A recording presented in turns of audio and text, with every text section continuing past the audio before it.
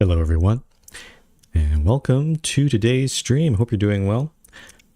Today we are going to be playing Esoteric Ebb. It has just been released like nearly a couple hours ago, and I'm looking forward to, well, being a cleric, playing as a cleric in the game. So it's D&D related. I also learned that this game was two of its inspirations were from two big games, Planescape, The Torment, and also a game that, what's the other game that it was saying? It's that one that was dealing with some controversy. My brain has farted. Hold on. It was called Disco Elysium, yeah. Apparently Disco Elysium was a big inspiration. I've never played Disco Elysium, and I probably won't because of, unfortunately, reasons. Because if it's hard to actually buy a proper copy of the game without supporting the publisher, who have done some not so great things. But I can kind of see where the Disco Elysium inspiration comes from. It kind of feels like it's very dialogue heavy. A lot of political factions, which is very similar. So, yeah. So we're gonna play. We're gonna jump right into it. We're gonna continue where we left off from the demo, and we didn't actually complete the demo, I think, because it did say you could complete the first full day, but we only got to the top of the tower, and then we hadn't met the Goblin Queen. I don't think we didn't go to the tea shop and all that. So hopefully we can do that today. Yeah, I do like that it's seamless. You can take your save from the demo and you can just go straight back in. Yeah, it's pretty cool. Oh, I also just realized, yeah, so we met these two characters in the tower. The very vampire-like guy and his bodyguard. But you also see there's a couple other characters we haven't run into yet, and their shadow is showing there. Okay, let's go.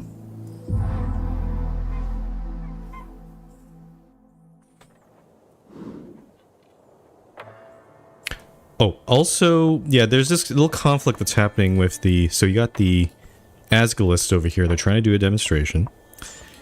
And we have this lady here who's from the Revolutionary Free Striders. And she seems quite bemused because she's waiting for someone to... She doesn't like that they're doing the Free Striders don't want them to have this demonstration because these guys don't have a permit, per se. And I could have made a choice to... I don't know if I can still make that choice. I could have made a choice since I am the cleric, kind of the authority, kind of a bit of an authority around here. I could have maybe made a decision, but I think I decided not to do anything. I don't know if I can change that decision. Yeah, Agent Vera. Can I'll solve this. I do not want to help you in any way, shape, or form because I am busy.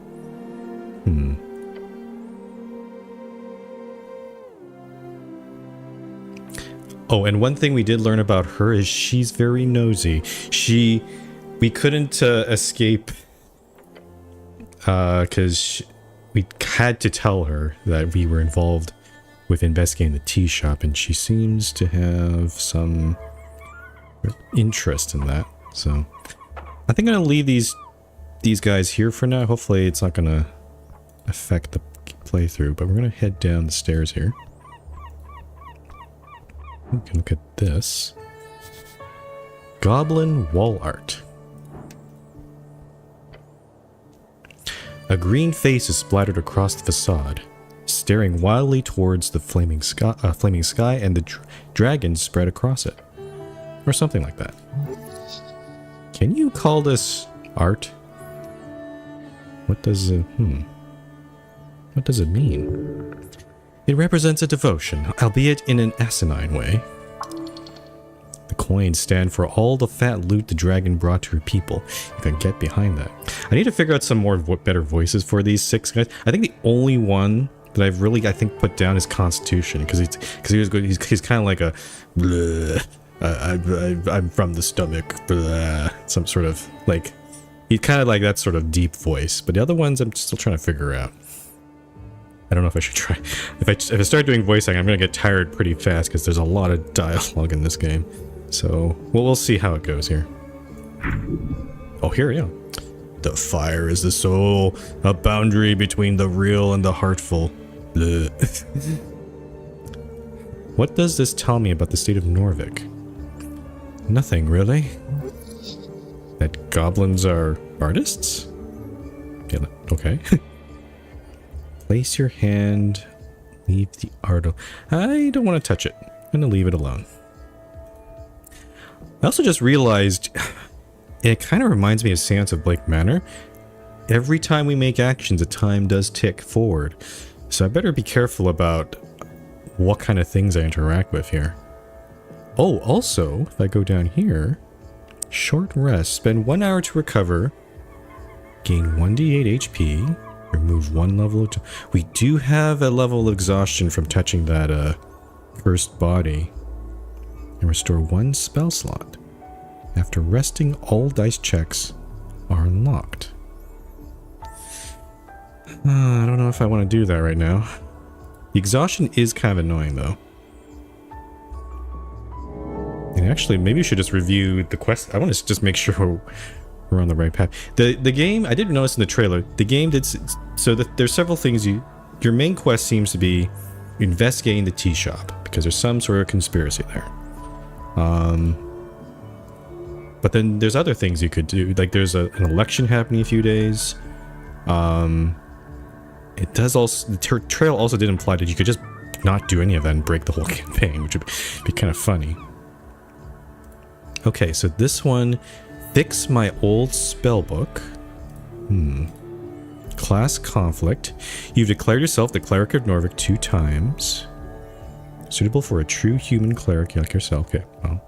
I guess the character here is human. I'm not... Myself, I'm not so much.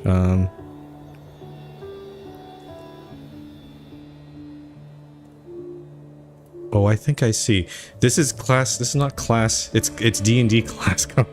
So you get to choose...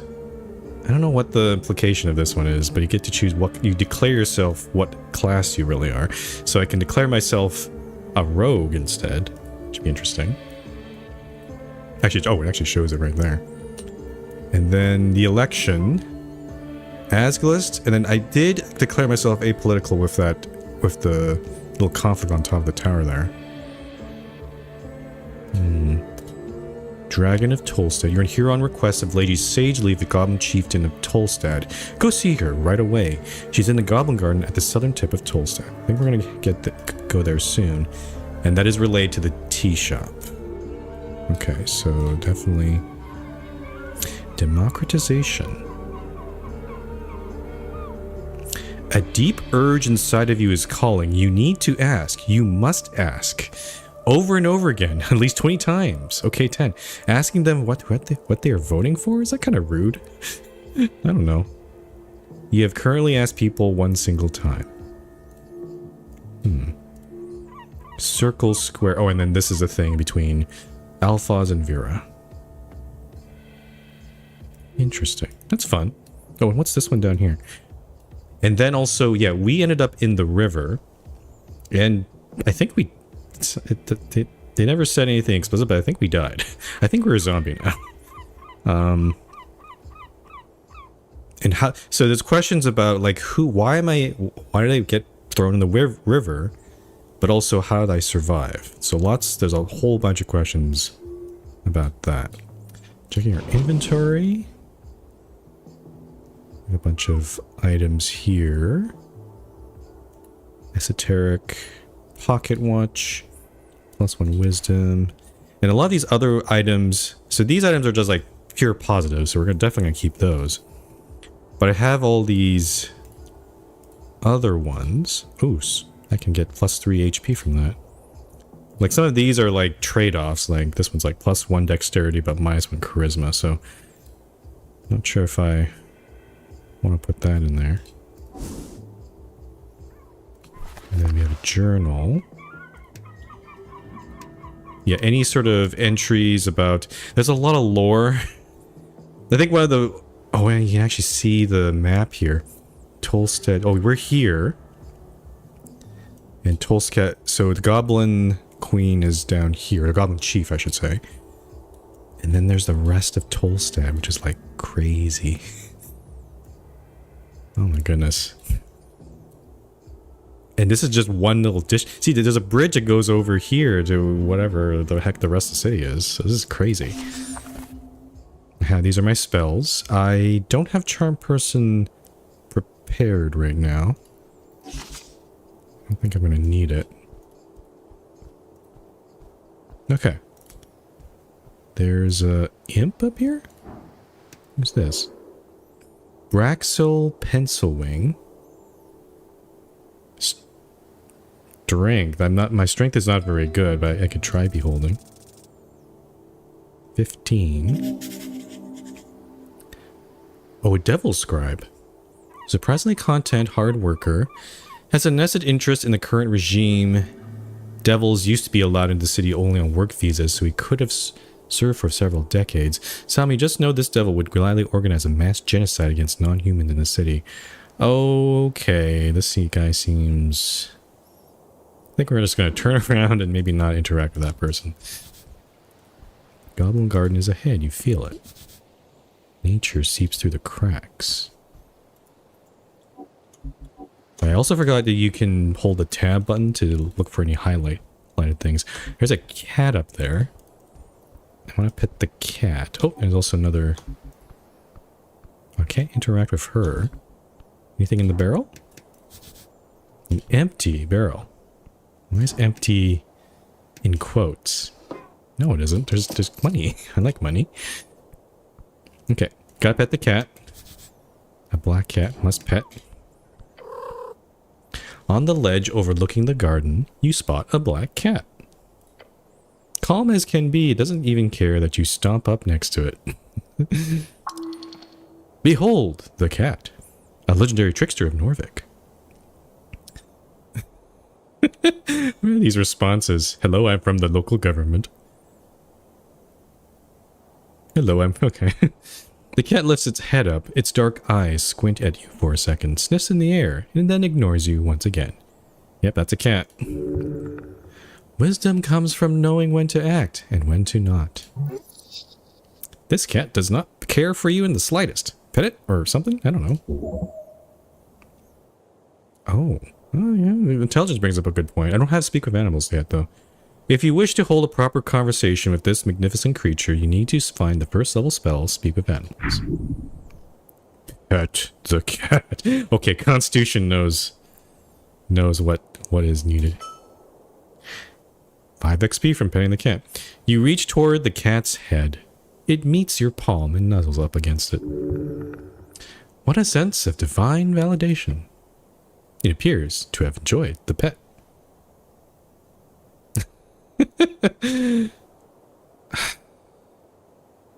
I don't know if I should try asking any of these. You know what? Just for fun. What do you know about the tea shop?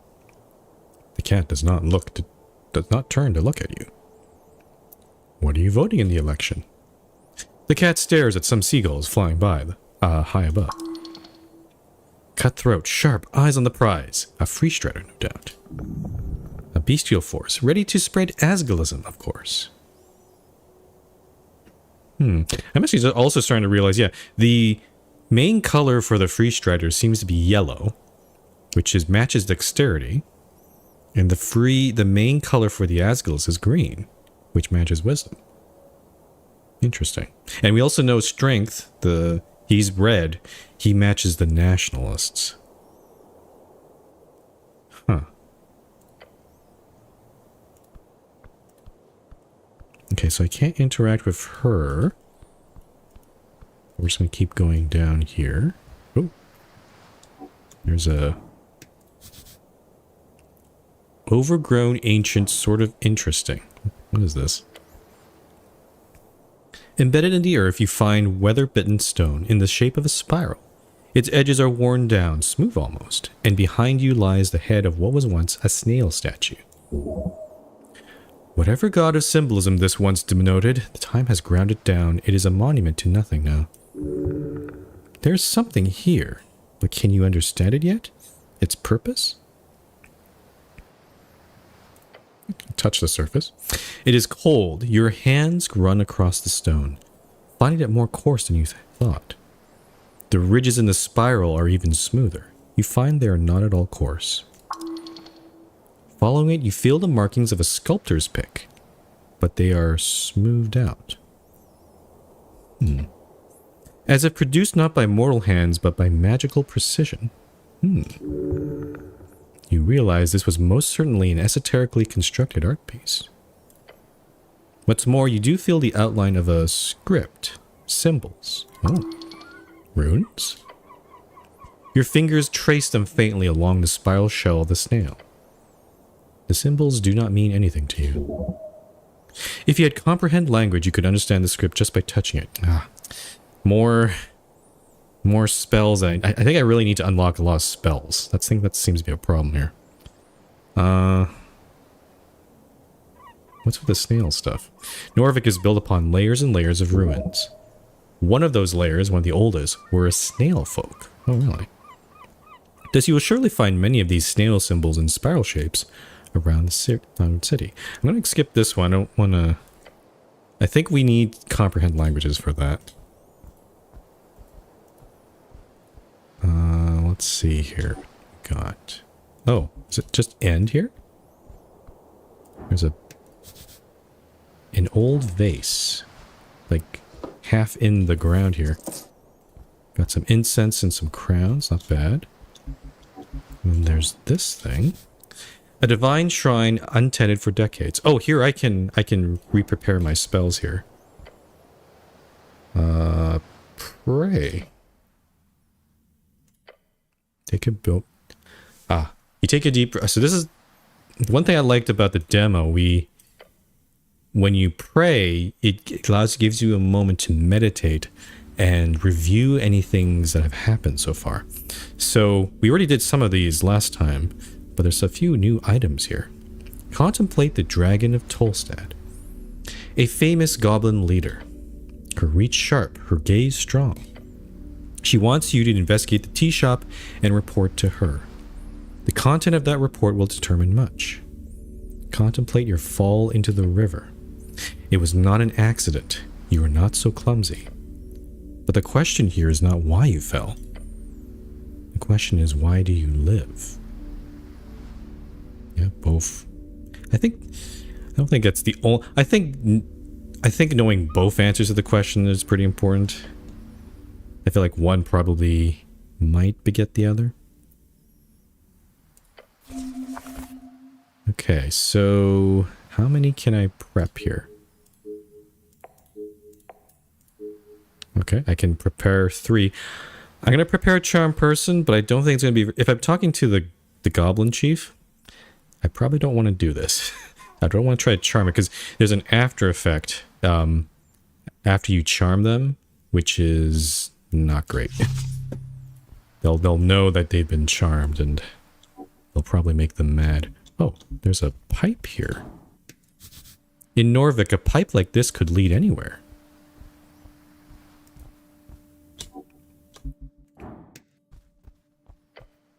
You look down at the pipe. Crawl inside. Now! If you had a smaller companion, you would be able to ask them to crawl inside, perhaps. Yeah, we're too big. We're gonna get stuck in there. I have a feeling if I tried to enter the pipe, it would end up badly. It'd be pretty funny.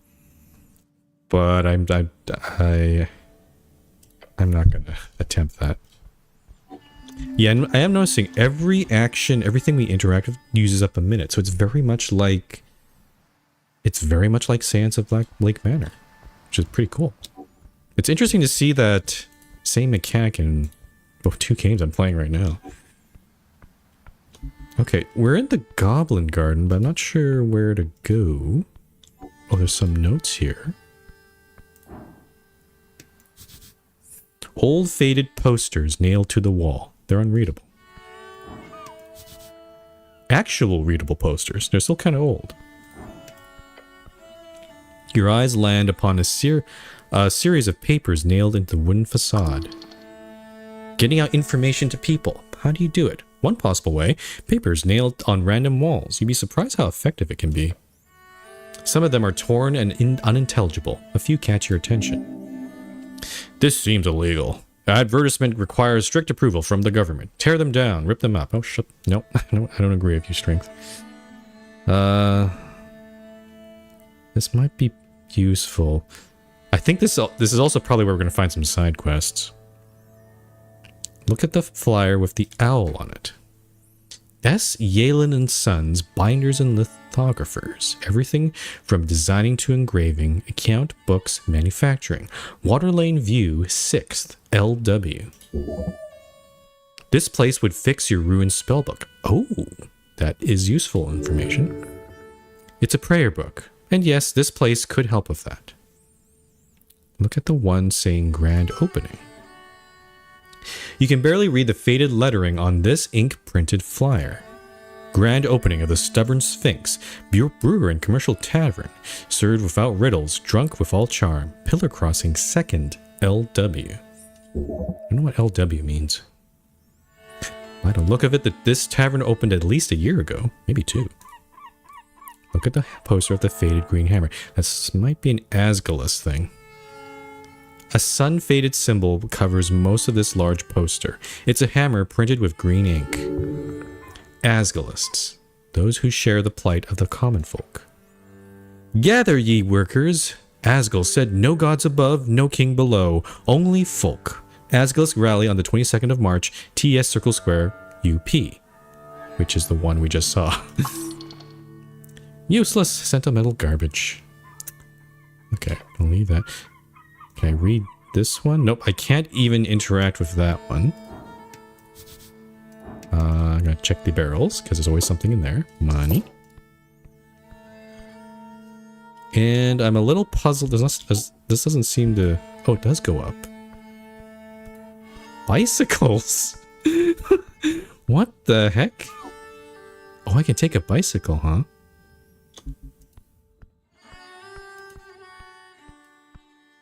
I feel like I'm lost a little bit. Where am I? Oh, there's no, like, you are here. Tolstad South. So we're in Tolstad West now. I think we missed a turn. Oh, there's a staircase going down. Hold on. I missed something. I should go get... I mean, you know, the game does allow you to just ignore the Goblin Queen or Goblin Chief. But I'm just gonna try to follow. I want to follow the main quest here. I don't want to see. Ah, and this, I think, is our sidekick. Let's talk with him. Snell. DC 25. My dex is a little bit higher, so maybe I'll... Oh, 19. This goblin gets shit done, no matter the odds. Highly competent, but with a craving of validation. Just look at the way he dresses himself. He doesn't work for himself or any ideal. This goblin devotes his life for his lady, no different from a religious nut. A lone wolf, cares too much, won't let anyone close. Old trauma? Got rejected? Family trouble? Who knows? And there's this one... last thing that I don't know what that is. But he's new. Oh, you do. Well, you do see his alignment, so I like that. Yeah, let's talk with him. You find a goblin standing at the tip of Tolstad. His clothes are fit for a Redian trader, and his haircut is fit for an Ascani nobleman. A superficial fellow. Behind him, a vast view of the mouth of River Torna.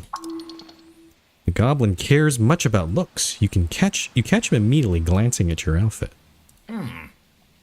Let me guess. Yeah, I can give it a voice one. Let me guess. You're the cleric. Taking you for granted, this goblin needs to learn humility. Yes, I am the cleric. That's me. He nods, looking tired and annoyed. The path of being a cleric has become more familiar. Gain 15 XP for choosing this class 3 times. Okay. I guess there is benefit of just focusing on one class, huh?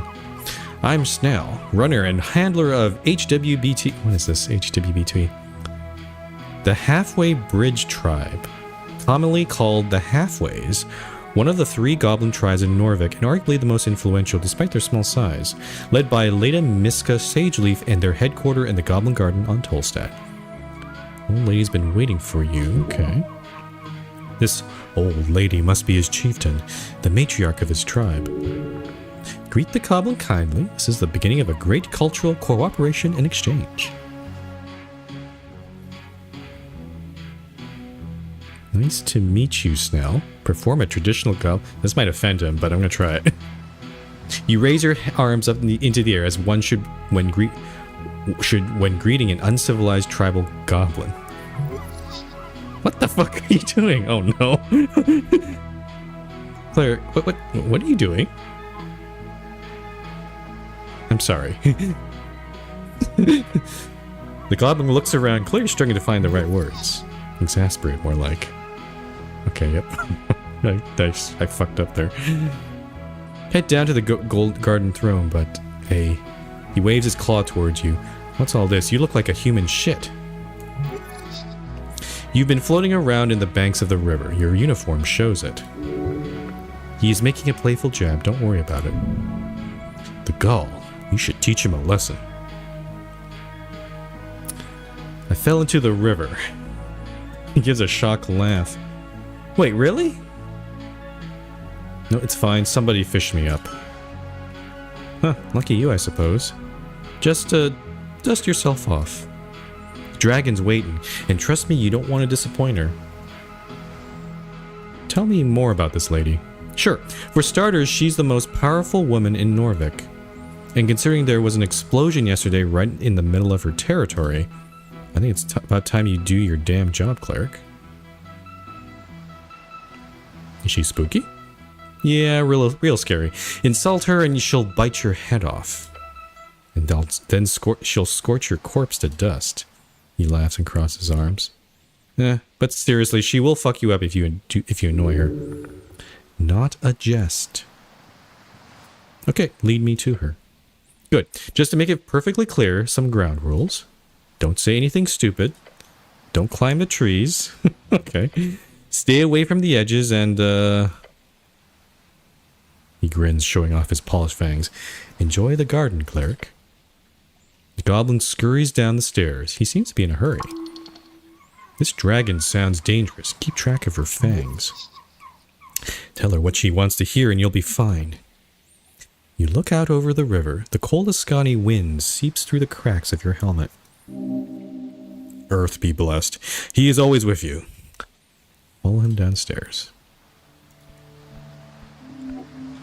Okay. I don't know what this mural here is for. Oh, what's this? The sacred river fights against red rocks. These railings follow the Safety Council standards of 22. Cool. A dank smell from below.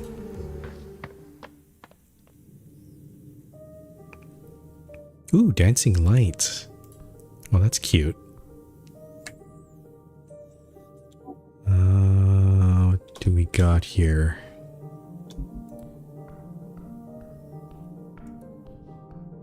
Not sure where we need to go here.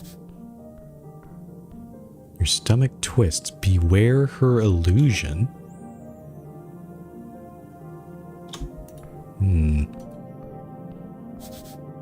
Dragon herself.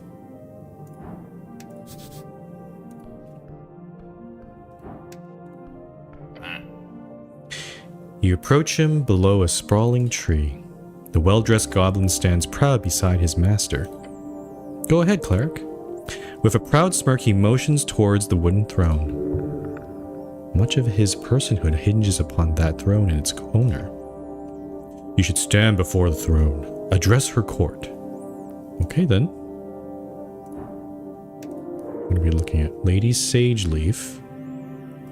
We're pretty wise. Oh, no, we got a nat one. We know nothing. This is terrible. Okay, well, let's talk with her. You approach the throne. The sprites flutter, their glow illuminating the trunk of this great tree. Its roots reaching far below, its branches holding up the dirt ceiling above. On the throne sits a tiny goblin, her smirk as bright as it is threatening. Her eyes follow you with an intensity. Reminds you of a certain pale man. So this is the dragon. Yes, I can see it. Her glare is horrific. Cleric of Norvik. What kind of voice should... Cleric of Norvik, of Earth and River, her shrill voice echoes out throughout the chamber. She's talking to you. You're the cleric. I was assured by your masters. The top brass of the palace itself. Her words are tainted in disdain. Her voice causes you to shiver. They told me a cleric of the highest standing would arrive within the hour. So tell me, human. You should run. No, wait, you can't. But you should. Dominion. She has control here. We're failing so many checks here. Why am I sitting here waiting? It's not that late. It's only been like a day. Tread lightly. You need her on your side. Make sure she knows you're on hers. Every word you say here could have a profound impact on the rest of this quest of yours. Okay.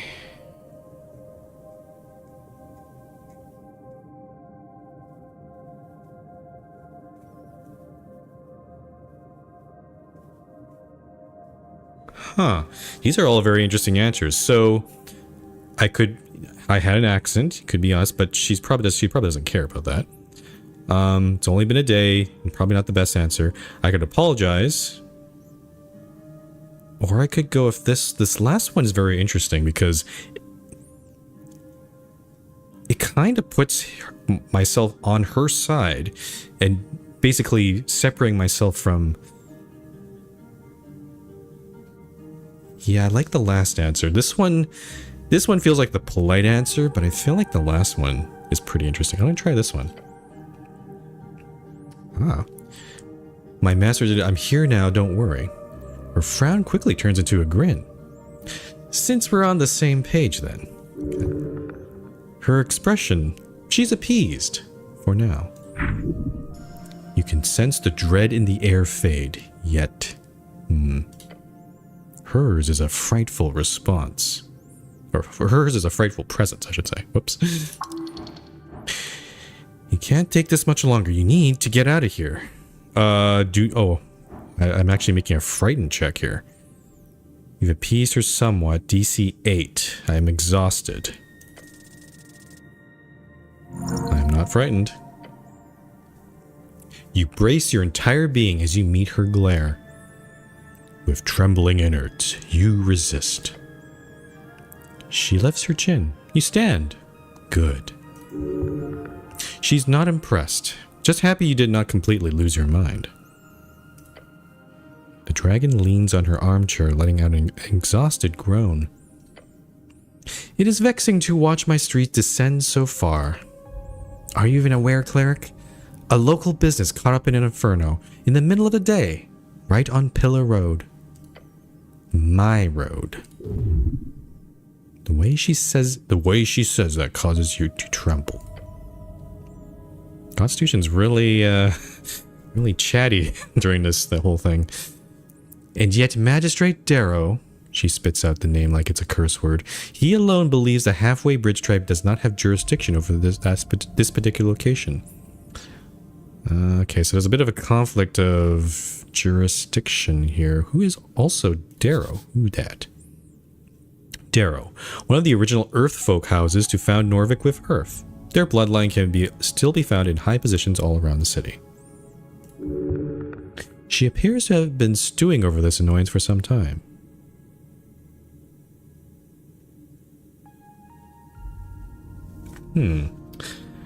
I think I still have to be careful of what I say here.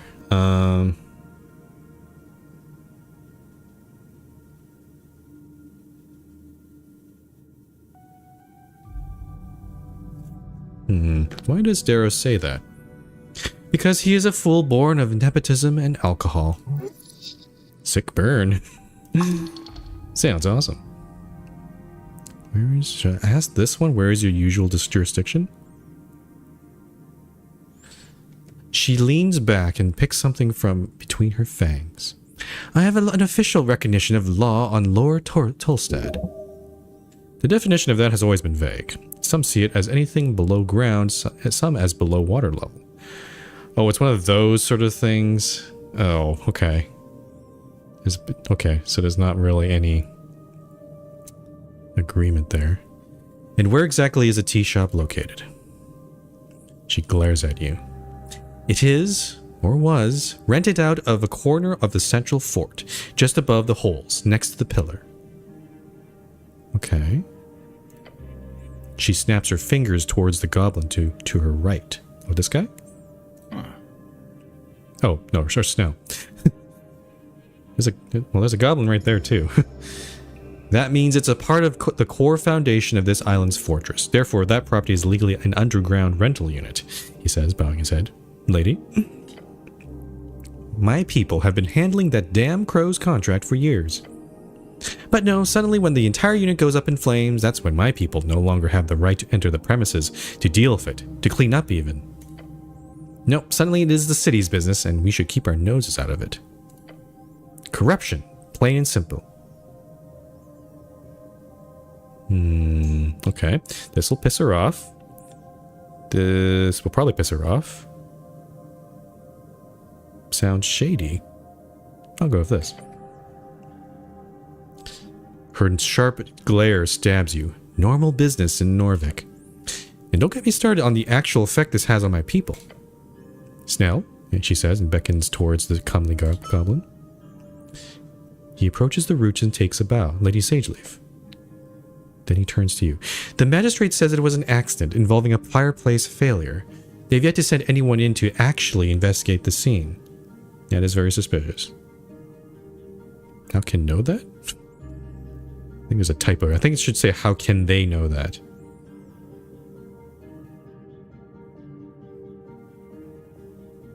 Which one should we do here?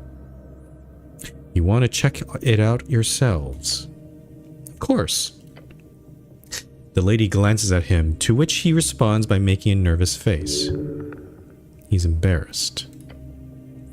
The explosion occurred on the 21st of March, just past noon. Interesting, in this world, there's... months are called March. That's weird. 3 minor injuries were reported in the area. Luckily, foot traffic was low at the time of the incident. So despite the massive kaboom, no dead folks. Who were the injured? Star witness. Oh. We only managed to get one name in the chaos. A certain Frank, son of Frank, was said to have walked away with lesser burns. That's a sort of prefix used by Earth folk. A human, most likely. Huh, that ain't a real name. Frank, son of Frank. Yeah, I think Charisma has a point there. That seems might be a lie there. He was apparently dressed in a fancy yellow outfit, whatever that means. Could be Free Strider. Beyond that, we have some conflicting accounts. One person said, quote, he looked like one of them Dungeoneers you hear? A real adventuring man, end quote. Ooh, an adventurer. Another said he was looking to get out of trouble, heading right down the stairs to Water Lane. Either he went down into the dungeon or over to Water Lane. Got it. I do remember, so there's a dungeon in the city, and I do remember at the beginning of the game, the dungeon master I think, or the narrator, or whoever they are.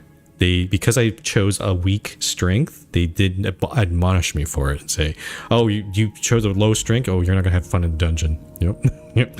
So, okay, so it's either these two locations. Hopefully not the dungeon, but we'll see.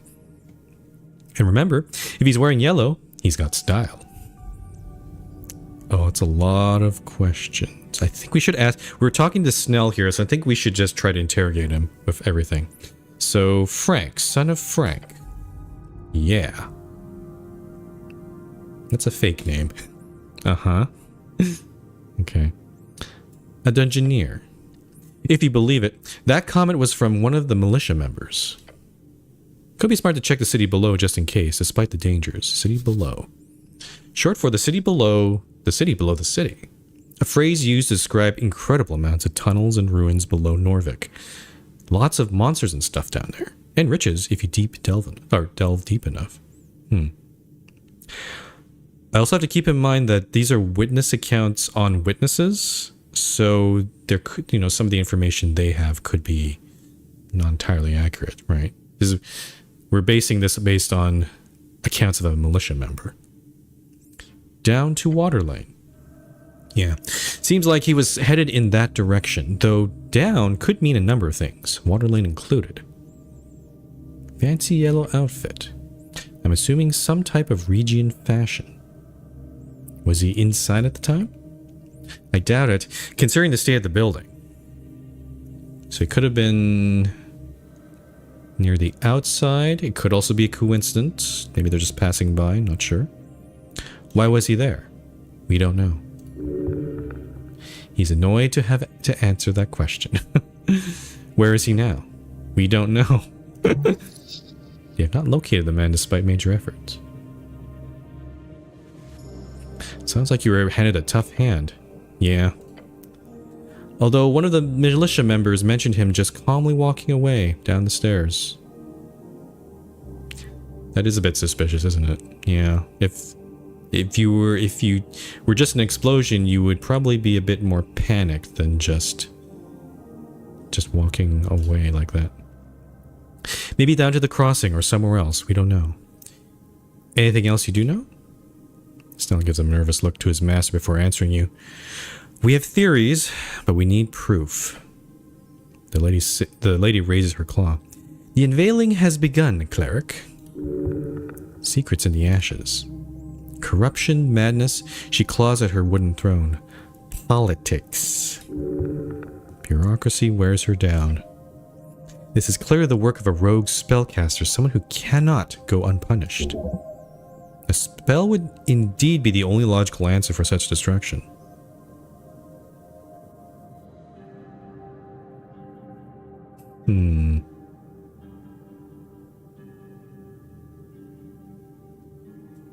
I will bring justice to Norvik.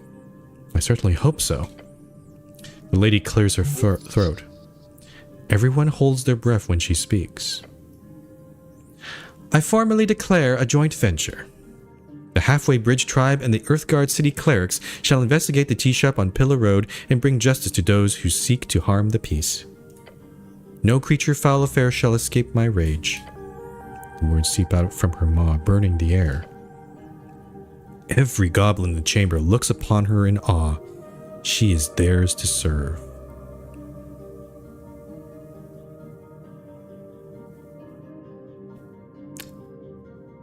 We don't know.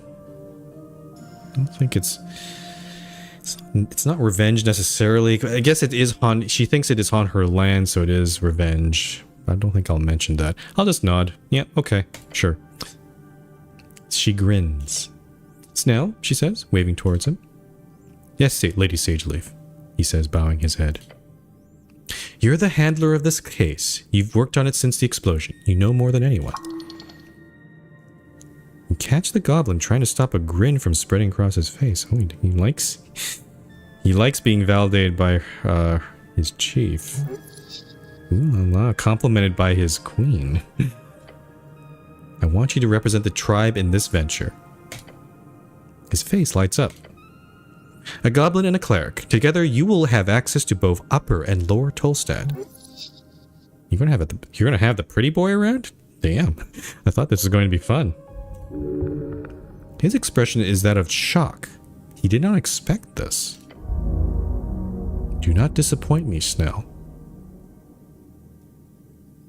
I don't think I have a say in this. I'm just gonna go along with what she wants. A new member to the party.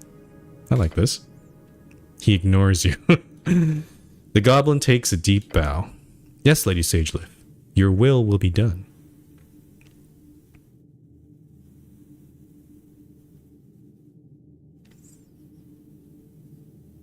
Huh. And interesting, there's always... I could be a goblin hater, and there's always an option to do that. But I kind of like this guy. I want to be on his good side, so, at your service, Lady Sageleaf. Yes, you are. She's a bit hoity-toity, though. I don't know if I'd like that part of her. Snell takes a step forward. First priority is the tea shop. We need to gain access. Your new goblin companion gives you a quick wave. Let's go, cleric. Snell has joined you as a companion. You can speak with him if you need help finding your way across Tolstad. For as much as she told you, there's a danger you're missing here. The lady is keeping information from you. You should investigate the tea shop thoroughly. And we should also look for that witness. Yeah, our Frank, dressed in yellow. He winces. Gods, that's funny. Either over on Water Lane or down in the city below. Yeah, the port or the dungeon. I'd suggest the port since it's slightly less life-threatening, generally speaking. How do I gain access to the tea shop? Another typo here. I guess considering that they've written apparently thousands and thousands of lines of dialogue, I guess there'd be some typos here and there. Talk to your boss, Darrow. Or, I guess he's not your direct boss or whatever, but you'll need to get an audience with him if you want to get inside the tea shop. Right, and where is this tea shop again? You know the massive pillar reaching endlessly up into the sky? Yeah, just west of that. I like you already, Snell. Oh yeah, mutual for sure. Let's go. Okay. Now I could fiddle around here, maybe. I'm trying to think. There's some parts of this I want to explore. Like, there's just this whole thing up here that I'm kind of curious about. I'm just going to poke up here for a sec. It's like some implements here. An ask of ingredients. You can surely take some. Ooh, apple and incense. Yeah, like incense is a good thing. Tending to the garden, be back after lunch, Nissan. Potted mushroom cultivated by someone skilled. Mushroom. Ooh, mother's vamp extract. Okay, so if I look... I got 7 apples. I got 7 incense. We can use that to recover spell slots.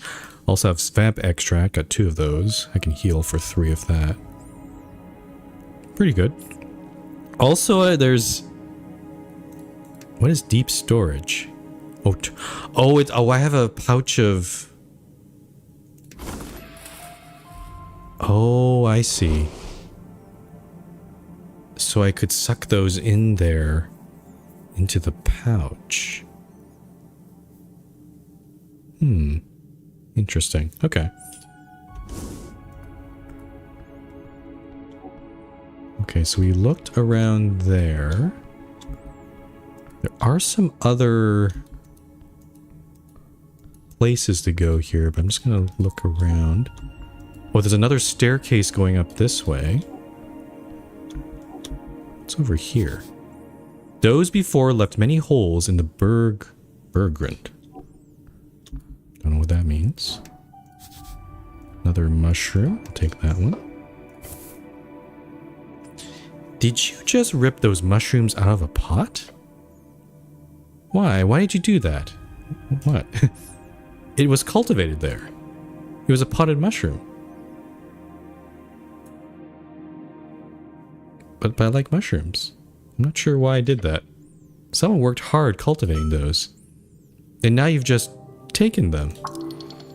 Stop it with the sermon, by the gods. You'll put these plants to better use. Just take whatever you want. Can I put them back?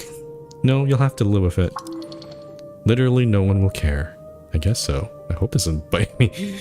I'm a mushroom stealer. I was like, ooh, mushroom. Yoink. Okay, so there's a staircase going up this way, I think. A tunnel to the river. Where does this go? Oh. Oh, down here.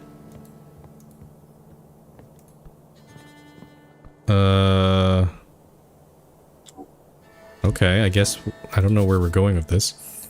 A long tunnel going towards the holes. I guess this is toward the tea shop, so let's take this, I guess. Pillar Crossing, Lord Tolstad. What the heck is this place?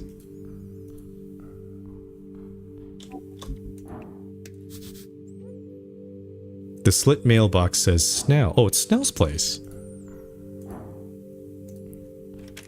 We can just pop in here. Okay. Snell's pad, Lord Tolstad. Huh? Welcome to my pad. Go ahead, root around as much as you want. Don't mind if I do. Really? No, don't touch anything. He sighs. I'm not sure how this is in any way useful for the job, but let me know when you've done looking around. Looking. Nothing else. You live here alone? Yep. It's a cool place. Thanks. How long have you lived here? He glances at the ceiling. I don't know, 3 years, 4? What does it cost? $100 a month. Real cheap, but I got a special deal because of the HWBT gig. That's real good for such a fancy apartment. Old lady takes care of her own, eh? Doesn't get lonely? I don't spend much time here. You like living here? It's central, right next to the garden. That's all I really care about, although the ventilation system is pretty sweet during the colder months. Ventilation system. Tolstad is full of tiny holes and air shafts. These circulate air from the river winds all throughout the tunnels. No one knows fully how they work, but they circulate both heated and cooled air. Most likely magical in nature. That's cool.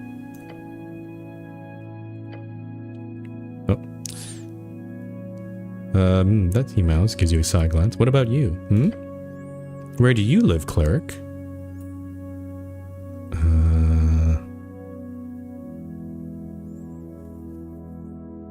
I live with my mom. I like that last answer. Let's see, I should lie, right? Oh, yes. It's really the only good choice here. I could tell him the truth. Your body shakes. There's absolutely nothing wrong with your current living arrangements, and the goblin would not think lesser of you because of it. Arguably, he'll pity you.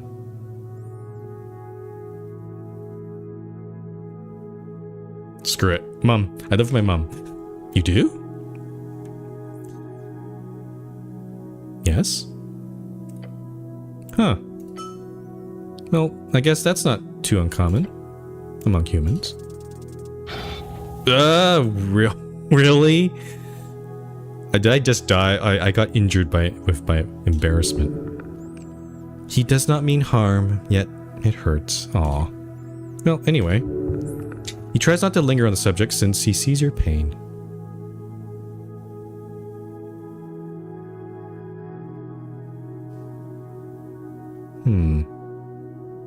I used to live in the towers, but they kicked me out. Huh. Can I ask why? Yeah, sure. Yeah. Okay, then... Look, they just had some problems with some of my writing. Your writing? What, can't be that bad at spelling, eh? Idiotic comment. Spelling, huh? Because you're a cleric. Casting spells. Light apostasy. The unofficial mark of a traitor.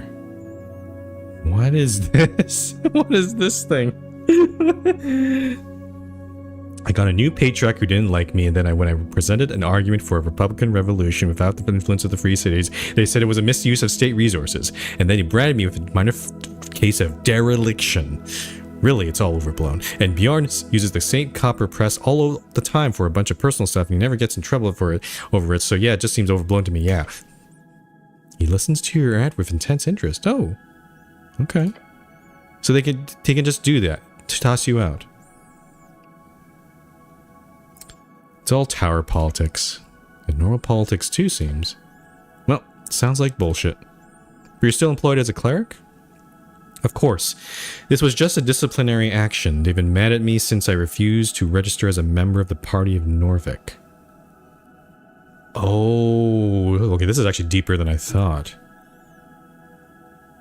The tower, so the towers is where the, I guess his clerical order is. But they are explicitly supporting the Party of Norvik. That's the nationalists. Yeah. Yeah, okay. I see. That's not, It's like the police department or city guard explicitly not being neutral or objective. They are explicitly supporting one party. Interesting. So this whole thing is sort of like a redemption run for you then. Solving the mystery of tea shop that exploded and so on. Rejoin the fold. I don't know. Fuck them. They're all going to get thrown out when the free...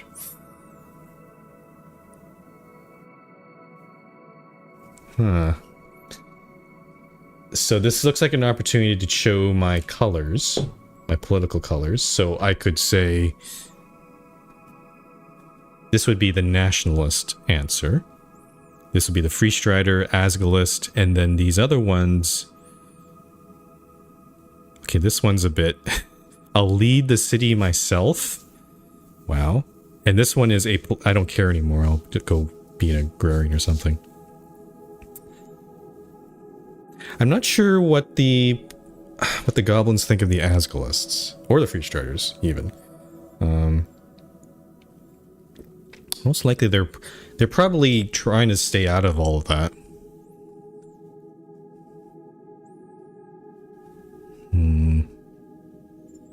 I'll go back to doing Asgalist activism, like in the good old... I'll just, yeah, I've already kind of pushed Asgalism, so I'm gonna try this. You sure have a lot of political aspirations, haven't you? I am a wild man. He gives you a slow nod. As per usual, good luck with that. I can't afford my own place. Economy's shit, I agree. She's not home a lot, so I mostly have it to myself. Oh, that makes it more understandable. I don't mean to get all personal, but if I had to live with my mother, I'd probably end up like one of those energy zombies. Energy zombie. An esoterically infused undead creature more akin to a ghost than a regular zombie. They're mostly harmless, apart from slowly draining folk into exhaustion. Common in the old city wall. Let's talk about something else. Please. Oh. How much is the rent? Not so bad, thanks to the old lady. She looks after her own. Not every goblin is so lucky. Yeah, I've noticed you've got it pretty nice here. You know, there are 3 tribes in the city, right? The halfways get by real well thanks to Lady Sageleaf. But it didn't used to be that way, and most goblins have a real hard time getting by here. Most guilds won't exactly hire a goblin just like that. Why? Good question. We're not humans, so by default, on average, we're not trusted. Back in the day, there were apparently a bunch of programs meant to push us into the workforce. Anti-discrimination laws, goblin public works projects. But the support for those ran out way before I was born. So most kids just fall into crime.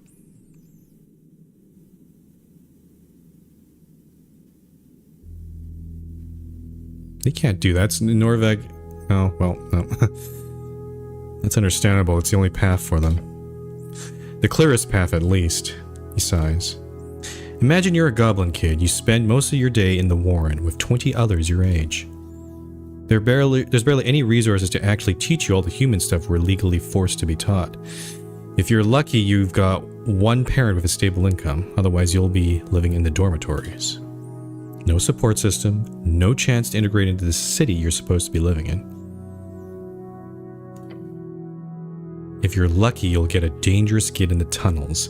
If not, the only way for you to get enough money for food beyond the basic handouts is joining a syndicate. They recruit young to keep you in the juvenile stockade if you get caught, starting as an errand boy, ending up as whatever they need for their enterprises.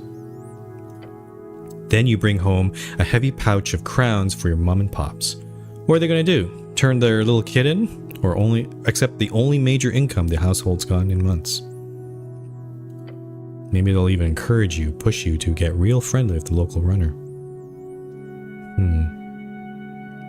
Yep, no, this is all good. This is all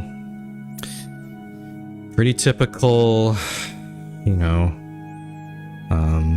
marginalized group in a city or a country, and they're trying to fit in with the city, but they can't, so they end up, you know, doing not so legal things, but that's how things go here.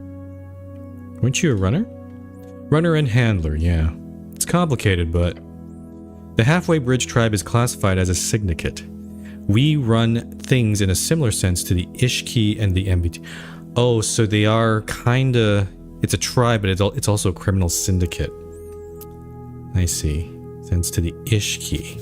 Where's the Ishki? Okay, so it's the Halfway Bridge tribe, the Ishki, and whatever the NMBT is. Kind of called the Water Goblins due to their river expertise, led by a council of 3 Nilbogs, housed in a lighthouse, though they call it a wizard's tower in Vargby.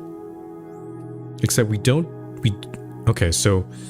except we do things strictly by the book. We don't run drugs for one. Okay, so they do have at least a little bit of a code of honor, so no drugs.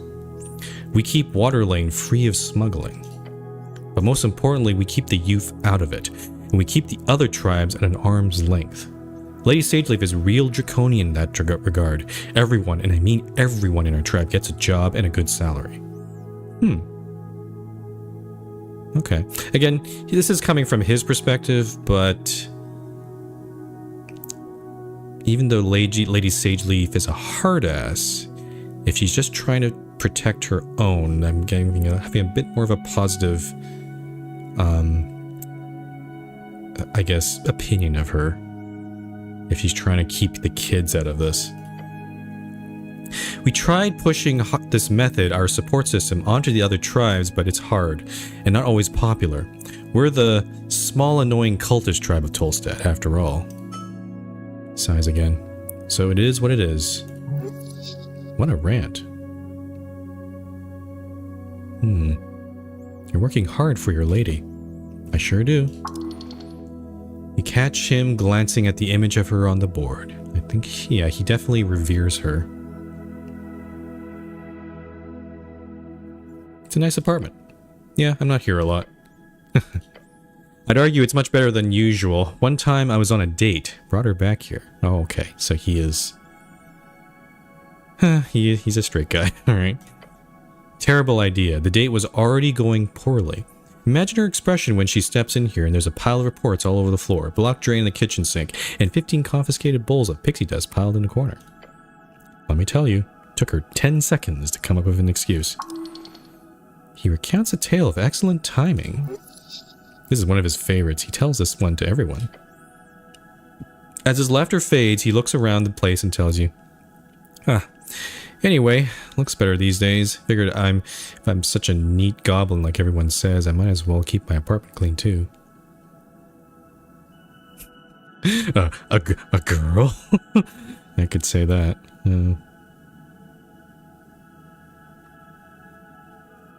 A girl?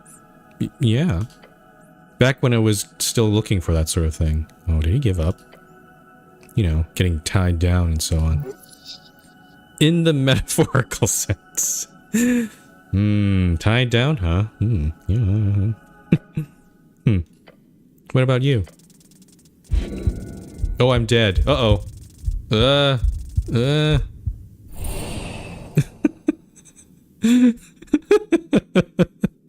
I can't believe you can take like, I guess it could be counted as psychic damage, but I didn't realize that you could take damage just from having conversations. You could just die of embarrassment.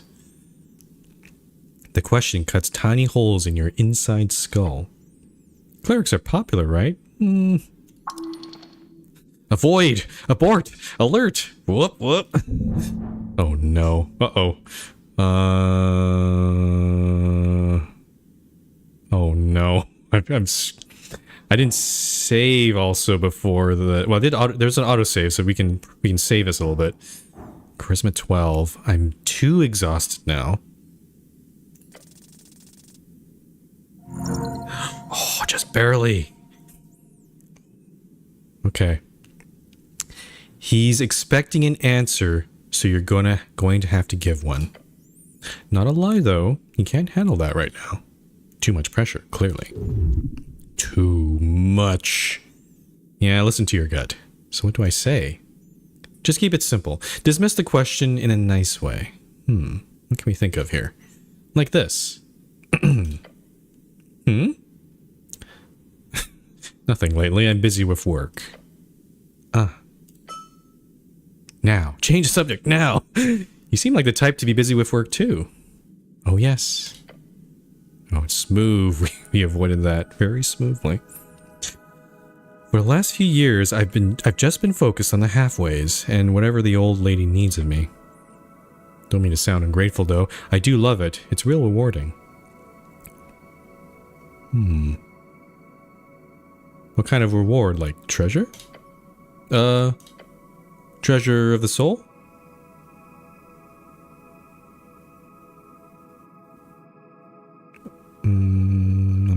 Metaphorical. Sounds esoteric. Colin takes a breath. I tell you to look at it from a goblin perspective, but let me put it like this. Lady Sageleaf gave me options in a world of railroad tracks. I get to help my people and get real fucking good at it.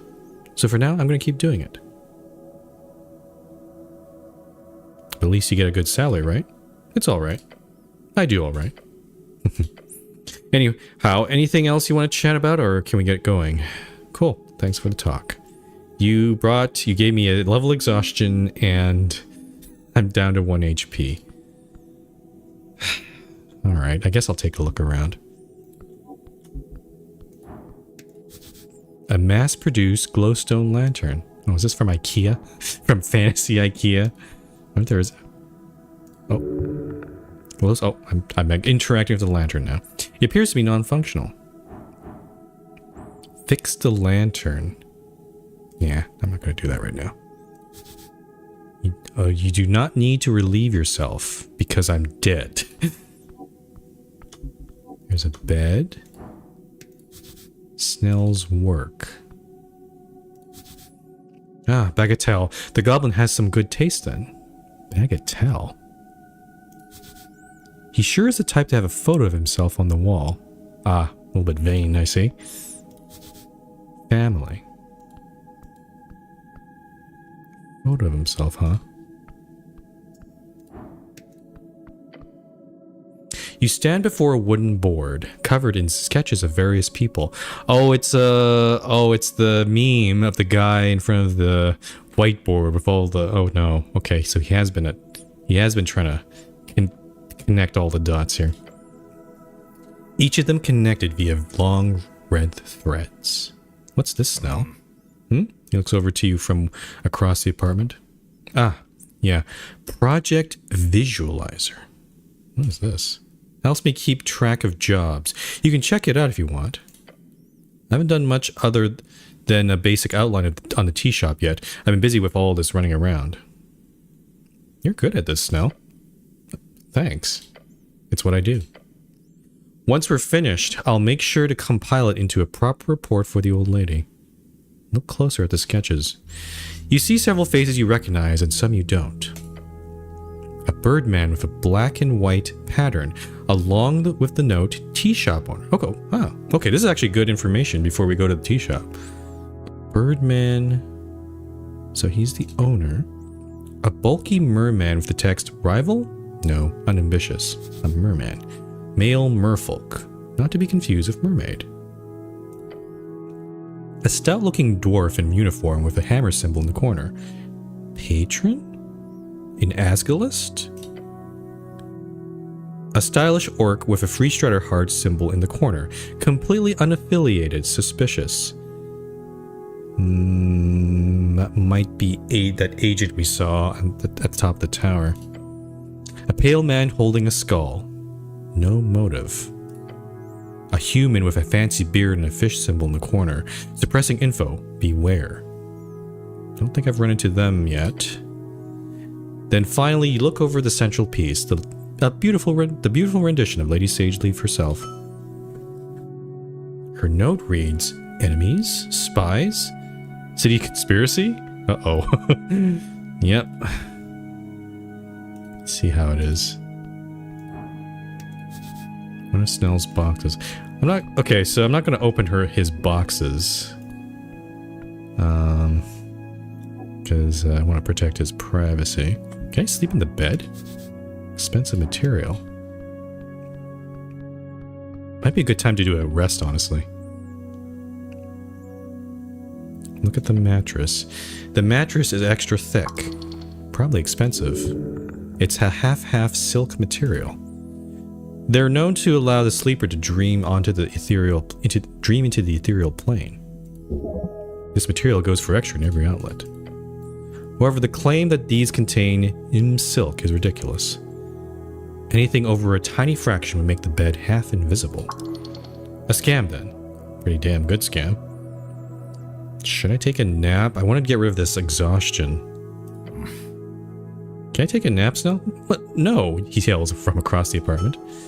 Do not even think about getting into my bed. You can join too? Oh, I kind of want to do this one. But, well... I mean, he did bring a girl, but doesn't necessarily mean he's gonna be bisexual. You can join too. That's definitely worse. Okay, no. I need to get better at persuasion. I really hope you don't consider your average proposal. Thanks, bed. Oh, okay. So I'm just a little worried that we already have 2 levels of exhaustion.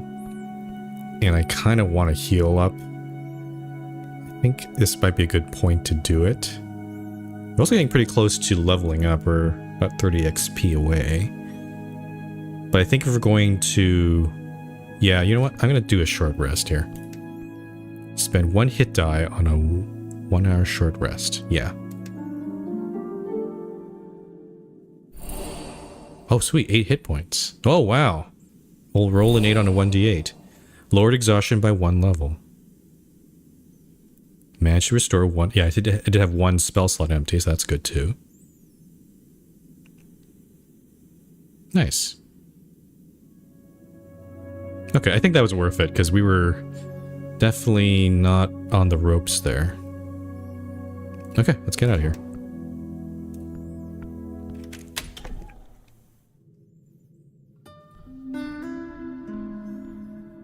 Okay. I don't know exactly where we are. We're in the place called The Holes, apparently. What's this one? A rough carving on the door says R and A. I don't know if I should just enter any of these places. Unless I know what they are yet. But this one. The marking on the door says Simi, son of Strokeback. Sounds like people who are, I guess, Earthborn or Earth. Basically, I can't remember the term, but if they have son of or daughter of, I think that implies that they are most likely human and most likely person who follows Earth. The sign says dormitory out of commission. That's misspelled, apparently. And this is the pillar, I think. An almost intact and endlessly rising pillar. The centerpiece of Norvik. You look up at the pillar. Esoteric and... oh. The relic rises upwards, endlessly upwards. Do you think such an esoteric object would just sit here at the center of the city? Not much else they can do with it. It's just a highly magical rock left over from a time before time. It was here before Earth and will be here after you, remaining until the end. A gate to another time. Looks a bit broken, cracked. Intelligence says yes. While the pillar is indestructible, it was once under heavy siege during the most intense moments of the Gate War. What the heck's the Gate War?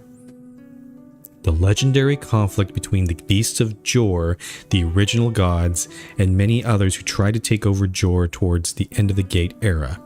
We have little information about this conflict, but it is known to have led to the closing of the gates and began the Fade era. So much lore here. Several pieces of the pillar float around in the air, especially as it reaches upwards into the clouds above the city. What kind of power would be capable of damaging this? Gods. The most powerful of arcanists. Interesting that wisdom and intelligence gave two different answers there. Can I make money off this thing? How many of these pillars exist? 8. Technically 4, depending on which scholar you ask. There are debates as to whether there are 8 pillars, 1 in each band, or simply 4 pillars that pierce the circular coast and stick out the other on either side. Oh. To be honest, I have some questions about, because there's a lot of talk about these 8 bands that wrap around the world, but I'm still confused about what the shape of the world is. It sounds like it might not even be a sphere. Are we living on a flat Earth? I don't know what. Or maybe like a semicircle even. But ours is the best one, right? They're all equally useless. It's a sign of Earth's power, so yes, this is the best one. You're seen as a status symbol by many, like a legitimization thing. But the fact is, no one has managed to use them in any way, despite their esoteric nature. So the pillars of Jor are relegated to being visual landmarks seen from across the coast through clouds and mist for miles. Can I make money off this thing? No way. They don't even make admission to see it, since it's just such a trivial sight. It's a bit of a tourist destination supposedly, but most people who travel the coast have seen one before. So it's not that interesting. I see. So what do I do with it? Nothing. It's just a rock to you, a tingly, esoteric rock. You can always attempt to focus on it. Learn from this ancient relic. As you do, you feel the air itself tingle. Power. He is speaking to you. Touch the pillar. Sure. You place your hand upon the smooth surface. The whisper gets louder. It says something to you. Something weird. No, wait. It's a conversation. One you don't take part in. Yes, you could try to join in. Can I? Oh, Goblin is impatient? No, I'm gonna get disadvantage on that, so I'm gonna I think, I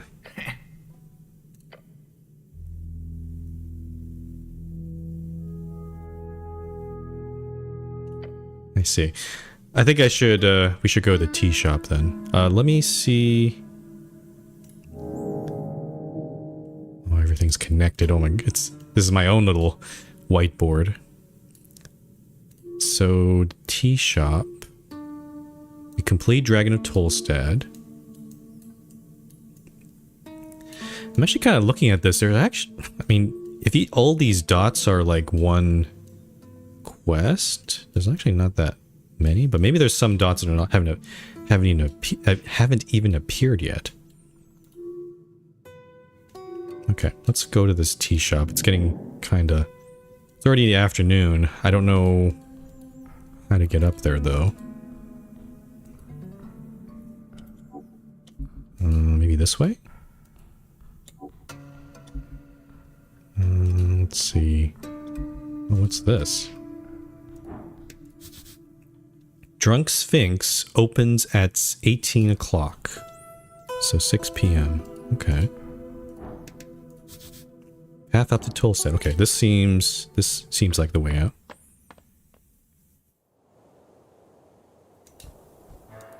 Oh, we're back here. I see. Okay, let's go back up this way.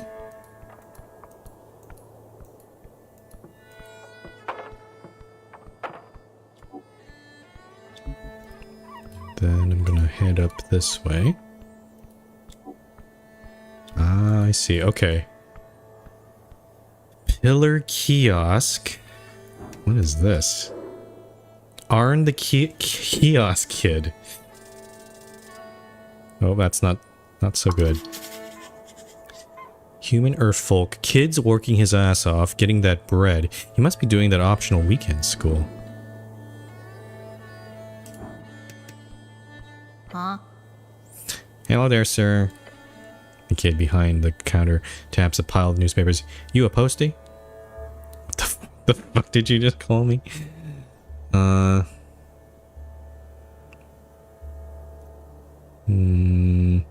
You have time to answer some questions? Questions about what?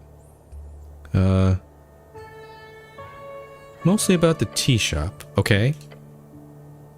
He looks down the road. Not much traffic lately, so sure. If my boss shows up, you gotta buy something, though. Oh, I can haggle. Can you just tell me the news? The boy stares at you. He's thinking of how to explain this to you. So here's the thing. We sell newspapers here. If you just tell me the news, we won't get any money. Are you a partial owner in this business? No. The kid is making enormous profit for his boss each day, probably. But you are an employee, which gives you a stake in the business surviving. Yeah, exactly. What do you know about the tea shop? Except that it exploded? Stare at the boy. I was here, you know. I saw it with my own two eyes. Look over your shoulder towards this tea shop across the street. I heard it too. Definitely heard it. Walk me through it. Okay, I set up the kiosk at dawn. By noon, the morning rush had calmed down, and I remember the bike rack was full. The bike rack. Water lane workers mostly commute on the New Bridge and Flotilla, but the halfway bridge does see a fair share of bikers every day and night. Oh, there's actually 2 bridges coming out of Tolstad. Okay. But by noon it was pretty dead, which is great, less work for me. Also no dead in the streets. That too, sure. I hid in the back, thought it was a, you know, attack. He's implying political motivation. How loud was it? Super loud. And shaky too, I almost fell over. What about the fire? I felt the heat, even all the way over here. It was like... The kid gestures a large sphere for you. A fireball?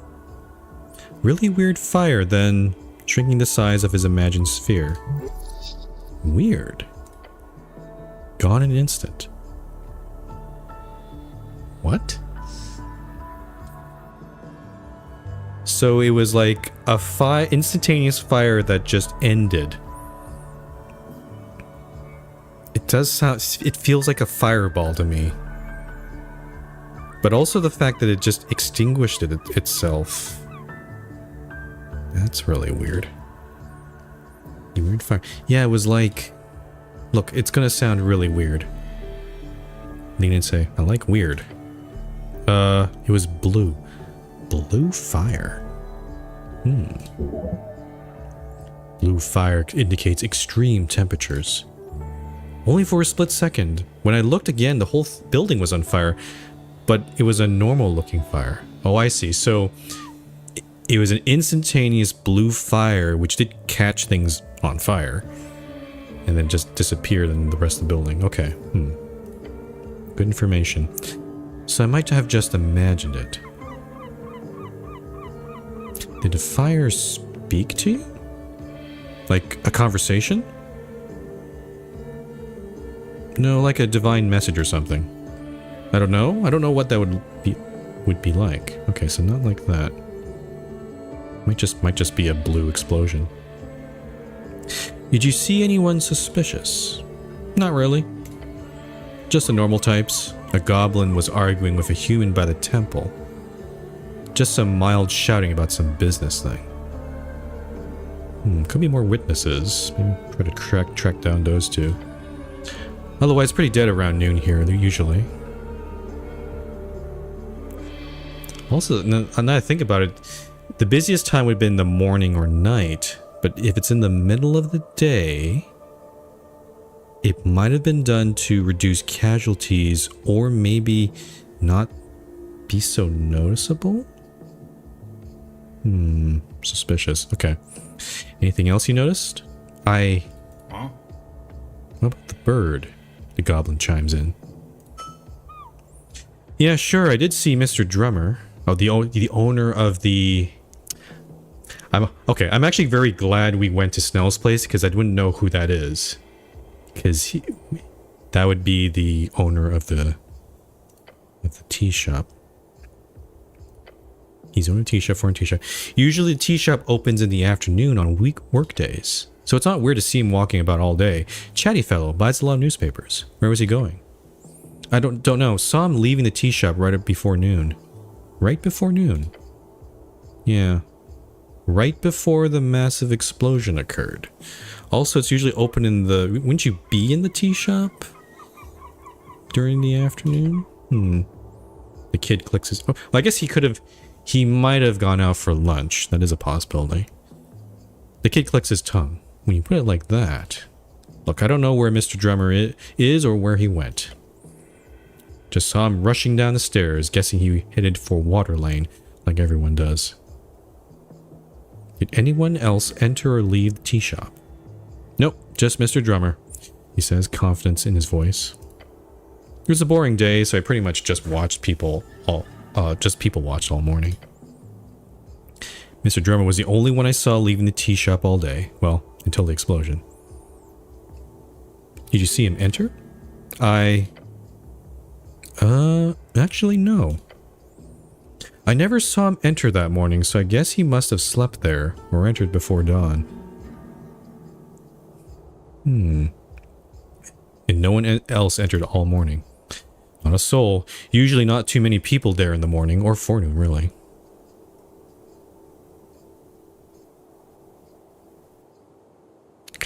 This seems like a really, a bit of an obsessive tangent. I'm not going to do this one, I think. Yeah. Did Drummer act strange when he left? Just in a hurry, maybe?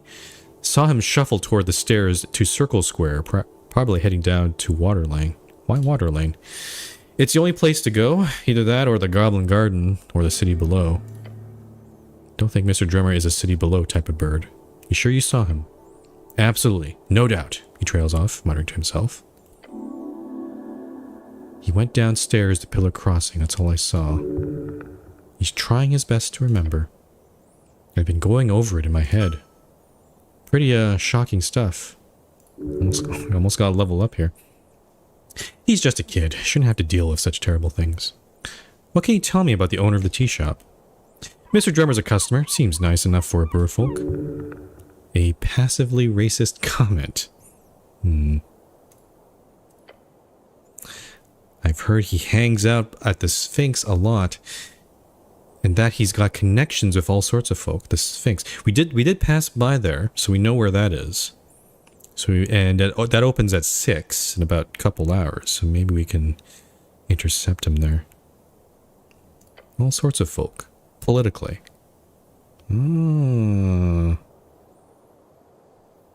So if he's politically involved, then that would be certainly, yeah, okay. Asgulls use the tea shop a lot.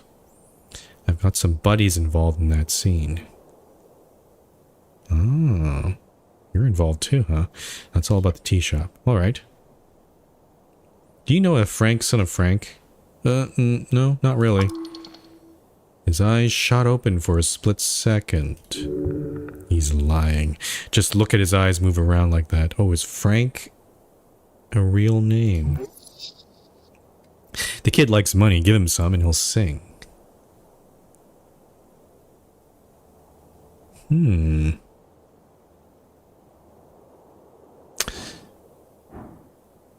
exhausted. My charisma's not the best. I'll give you some, a little bit of brabber here. The kid stares at it. Really? He means it as, are you really giving me that much money for some silly information? Clear your throat and hand him 9 additional crowns. A tip. His eyes go wide. He gladly pockets the coins and gives you a nervous smile. Thanks. Oh, what? Oh, I see. I see. Okay. I was like, you just take my money and not give me information? No, you have to still do the charisma check, but now it's no problem. Okay. Oh, I could have passed it on my own. Oh well. The power of manipulation throws through you. It's an esoteric effect, really. Because you know exactly what to tell this young lad. If there's anything else you remember, the city needs to know, kid. Okay, maybe... Oh, there was one more thing. He's dragging this out. Asshole. He enjoys the intention. I saw some dude with a big yellow backpack. Oh, not just dressed in yellow, yet big yellow backpack, huh? This was early in the morning. He stood out, but he stood out like a sore thumb. Plus, he bought a Free Strider magazine. Okay. So, here's the thing. All of this seems to be pointing... So, Asgulus were using the tea shop. We know that... we saw that the Asgulus and the Free Striders don't like each other. And we've seen so many things pointing toward this person of interest being a Free Strider. They wear yellow. They have a yellow backpack. They bought a Free Strider magazine. It might be a bit too on the nose, though. I have a feeling, my theory, is maybe this could be a Free Strider, maybe. But I think it'd be too obvious. If you were a Free Strider, you wouldn't make it so obvious. I think they're trying to frame... Someone's trying to frame the Free Striders so the Asgulists go against them. I think that's what's happening here. I don't know. That's my hunch right now. A Free Strider magazine. Yeah, one of those open up the ports zines. Bunch of bullcrap. The kid thinks about it. The fellow wasn't Earthfolk. Oh, so not a human. Fancy or... Maybe not a human? Fancy clothes covered in dirt. My guess would be a Reedsian merchant. Okay, so human, but not Earthfolk. Okay. Felt like he was trying to hold a low profile. Are you sure? That seems like a high profile. Like a huge yellow walking sign. Why would you guess that? He was tan. In March, even the hardiest farm guilds wouldn't look that dark until the river run. What's the river run? Norvikian holidays celebrated at the start of summer. Traditionally, a bike race is held along the River Torna each year. Tan, huh? Felt like he was trying to hold a low profile. Did you get his name? I asked since he was so out of place. But he gave me a fake name and a thumbs up. Ridiculous. Ask him, what was the fake name? Oh shit. Frank, son of Frank. Guy was, fucking with me. Interesting. Street kiosk kid swearing like a sailor. what do you... I would not be surprised if the kids would swear like that. Yeah, it's a newspaper boy. Do you see where he went? Yeah, down. Said he had an important meeting below, whatever that means. What did he look like? I don't know. Curly black hair, short beard. We have a description. Okay. Black hair, short beard. Take your time. Kid thinks about it. The fellow wasn't Earthfolk. Fancy clothes. Oh, yeah. Going around again. Okay. Did he try to sell you anything? No, he was very polite, but didn't stay long. Felt like he was trying to hold... Yeah, okay, what's fake name? Yeah. Okay, we're going around circles. Thank you for the information, citizen. I did spend some crowns. I don't know how much I have. I have 46 crowns left. I did bribe him. I don't know if there's any use of trying to buy any of this. Maybe not. About the owner of this kiosk. Oh, my boss, Thalassos? He's a pretty nice merman. What do you want to know? What? Your boss is a merman? Yeah. He's in the river a lot, likes fishing. What does he do around here? He stocks a stall, usually really early in the morning. Beyond that, I think he just does other stuff. He owns a bunch of properties around the city, so he's usually pretty busy. Can I speak with him? I guess. He's not very talkative, but he usually fishes behind the kiosk in the afternoons. That's his only break from work, I think. But don't tell him I told you. What does he pay you? I get about 5 crowns an hour. That's a really good salary for someone my age. Is that a good salary? I don't know. I can't tell because I don't know what the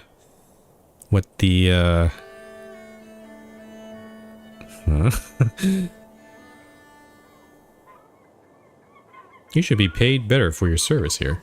Maybe. I've heard you're supposed to get paid more when you get older. My brother says more experience equals a better salary. Your brother is a fool. You should rebel and fight against your oppressive exploiter. As long as you feel you are selling your labor at a fair price, just remember to stay vigilant. Sure? I don't really know what that means, but yes, absolutely. He's trying to avoid the subject to not cause you to become more aggressive. Fair enough. I guess he could really... I guess someone could go do a huge playthrough there that's like full-on Asgulus, full-on, you know, fight the bourgeoisie, seize the means of production sort of thing. That'd be kind of... I think that'd be kind of fun to play, but I'm probably not going to do that so much here. Okay. I'm not going to buy any papers. I think we need to just look at the tea shop. Oh, hold on. Yes? Can I ask you a favor? Anything, young man. You're the future of the city. There's, I heard there's trouble down on Water Lane tonight. Please go and make sure that, nothing happens. Okay. Uh-oh. Why do you care if there's trouble on Tolstad? Please, just do it. It's probably someone he cares about that's involved in that. Okay. Give him a quick nod, leave. So, let me see. That was... this quest here. Okay. So we got some options here. So in the evening we can do this, or we can go to the... oh, what's it called? Find the owner of the shop. Unfortunately, I'm not going to have enough time to do everything. We should check the trash can. Ooh, food. You reach into the bin and pull out a somewhat intact cardamom treat. No, do not. You did not just... Let me get this clear. You find yourself out on Pillar Road. You see a cardamom treat in the bin. It's been out there for God's know how long, and you think to yourself, what the hells, I'll just eat some trash. It is done. You're too late. Listen, man, maybe you don't know exactly what's going on here in this world of ours, but yeah, no, I'm new to this world. I don't know what's going on either. You don't need to lower yourself this way. Taking stuff is great, but you can't just take... Even Dexterity doesn't like this. You can't just take a happy pastry out of the trash, man. Mm-hmm. The goblin glares at you. Ignore the voices. They don't control you. I'm gone. Okay, so where is this dang old tea shop?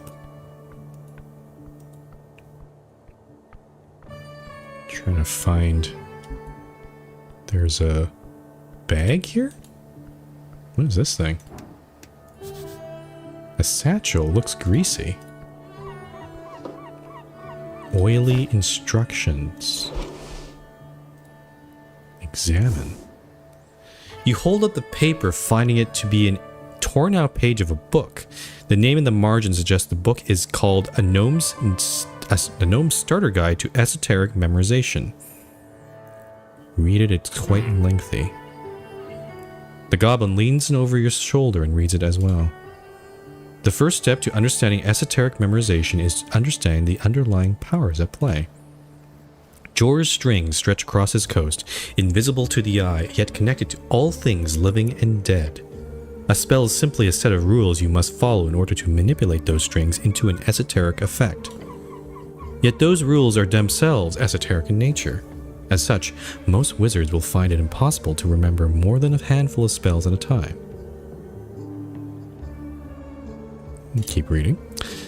This is the big divide between cantrips and actual spells, as cantrips are both easy to remember and will not consume a spell slot.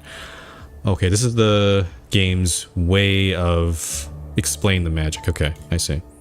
Spell slots are the common representation of how many spells each spell level a caster is able to perform without rest. As a gnome, you are naturally gifted in the art of illusion magic. Other schools will be more difficult to memorize. A suggested harmless spell to use in training in the first level is the first level spell Grease. Oh, that's what that puddle is. To increase your chances at memorization, attempt to cast it at least 2 times per day. In the margins, there's a handwritten note that you manage to spot. It's written hastily and bold, like the author really wanted to hype themselves up. And we just leveled up. It says, every evening and every lunch break at work, remember, you can do it. Oh no. The goblin leans out over the ridge, looking down at into the river.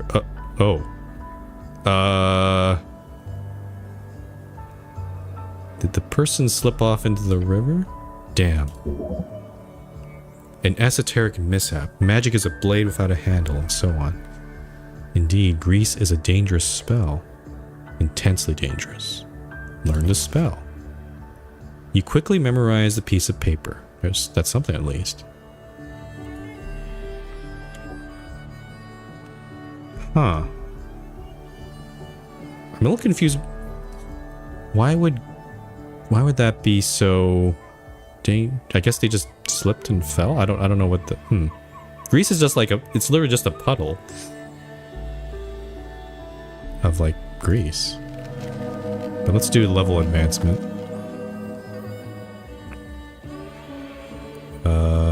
Do I choose? Oh, I see. I choose one ability score to increase. They're all even, so they're not going to make it. There's not going to be any difference here. I kind of want to max up my wisdom. The charisma's not a bad one. No, let's do wisdom first. Also, is this the only thing I can do? I get one more hit point. I get one more hit dice. And also get more spell slots. Let's try this. Finish. Oh, and I have a second level slot now. Okay, cool. Let's save here. So it's been a while since we've done a real save. But I'm curious where the tea shop is. There's a... What's this? A glorious seagull. You see a bird sitting on the halfway bridge ruins. It is large. It's easy. It is large. It's can't speak. It is large. Its beady eyes staring out into nothing. This thing dangerous now? Nah, giant seagulls don't attack people.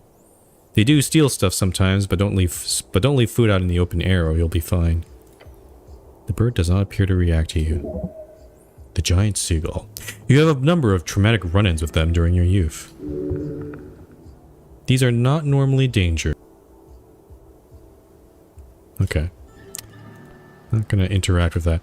Okay, we gotta just do the tea shop. I've been futzing around already. It's already like 2:27 in the afternoon.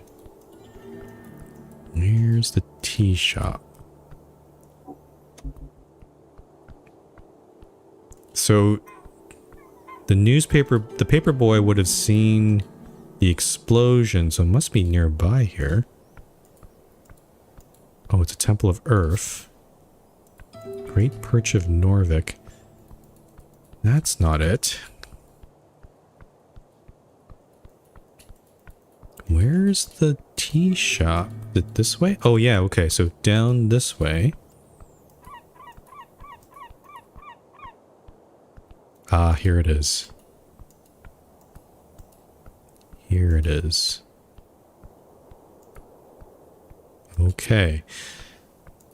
Let's see. Since we've leveled up, maybe this will be a little easier? I don't know. The tea shop. Midst scorch marks and cracked masonry, you approach a doorway. There are several planks blocking the passage. The tea shop. What a mess. Take a peek inside. Fastened with several nails, you also see a paper. The goblin clears his throat and begins reading the bold letters at the top of the paper. City notice. No trespassing. Doesn't include me, does it? He shrugs. I'm no expert in city law, but your companion suddenly kicks the planks, sending a subtle ripple of blue energy around his foot. Oh. It's like magically sealed? You think I wouldn't sneak in by myself if I could? It's sealed. You ain't getting in without the magistrate's approval. Touch the planks. As you do, subtle ripples of blue energy appear around your gloved hand. It is sealed. As you move away your hand, the faint aura shimmers in dark translucent blue and then fades away. Yep. This feels like trouble. Just standing near the door makes it clear that there's a locking spell cast on it. Standard procedure for crime scenes. Rude to lock people out. Crime scenes should be public viewing. I don't know if I'd agree with that, Charisma. Okay, so strength DC 26. Definitely not doing that. What kind of magic is this? It's arcane lock. Casting it on a bunch of planks is unorthodox, but obviously they got it working. Arcane lock. Second level abjuration spell locks entryways until dispelled. Costs a bit to cast, but once it's in place, it's quite a nuisance. Can I bypass the effect with magic? Of course. Knock would do the trick. Knock. Okay. It sounds like there's like multiple ways to get through this. So the knock spell. Sounds like there might be a passphrase too. Guess? Guess. Without knowing who's placed this seal personally and their preferences. Even assuming the person who placed it is an idiot who would use something of their own preference. There are millions of sentences. There's no chance in hell you can simply guess. Now go figure something else out. As long as this blue asshole's in the way, no. You'll need another way in. Okay, so not passphrase. We also get permission from the magistrate. That's like the bureaucratic way of doing things. I can still break it down, right? You can certainly try. Matt Mercer reference. Okay. Do you think I could break it open, Snow? I'd love to see you try. Go for it. I believe in you, cleric. No, he's egging you on. The goblin's heart is on your side. He is half mocking you. Take another look at the planks.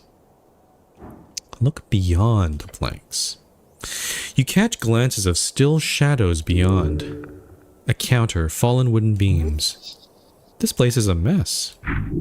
A scorched mess. There's no other way in? Not that I know of, but it wouldn't surprise me. Tolstad's full of tunnels, holes, pipes. But who knows? Oh. Pipes, huh?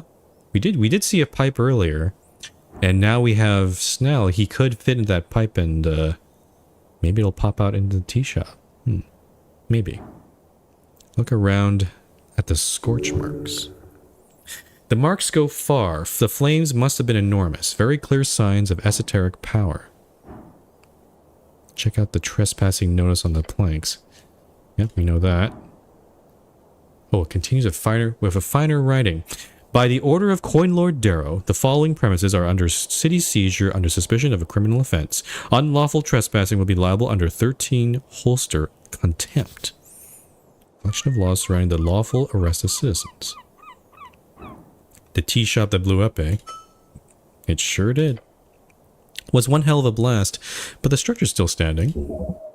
Masonry is modern. Clearly the work of dwarven engineering. Looks like shit, but boy, can it take a hit. Disliking dwarven architecture is very hip these days. I should leave for now.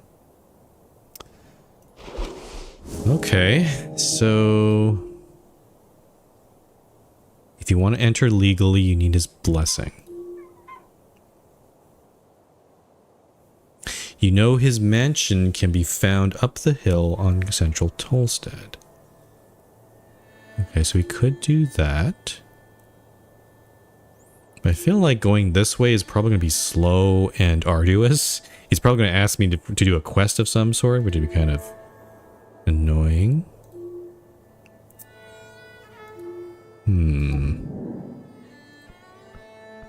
I could try the pipe. The name of the tea shop is illegible.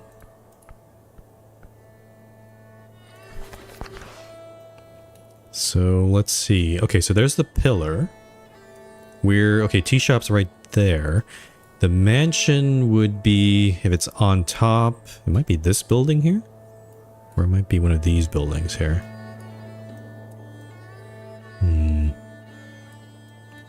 Pillar crossing. Oh, I see that goes, okay, that's the name of the area down there. I see what that is. Oh, what should we do? I feel like I kind of want to do the pipe thing. I want to see what, I want to interact with that. Maybe. Anything in the barrel? Empty water barrels. Nope, there's some crowns in here.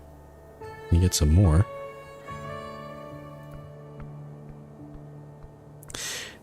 There's also the question that even if Snell were to get in there, he wouldn't be able to open it from the other side. So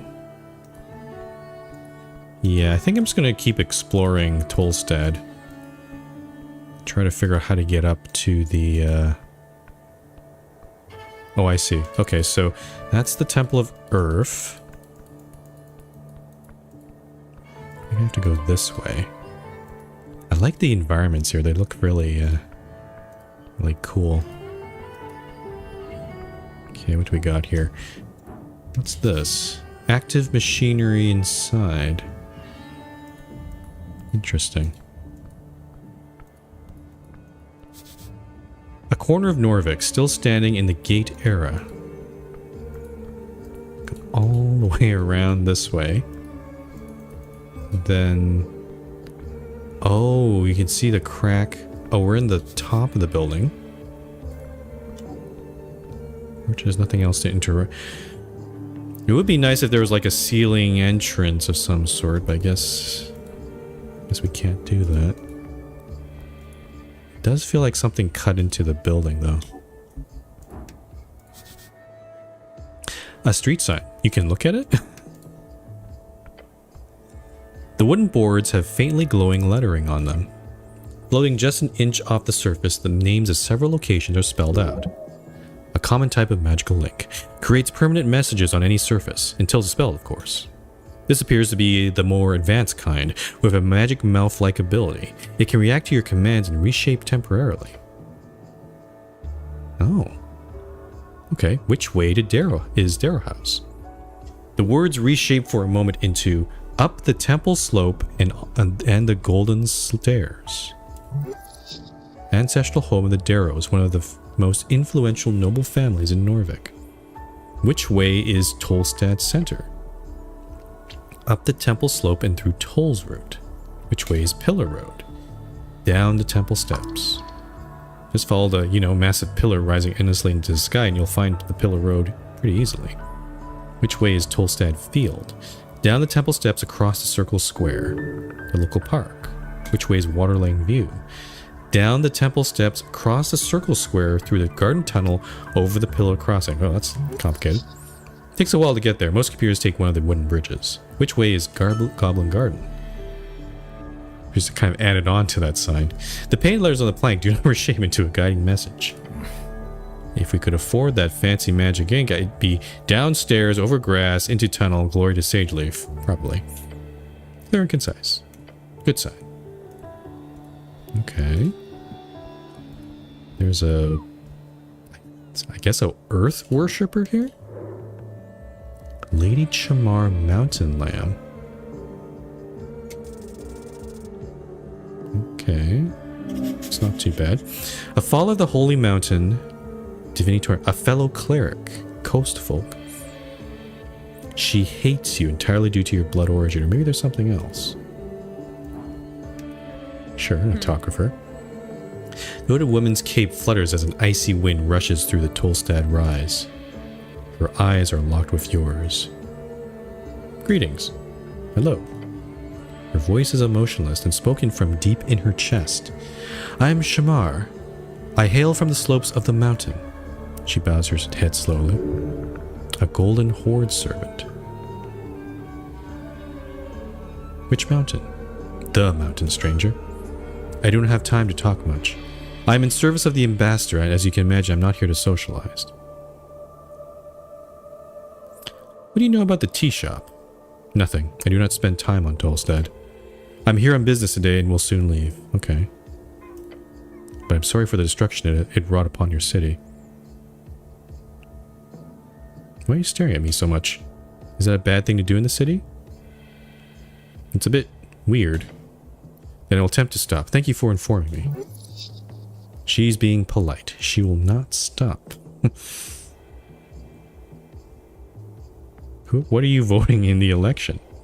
I am not a citizen of this city. Also, democracy is not something I approve of. Democracy. Said to originate from early arcane civilizations in Old Dimenor, it is the rule of majority. Those with suffrage may vote to enable their preferred government. A truly messy and an ineffective process. Old Dimenor. A term for Dimenor. What is all this? I've heard the band before it was renamed Reeds during the end of the Coast War Capitulation Agreement. Some say it was with sarcasm, some say with pride, some say with fear. Coast War. The Great War. A conflict between the Arcanist of Reeds as well as every other nation connected with them across the coast. A horrible waste of human lives which claimed millions of lives. There was no honor in this fighting. That you know. She knows well how foolish it is.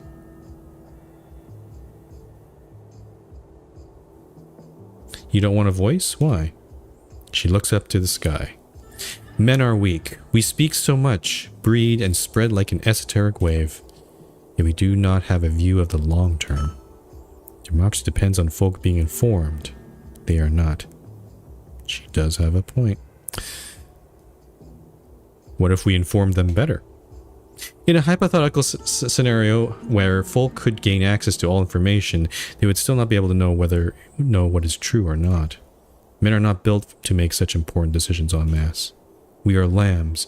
We follow those greater beings. To answer your question, stranger, I would vote for whoever stopped this foolish democratic dream.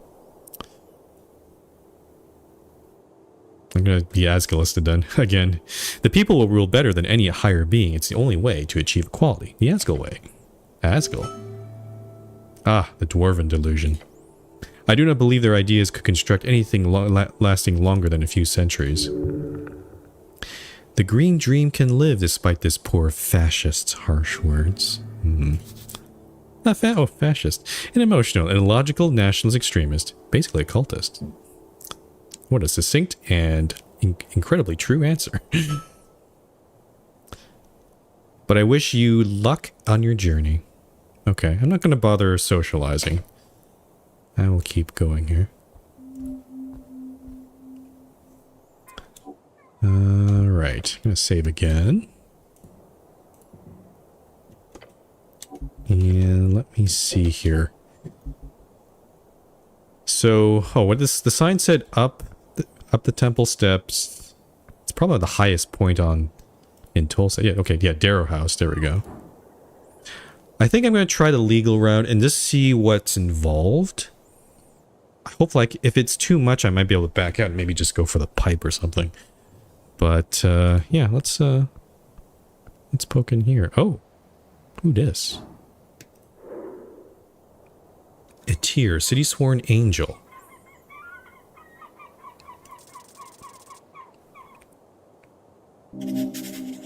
Cold, Stern, Glorious, level 10. She follows orders, the type of orders that grant eternal fulfillment.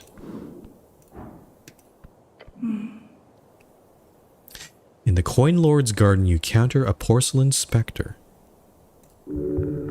Polished armor, inhuman. Her presence is both ethereal and demanding. She floats gently in the air, strangely unaffected by the river winds. Your goblin companion keeps his distance, muttering under his breath a word of disdain. Angel. I'll bow my head.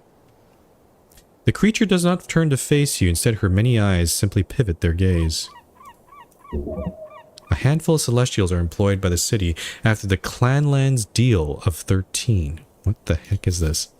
Clanlands, a term for the unified halfling states in western Asken. The official name is the Fort Nip Commonwealth, although many avoid this term as to not annoy envoys of the Golden Horde. There's so many other factions. What's the Fort Nip Commonwealth? Also known as Clanlands. Okay, so it's just another name of Clanlands. They were allies of Norvik in the early days of the conquest. Today, the relationship is strained after Norvik refused to aid them against the Golden Horde. Okay. Arcane Cleric, she echoes, of the Palace Script House in Earthguard. The flowers of the Coin Lord's garden dance beneath her. Slaves to her beauty. You will be one of them. That's me, hello. She replies by bowing her head slightly, whilst her many eyes glare at you. She now lifts her chin. Then she opens her mouth to speak in a projected cold tone. Etir. She says her name like a declaration of existence. Not really an introduction, more of a checklist of etiquette. As she states her name, you realize her mouth is not moving. Telepathic communication. The goblin gives you an uncomfortable look. He clearly does not enjoy having telepathic conversations like this. Snell is joining the mind talk? Great. We're dealing with a celestial, so they're very, very different. But I don't know exactly what their nature is in this world. That's a nice name. She does not respond. Speaking with this ethereal creature is unnerving. Whatever you do, don't mention the eyes. Oh, you're feeling something here, all right. Something fierce. You could shake her up with a nice comment. She would destroy you. She is too powerful. The angel would step upon your soul, stomp on it.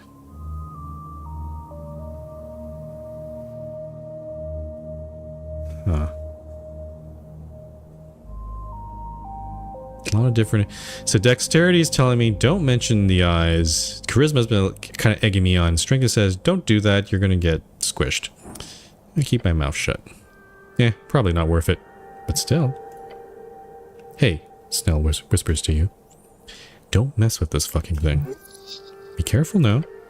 Cut to the chase. She clearly has no interest in small talk.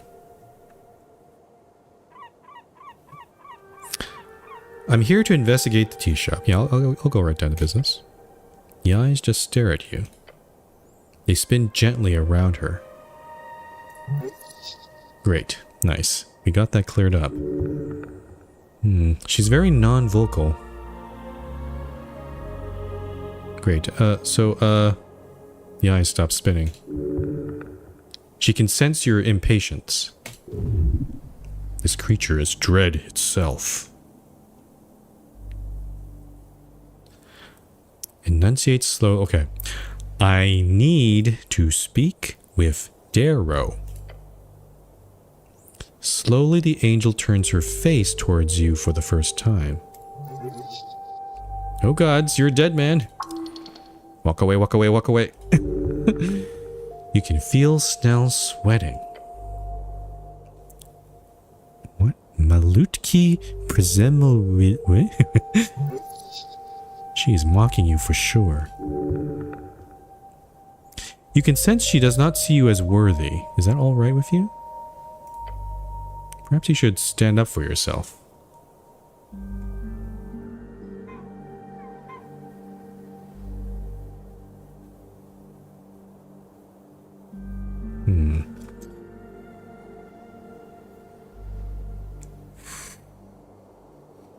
What should I do here?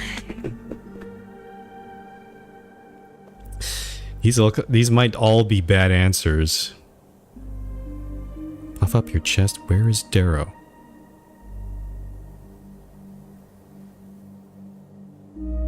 Where is Darrow? I'm just gonna be direct.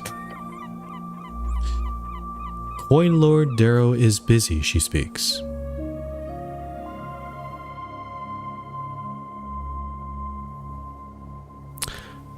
I'm here on city business and I need to speak with him. She looks to her right towards a building leaning against the ancient tower. After a moment of silence, she says, Coin Lord Darrow will be available post-midnight. Midnight? What could he be doing right now?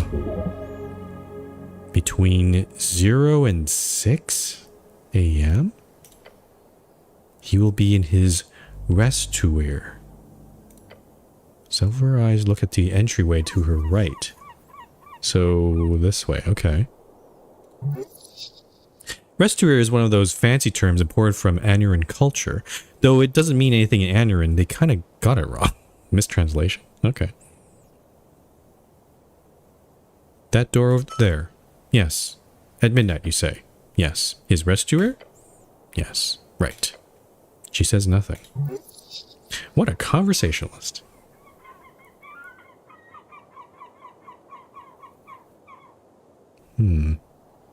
Yeah, I need access to the tea shop now. Coin Lord Darrow has requested no unauthorized access. I'm not authorized? You are not. Should I say I'm authorized? I am the cleric. Not sure if I should push it there. This... I don't know if I should try asking personal questions. She seems not very talkative. Could I ask some personal questions? Okay. She nods slowly. Nod your head and... Okay, I think we're gonna have to... wait, I guess? There's no... I don't think there's any reasoning with this angel here. I kind of don't want to go anywhere here, so... Yeah, let's turn around and go somewhere else.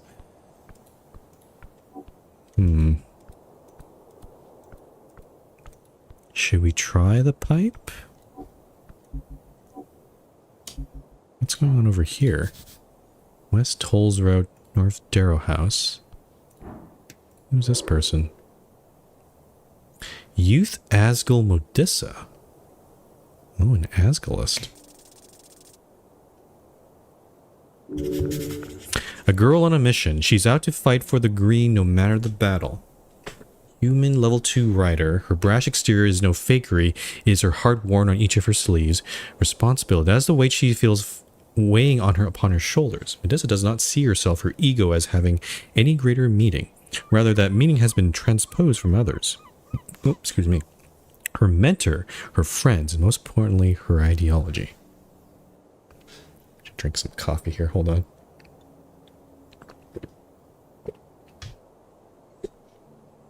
Okay. Maybe we can do a side quest or something. Let's have a chat with her.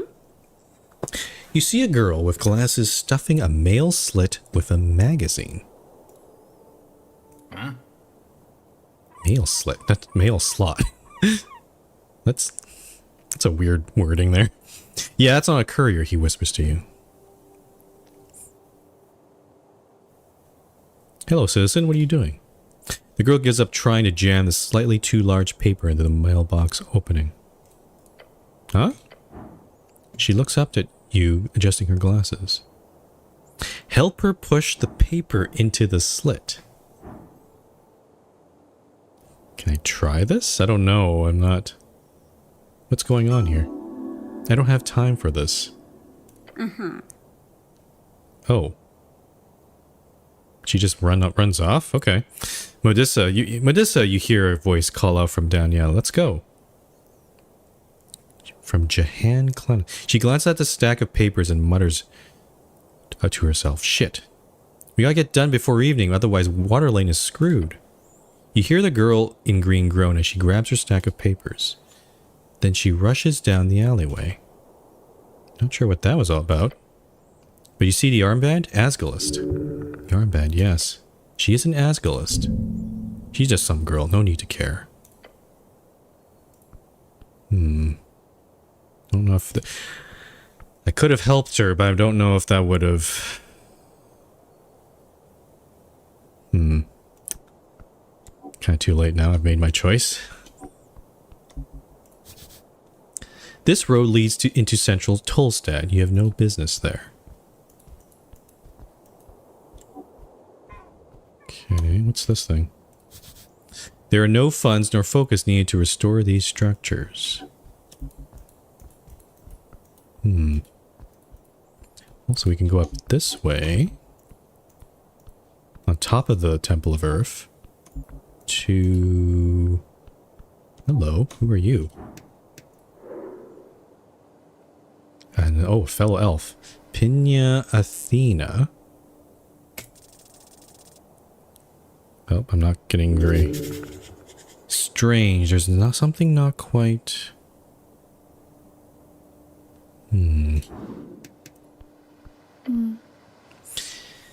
Standing on the corner, you see a woman in a green coat. Her intense gaze focused on the cityscape horizon across the river. Careful, cleric. Easy to slip and fall here. He's right. Elves can be quite the handful. Greetings, citizen. She turns her head, the expression cold. She is mourning. Yes?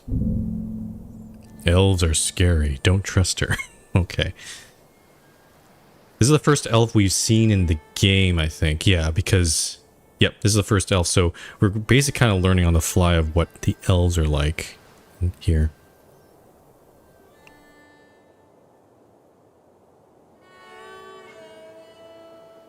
I am the cleric of Norvik. She breaks eye contact, once again facing the river. Call me Pinja. I also gain a shard of joy for going for cleric. Okay. Teverdis. It's as if she is searching for something. Ignoring you completely. Fair move. Full name? Pinja Athena. Translation: Pinja of the Mend, an elf of the Ilum forest. Interesting. Ilum. The great woods covering most of the border between Asken and Reeds is domain of the Ilum elves. Athena is a elven title, granted to those related to Ilum the Mender. The Mender, a common way to refer to Ilum the Mender, the goddess who established the Ilum Empire. She was kind of a big deal before she died last century. What are you doing here? Waiting. She's anxious. Waiting for what? She looks up at the Pillar of Jor. I have a friend in need of help.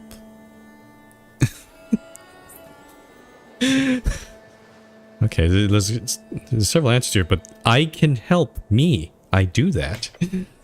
She shakes her head. No need, I've caused enough trouble as it is. Please, I want to help. The elf is quiet. Strength DC 9. I can try it. Nope, I can't. I cannot. You feel the confidence drain away from your body. You cannot do this at all. I'm sorry, elf. Oh, I took some damage. The elf doesn't even look at you. Awful. Just awful. Collecting shards of Jor allows you to unlock failed dice checks. Oh. I just got that from going cleric. I could use it on this. Wince and cringe and try again. I will try. How many do I have? 3? Oh, I have 3 shards. Okay, so I could... Yeah, let's spend one more. That's better. You feel a surge of confidence. There is only one way to make her give you this quest.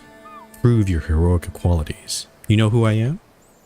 The elf does not respond. Elves are scary primal overlords of the forest, rare in Norvik, but they've gotten their hidden roots all over Asken. Primal. Okay. I'm the man that'll save the world one day. Wow. The elephant turns and looks at you. If your friend needs help, I'm the guy to do it. We're a bit full of ourselves here. She stares at you for a while, taking you in. Then she gives you a little smile. Success! What's the quest, my fair lady? She looks away once more. There's a paladin, Lord Gorm of Norvik. Lord Gorm.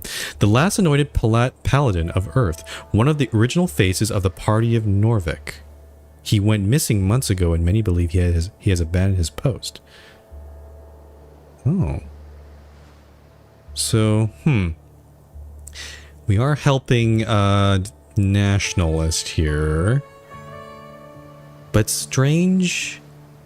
Oh, I wonder if this is some sort of illicit love affair here. Like, people, you know, it's usually hard, but people on...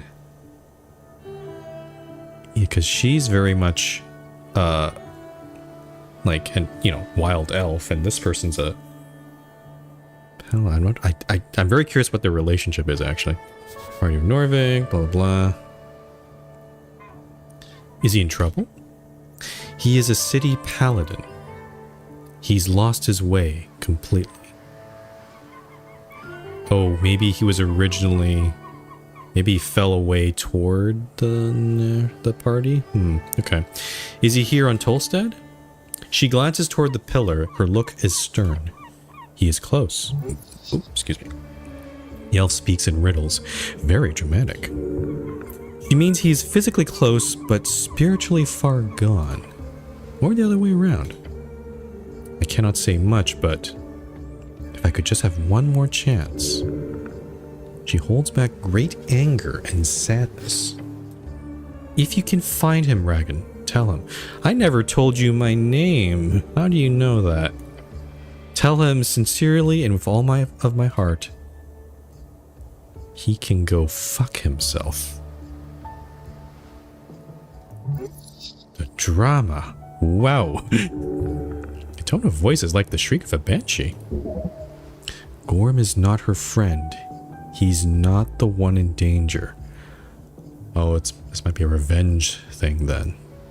Who's your friend then? She is... The elf closes her mouth, shakes her head. She is protective of her friend, a good soul. Fascinating, so secretive.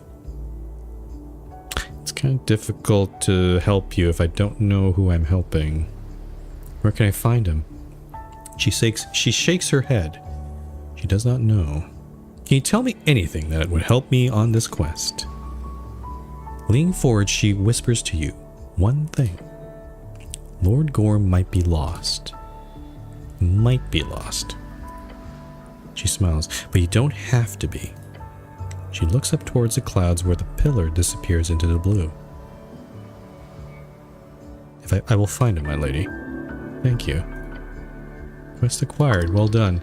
Now you just need to find a lost, drunk, famous paladin somewhere in this massive maze of a city. Fun times. You know, most likely location, he probably might be in the dungeon. But, you know, it could be some other place too. What do you know about the tea shop? Sad, what happened? She looks down to the river. I agree, a tragedy. Tea shops are sacred. The elf does not appear to listen to you. She simply nods and mutters, Are you here to look into the tea shop? More or less, yes. Oh. What do you think happened? I don't know, but I will find out. You see, the elf look at you with her piercing eyes. Thank you for your service. Are you saying that to get me to stop asking questions? The elf says nothing and just turns away again. Talkative lady. Yeah, there's a lot of you run into a lot of characters that are like, I'm not. They're people of few words, and it's like trying to wrestle and, you know, pull teeth to try to get them to get information. She is grieving. How are you connected with this missing paladin? She shakes her head slowly. You can't talk about that? She nods. Alright. Okay.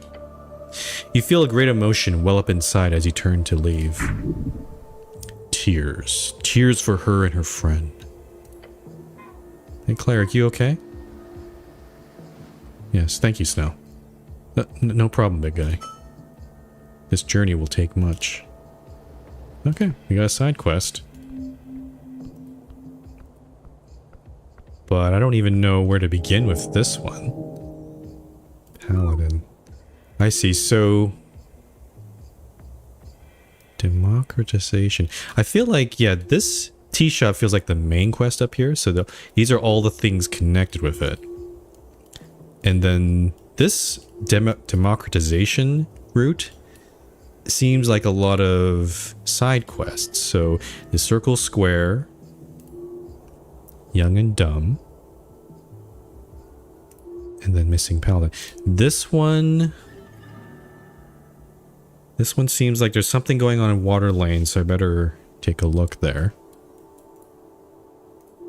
And then this side, something else is happening over here. I don't know. I gotta figure out how to fix my spell book. I should probably look at the... I didn't note down where that shop was, so maybe I should check that again. Actually, it should be just right over here. Oh, whoops. Let's go. Can I go down this way? Can also go visit the Temple of Earth. You know what, let's... it's 3:30. I'm just gonna poke into here since we haven't visited this yet. Temple of Earth. All who pass are mine to keep.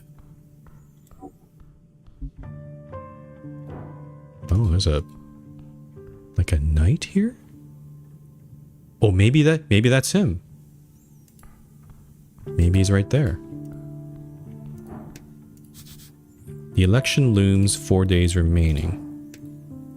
What is that, like ballots?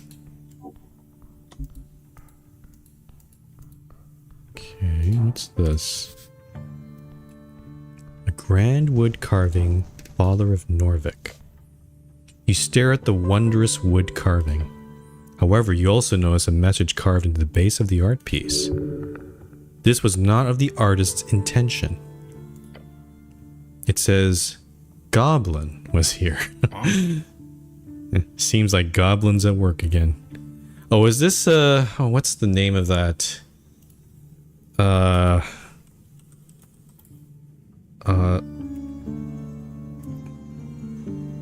can't remember their name. It ends with a Y or something. But the one that does, like, gorilla paintings or murals all over, like, the UK and other places. Goblin was here? Vandalization. This happened because you are a weak man with a small member. What the hell? And the entire world will continue to degrade over centuries because of it. It's okay. It's just the way things are. Famous artist, that guy. Never seen him, but you've definitely seen... Yeah, Banksy. That's his name. Banksy. But in this case, it's not like Banksy, because Banksy makes his own original drawings, and then they sell for millions. In this case, it's just vandalism on existing pieces of art. A bit rude to just carve his name into the statue like that, but he's known to be a bit of a dick swinger. We don't have a small member. It's not a big deal. It doesn't matter. Really? Contain your tears. Yeah, it's fine. He squints and nods slowly. Sure. Goblin is an artist. He's technically wanted in most districts. But no one even knows if he's real. Might be a dozen little guys running around with paint and carving tools. Who knows? It could be a gang of multiple people. What do you think about the statue of my god, Snell? Real human culture here.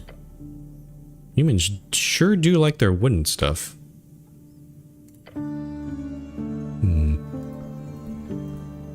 Okay, I'm gonna... I think this is the paladin we're looking for. Where does this go? Below the city. Oh, it's another way down below. Okay.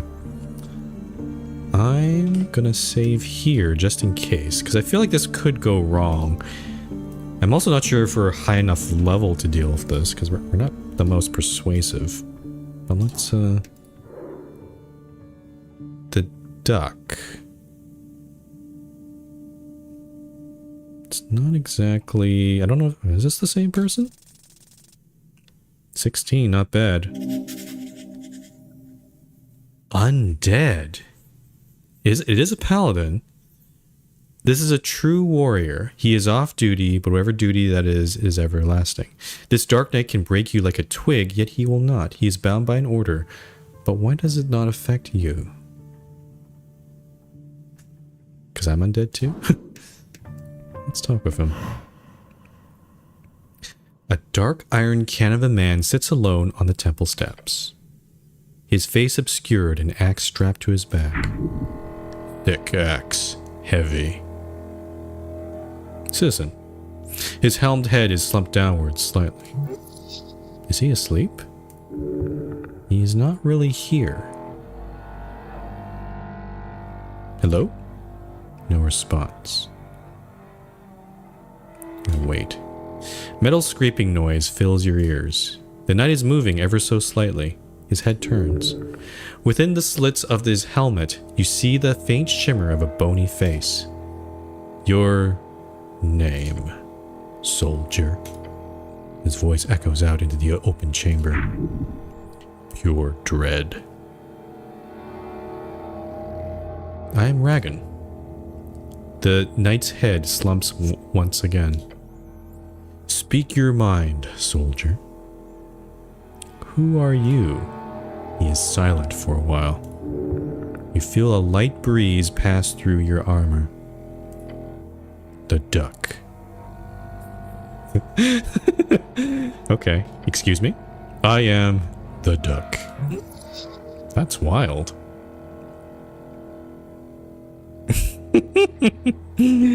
I like the last answer, but I don't think I'm going to do that one. You should be proud of your name. The knight does not respond. He does not wish to share more. How do I open that gate down the stairs? I have the key. Oh, can I have it? No. You are too weak for that. Who's he to judge you? The city... Oh, this is the way to the city below. Okay, the city below is dangerous. You should make sure to prepare properly before heading down there. Perhaps bring more spells. Perhaps make sure to recuperate enough for you to once again be able to cast higher tier spells. It's embarrassing you have not already returned to your former state of esoteric mastery. We haven't even repaired our spell book, so I think we're not even going to try that. The city below. It is darkness incarnate. Do not tread without care. You never do. Why are you loitering here, knight? I am not. A cold voice echoes throughout the chamber. What are you doing then? I am on my off hours. He speaks as though if he's reading from a script. You like it here? No response.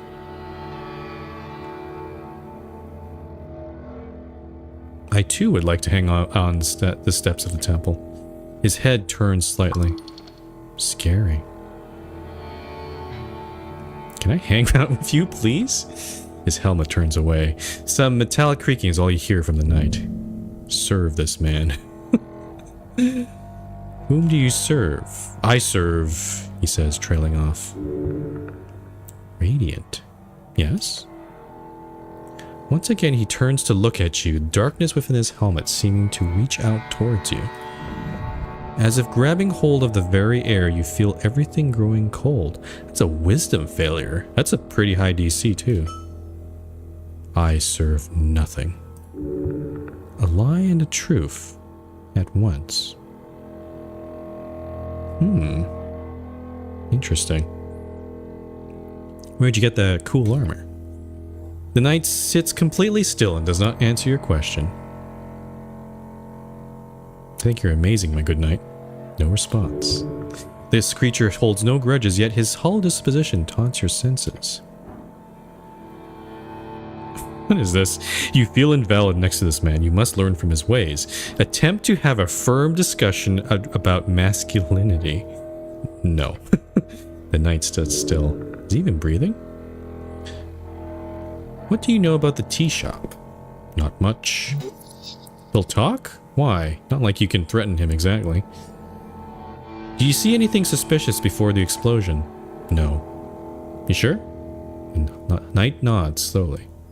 Okay, he seems at least cooperative about this. Do you have any piece of info that would help me? He goes silent for a while. A man passed through the halls below. Aha! Aha! So... Well, man, but is it... Who would it be? Was it the owner, or is it the... No, it would have been the Frank person. The yellow wearing guy. So this does pretty much rule out he did not go to the water lane. He went down into the city below. Okay. Civilians do not pass there. Past the crypt entrance through the goblin's domain into the southern caverns. Oh, did they go through a different entrance? Past the crypt entrance through the goblin's domain. Oh, there might be another entrance in the goblin garden. Maybe. A man.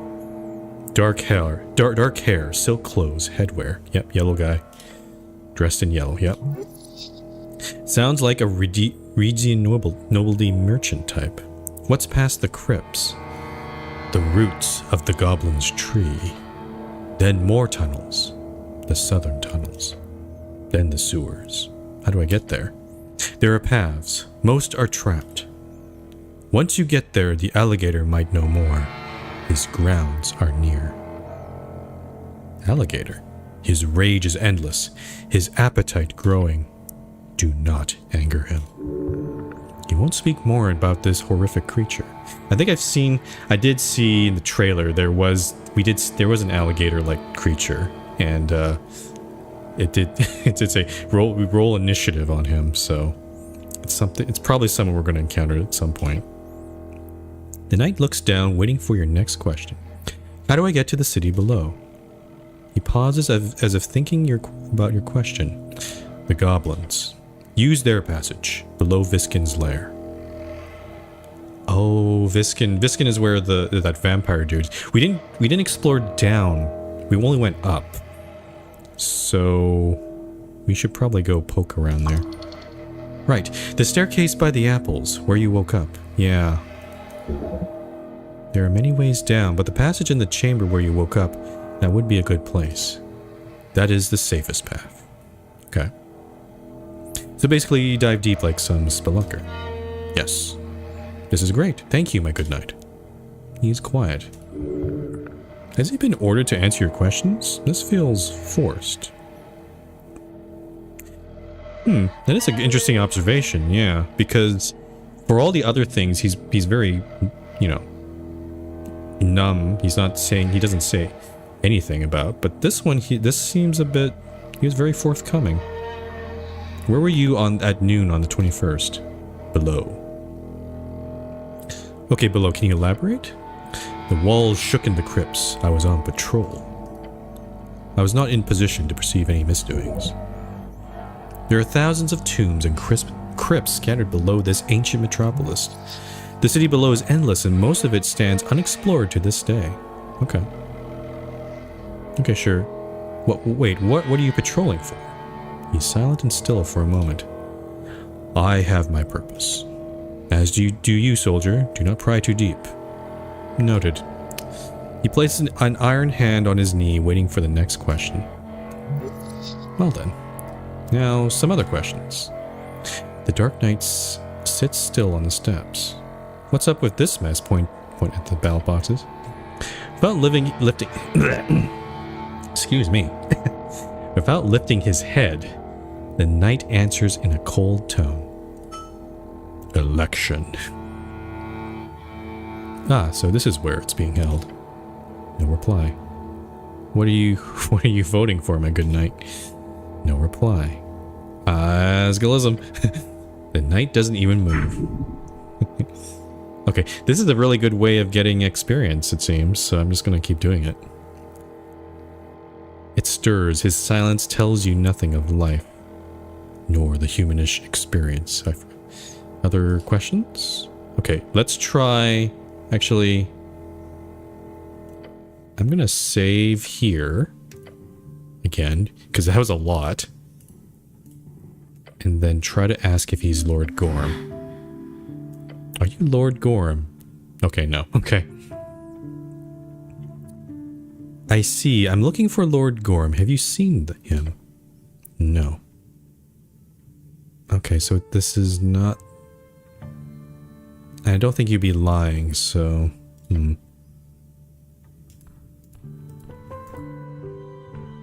Also, the music changed. It is 4 o'clock now. Don't know what that means. Well, we're gonna head out.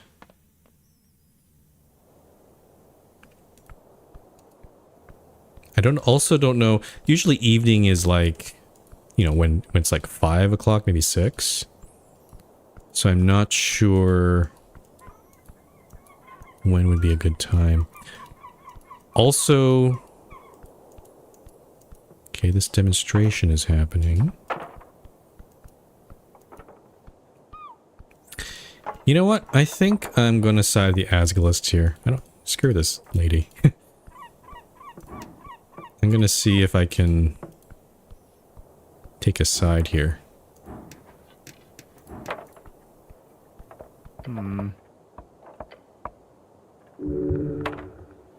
Oh, fancy helmet city, man. Who speaks in this?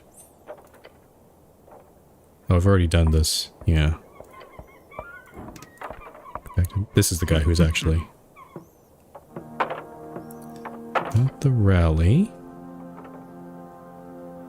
I spoke with Agent Vera. Really now, what did the brute say? Careful now, this situation is on a blade's edge. You could either taunt him to see if you can get him to act out, or you could try to reason with them. or simply tell them to leave. The dwarf is pulsating with a surge of masculinity. This might be the start of a fight if you're lucky.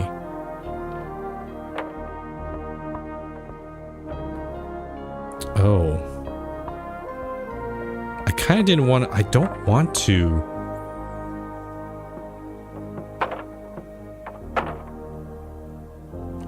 A pretty nobleman like you wouldn't want to get arrested now, would you?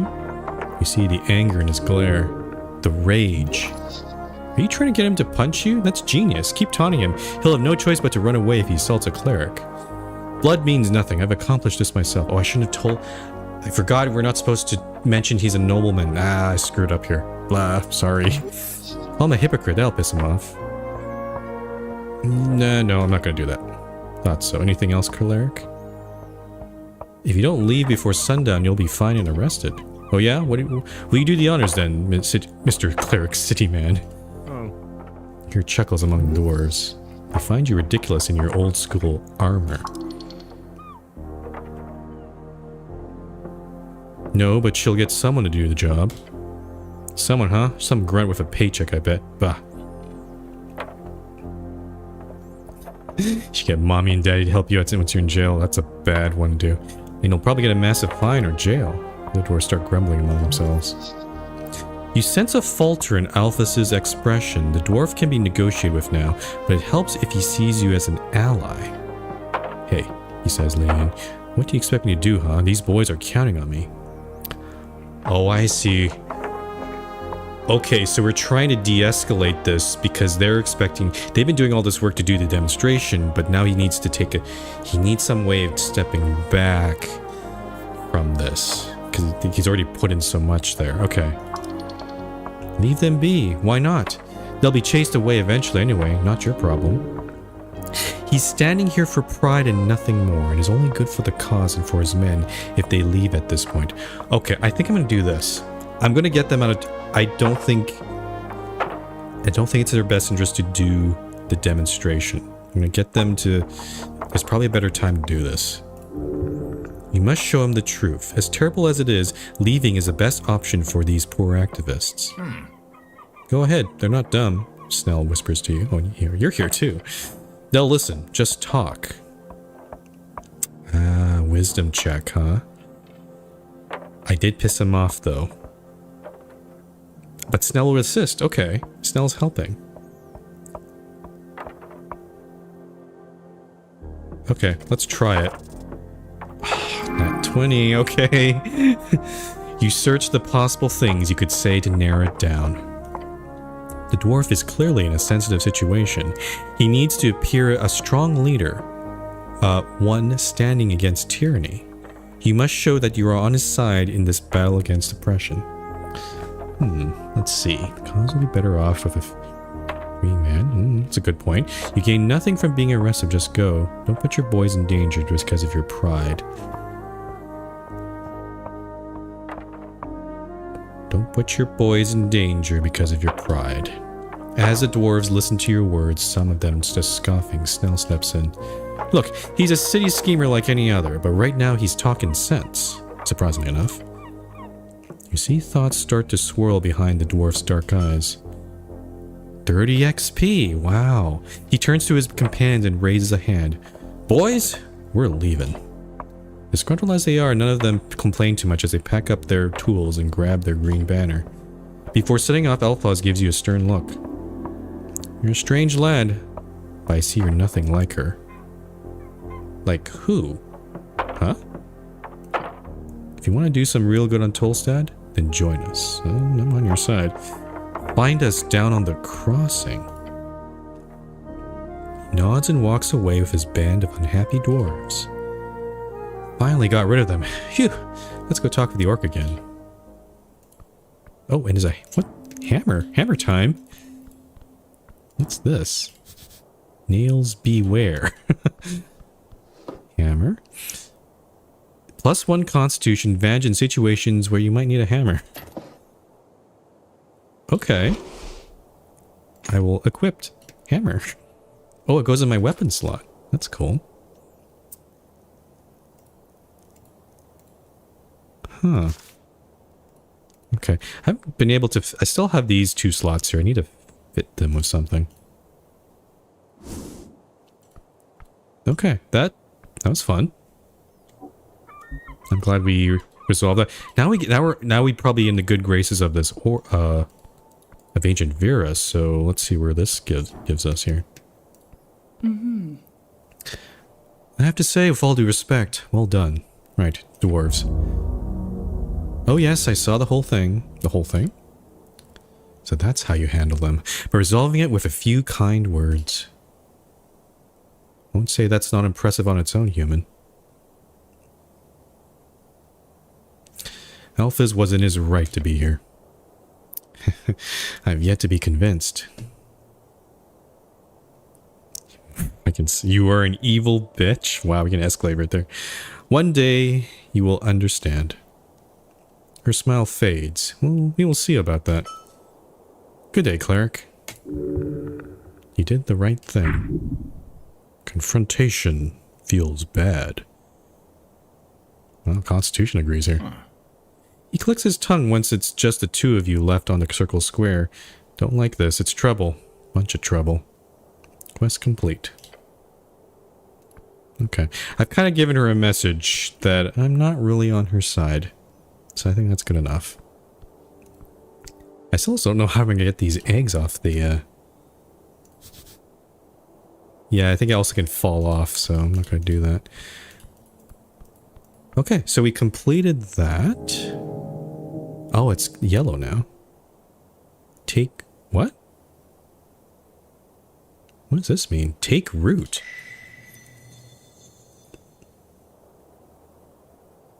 Hello? A dozen dwarves and an orc walk into a tavern. Oh no, this is a bad joke. The orc turns to the tavern keep and says, "Hey, give me a large one." The tavern keep says, "Please don't turn this into a joke. These are real people you're talking about." What's going on here? Let me continue. So the dwarves go, "The dwarves have struggled as a minority for decades. They deserve respect, nothing less. Political struggle is never a joke. A true statement. To lighten the mood is to ignore the very real pain in our realm." Whatever. Look, the gist of the story is, the orc is hard at work improving this shitty little city. The dwarves are annoying and stupid. Got it? No, that's not funny. You believe for a second the orc wants this city to improve. No, you've seen too much to ever believe such a lie.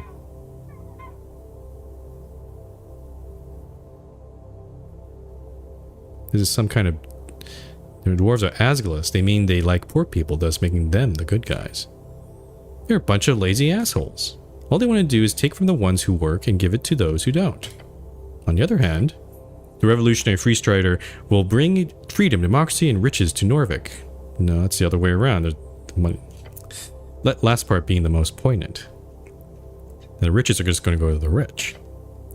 Let us focus on each of those points one at a time. Oh, come on.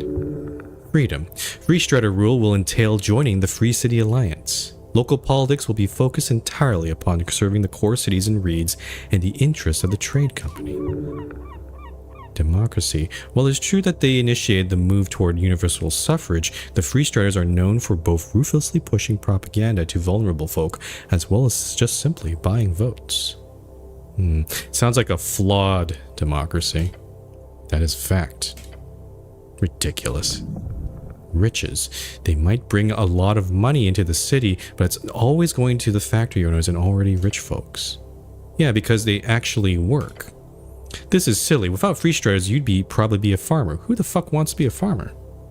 Farming is good, healthy work. Don't change the subject. Oh, I get to choose a feat. That's what this is. Sure. I feel like I should make a decision here. Choose feat. Yes, you must retain the spirit of the Asgulin Revolution. After completing a quest branch, you can allow it to take root in your mind. When doing this, you must make a choice between available feats.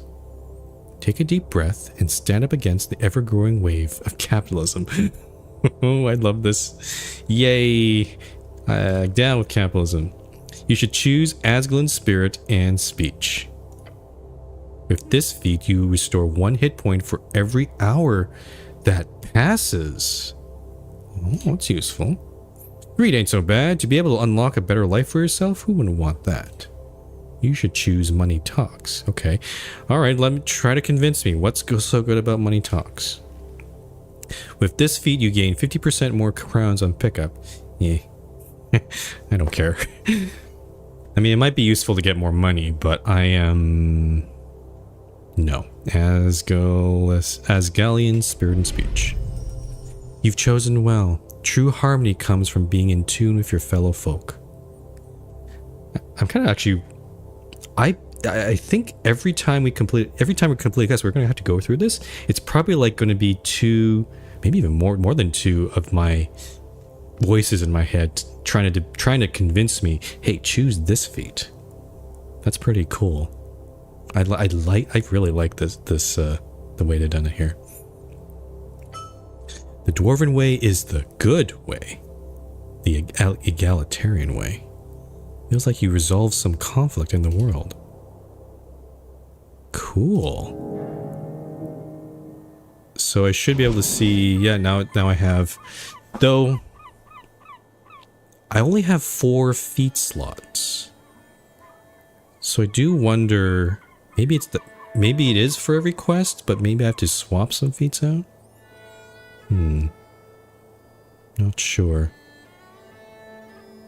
Okay. This game is a lot.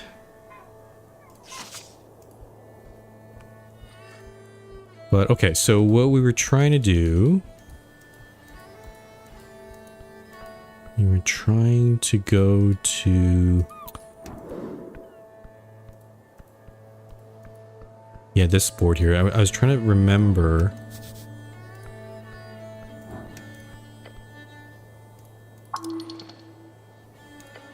Unfortunately, we're wasting a minute here, but... The owl. Saint S. Leland. Water Lane View, 6th LW. Water Lane View. It would my guess would also be it probably would take up a lot of money. So that's the only, I don't know. I guess we'll have to just save up or something. He looks like a guy with glasses and naked body. You raise your head towards the sky. Above you sits a tiny red creature. His wings flutter faintly in the wind. The fiend throws a quick glance your way. He's annoyed. Staring at a piece of paper, he does not acknowledge your presence. What you reading? A sigh escapes the fiend's maw. He slowly puts down the paper. The paper is actually a torn-out page from a magazine. I like the funny pictures. I believe the fiend is being sarcastic. I like the articles more. You can read? Congratulations. He's mocking you. Worthily snide remark. I like this devil already. Devil. Lawful evil fiend. They are lawyers. Oh no. I guess that makes sense. Lawyers, soul traders, and either the most efficient type of leaders or the worst type of middle managers. Their numbers are dwindling as of late, but in Blood City Bay they still rule supreme. Wait, he says, leaning in to get a good look at you. Earthguard? A cleric? What else are you doing here? That reaction. Your presence is uncommon. You can go wherever you want. Fuck off. Divine mission. The usual. Very well, I won't get in your way. I, for one, am very happy for your presence. This place has gone downhill since the city let the goblins and freestriders run amok. Oh no, the devil's a kiss-ass. We need some damn order in this place. So if you need any legal advice, just let me know. Oh, he's a lawyer. There might be a point where we need a lawyer. Okay, that's good to know. He gives you a tiny, sharp smirk. You should be aware of the fact that this is literally a devil. You can hear out any advice, just don't listen to it blindly. Okay, let's do a little interrogation. Are you a barrister? A tiny barrister? No, I have no legal position within the city. I'm just fairly knowledgeable in the magistrate's code. So he works with city law. Ask him for details. He shows you a foul grin.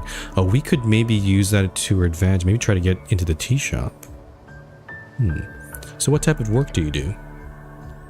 If you love what you do and you will never work a day in your life, he says and smirks. So what do you... Agreed, I love being a cleric of Norvik. Good, you should. It is a very honorable position to uphold the law. Now me, I do scribing most days. I got some connections within the palace. And believe me, phew, that's gotten me through some tough times. See, whenever some rich asshole needs a legal draft in a hurry, who do they send for? The guy with the wings, that's who. That sounds profitable. Sure is, although there's a lot of time spent waiting around too. So I picked up some hobbies. What do you do in your spare time? Calligraphy. A hobby for women and weak men. Oh jeez, this strength... Stop being shut your misogynist ass up. Oh, and I do love me some reading. Gaining access to the Daronian library changed my life. Oh, the Darrows have a library. The largest public library in Norvik. You spent many years in your youth inside those stony walls. What's it like being a little red guy? Well, an honest answer or the one I tell my clients? Honest. Okay, let me put it like this. It fucking sucks donkey shit. Fair enough. Do you know what it takes to get a promotion these days? Tell me, brother. Is it expensive? Ooh, I wish. We're talking decades of servitude to some sadistic fuck that wants to return to Gregorian's greatness or some shit like that. And then, well, after risking your life and humiliating yourself, there's a chance this fucking guy will put in the effort of promoting you. Sounds a bureaucratic nightmare. And if you're unlucky, you'll turn into a freaking bug. Or worse, something without wings. Tell me about these promotions. Sorry, forgot not everyone knows how devil can work. Let me put it like this. Devils have a ranking system. Some are lower, some are higher. Very hierarchical, I see. So that kind of fits with other devil planes in other like D&D settings. Only way to get higher and metamorphose into a more powerful creature is to be promoted by someone with a higher rank. But hey, it could be worse, he says and cackles. He could be a demon. Okay, so there are devils and demons in this world. Chaotic evil fiend. They are mostly bloodthirsty monsters and rage-crazed barbarians fallen out of Hazy. But some of their more civilized spawn do reign in the cities and realms surrounding the Endless Maw. Demons are horrible, chaotic creatures that live by the rule of complete meritocracy, which would be amazing if it wasn't for their complete ineptitude at civilization building. Meritocracy, huh? What are you voting in the upcoming election? What am I voting for? Same as you, the little devil says with a laugh. The good guys. And you're a hardcore Asgalist? What? He looks genuinely shocked. You're kidding. He examines you for a moment. Asgalist city cleric, huh? Well, I've seen stranger things. He accepts this unreasonable statement with ease. Anyway, you want something else? Okay. He's like, oh, you're politically different from me? Wow. I'm done. Okay, I'm done here. It's over? By the gods. So dramatic. I love the little guy. What are these questions? Can you give me free legal advice? Oh yes, I'll gladly assist a member of the Earth Guard any day. Just ask. I don't know if I trust this guy. That was a bit too easy. Okay. Should I invest in stocks? Oh. I do not give, nor have ever given, investment advice. But, yes, he looks you up and down. The goblin looks worried. I should ask, have you ever bought shares before, cleric? Uh-oh. I don't think so. Okay, some basics then. Popularized by late Divine Era human adventure companies, a share is essentially a percentage of ownership of a certain venture. Oh, actually, Divine Era, what is that? Third of the 5 eras when the first gods were born out of mortal folk and power began to entirely fall into their wonderful and fragile hands. First gods... Oh, gods were not... Mortals became gods in this world. Interesting. That would probably also include Earth. Huh. It's a bit different from other settings I'm usually... like I've seen where it's like gods are like this, they came from some other place or they were always there in the beginning or something like that. Era. Modern scholars divide history on Jor into 5 eras. They use canonically important events as starting points for those eras, although this was easier when the arcanists of Old Dimenor still had a common consensus. Not everyone agrees the so-called post-war era has even begun, let alone what it should be called. Post-war era. Current era has lasted 27 years. The name was chosen in reads. The name is subject to change. Okay. Just read some of this here. Could be a guild, could be a company, or a specific adventure, something that is supposed to grow over time so you can increase the value of your securities in that venture. Or it could, the company could fail. That's also a possibility. It's a risky way to increase your capital without actually doing any work. Gods, this devil is good. Learn from him. What is this dialogue tree? What the? Oh my! Oh, this. Oh. Okay, I'm probably not going to invest in stocks, but I'm just really curious about all this whole conversation. Why is it risky? Sounds like free money. Good question. Imagine you invest in an adventuring party. They head into the Verdun Hills to dive into some 8th-era tomb or an esoteric area filled with talking cats. Something weird and dangerous, but with potential for a lot of cool treasure to be found and brought back. There's a major chance that those adventurers die out on their journey. If they do, you lose all the money you invested. They could make it back, in which case you get a percentage of the treasure based on your share, but how often do adventurers come back with a bunch of treasure these days? Yep, highly risky. Should I buy stocks? Look, there are rules in place. Norvik has laws governing what one can and cannot suggest when it comes to financial agency. Your god made those laws to protect people of lower than average intelligence from being tricked by those with ill intent. It protects from free striders, basically. More or less, my goblin friend. Where can I buy stocks? You can buy shares directly from a venture trader. Basically, someone can give you a piece of paper that says, I owe you, with some legal information on it. Or you can go to a trade hub. I don't think the Tolstad exchange is open until after the election, though. Oh, it's closed. All right. Have you ever bought stocks? Sure. I spend about 40% of my income in risky ventures. That's pretty high. Okay. Sometimes I even get paid in securities, which is nice since I won't have to pay any middlemen. Could people buy stocks in me? The little red devil stares at you. If you were to set yourself up as a venture, then maybe, I mean, if you could convince someone to invest in you, you know, without breaking any laws regarding investment advice, I'd be impressed, so why not? After the election, cleric. What about currency trading? That's something I've heard about too. Oh, that's just the art of switching between various currencies. Say you've got a pouch full of old embers, that is, the old Dracona coins. They're made of gold, so even though there are no governments these days who support it, you can always just sell them for the gold value. Great. That's the most basic form of it. But when it comes to city-backed currencies, it gets more complicated.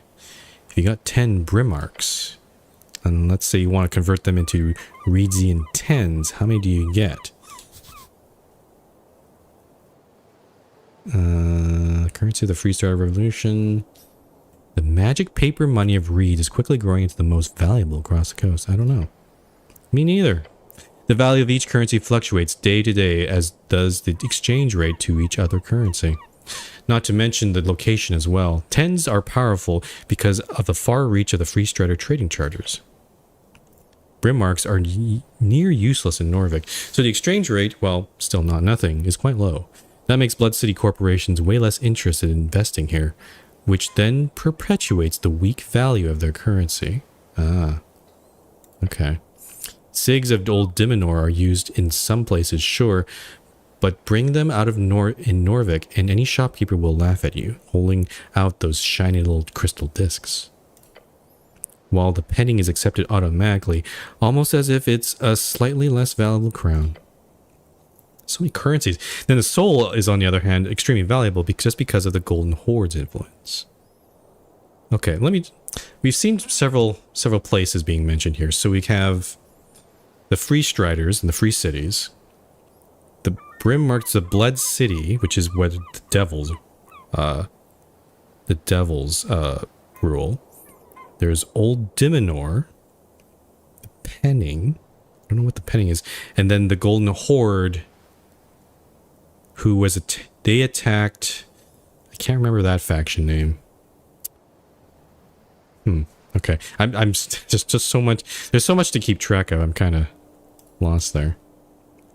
Oh, and still more. And the Ilim John Pala, those weird little ice cubes. That's the elf currency. I'm guessing you've never seen one and never will. Take one to an exchange station and they will quite literally think you're messing with them. But yeah, that's some info for you. He has been factual. He has been long-winded. Nice roundabout coinage. He nods and grins.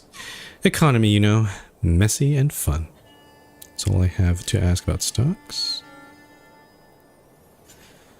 What about alignment? Take a drink here.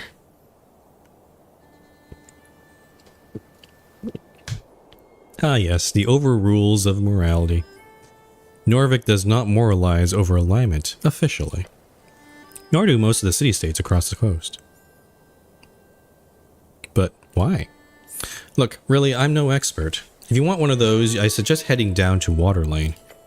Scholar of Appledon has an office there. He'll be sure to indulge you. He cackles and squints at you. That halfling's got one hell of a green lean, if you catch my drift, so be careful not to catch any bad ideas from him, you hear? I just told you I'm an Asgalist. You're not gonna convince me, unfortunately. What does the law have to say on resurrections? That's one hell of a question. He smirks for a while. He ends enjoying his pun before moving on. What a sociopath. Higher tier resurrections aren't illegal. They're just not available anymore. Turning a dead person back to life. There are many spells that do this, from a weak Revivify to the legendary True Resurrection. Revivify. Oh, I should probably learn this. This would be useful for... Yeah, maybe Snell could die. I want to make sure he stays safe. If used within 60 seconds of death and the body isn't too ruined, the target is brought back to life. There are a handful of known divine resurrection spells. Not available. Figured a cleric would know better than me, but he says and shrugs. Spells over 4th and 5th are rarely seen these days. If you want to know why, go pray. Oh. Interesting. Your god grants you magic. In his wisdom, he only grants higher power when needed. In your lifetime, it has not needed a lot. After Earth died, it has been a bit hard for even the top-ranking clerics to manage higher-tier magic. At least, if you believe the rumors at the towers, which you should. What about low-level resurrections? That's Revivify. That's it. High-ranking officials love having clerics around for this one spell. Bunch of pussies. Does a murder still count if the victim... Oh, okay. If the victim is resurrected. He thinks about the question for a bit. There's been cases. Heard of a man stabbed in a bar fight. Bled out just in time for a drunk cleric to arrive. Cast Revivify and the bloke lived. The stabber ended up being charged with a major transgression of personal well-being. Attempted murder or manslaughter. But that's not murder per se, but I'd argue it had more to do with the fellow's barrister making it clear to the judiciaries there was no killing intent. So not an accident, but not a murder. Just a brawl gone too far. That'd be a hard sell if the victim wasn't breathing. A complex scenario, something clerics often have to contend with. But in most cases, I'd say yes. So don't go around murdering folk and revivifying them, cleric. That'd be a waste of a spell slot, yes. And evil. I knew one of them's gonna say, oh, it might be a bit funny. These two, yeah, I see. So yeah, these two are like, yeah, so Tolstad's going like, that's a waste of time. Wisdom says, don't do that, evil. And then these two are like, would be kind of funny, but you know, don't. Are you legally considered alive after resurrection? Actually, this is kind of relevant. I think it's also possible we got resurrected. But it's not, I still think we're kind of a zombie though. Yes, for all intents and purposes, you are alive. Undeath, on the other hand, would be a very different affliction. And how is that defined? As long as the necromancy is considered of divine origin and the soul is returned to a healthy body, then it is considered as a normal resurrection. If the origin is more black magic shit, as they say, or some kind of corpse animation, then it would be considered a bodily sacrilege. Yeah. And that's a top tier criminal offense. How top is it? Oh, it's up there. Does death absolve your crimes? Now you're asking the real questions. But no, it does not. There's been actual laws signed in old kingdoms over this shit. He leans in, looking excited. You got the devil going. That's a good thing? Oh, he's dancing for you. Keep it up and he'll love you to death. So, classic story. Alright. A real bad guy's caught murdering his neighbor. Real sick shit. He's executed after a quick trial. Justice wins again. Everyone's happy. But surprise, some holy man raises him up a couple months later. Death and rebirth. Holy man or foul necromancer. In this situation, the bad guy did technically pay for his crimes. His life was taken by the state. But just because somebody gave it back to him doesn't change that fact, right? Okay. Well, people weren't too happy with that, as you can imagine. Thus, the common legal term these days for capital punishment is DIP. Oh, is this another acronym? What is this?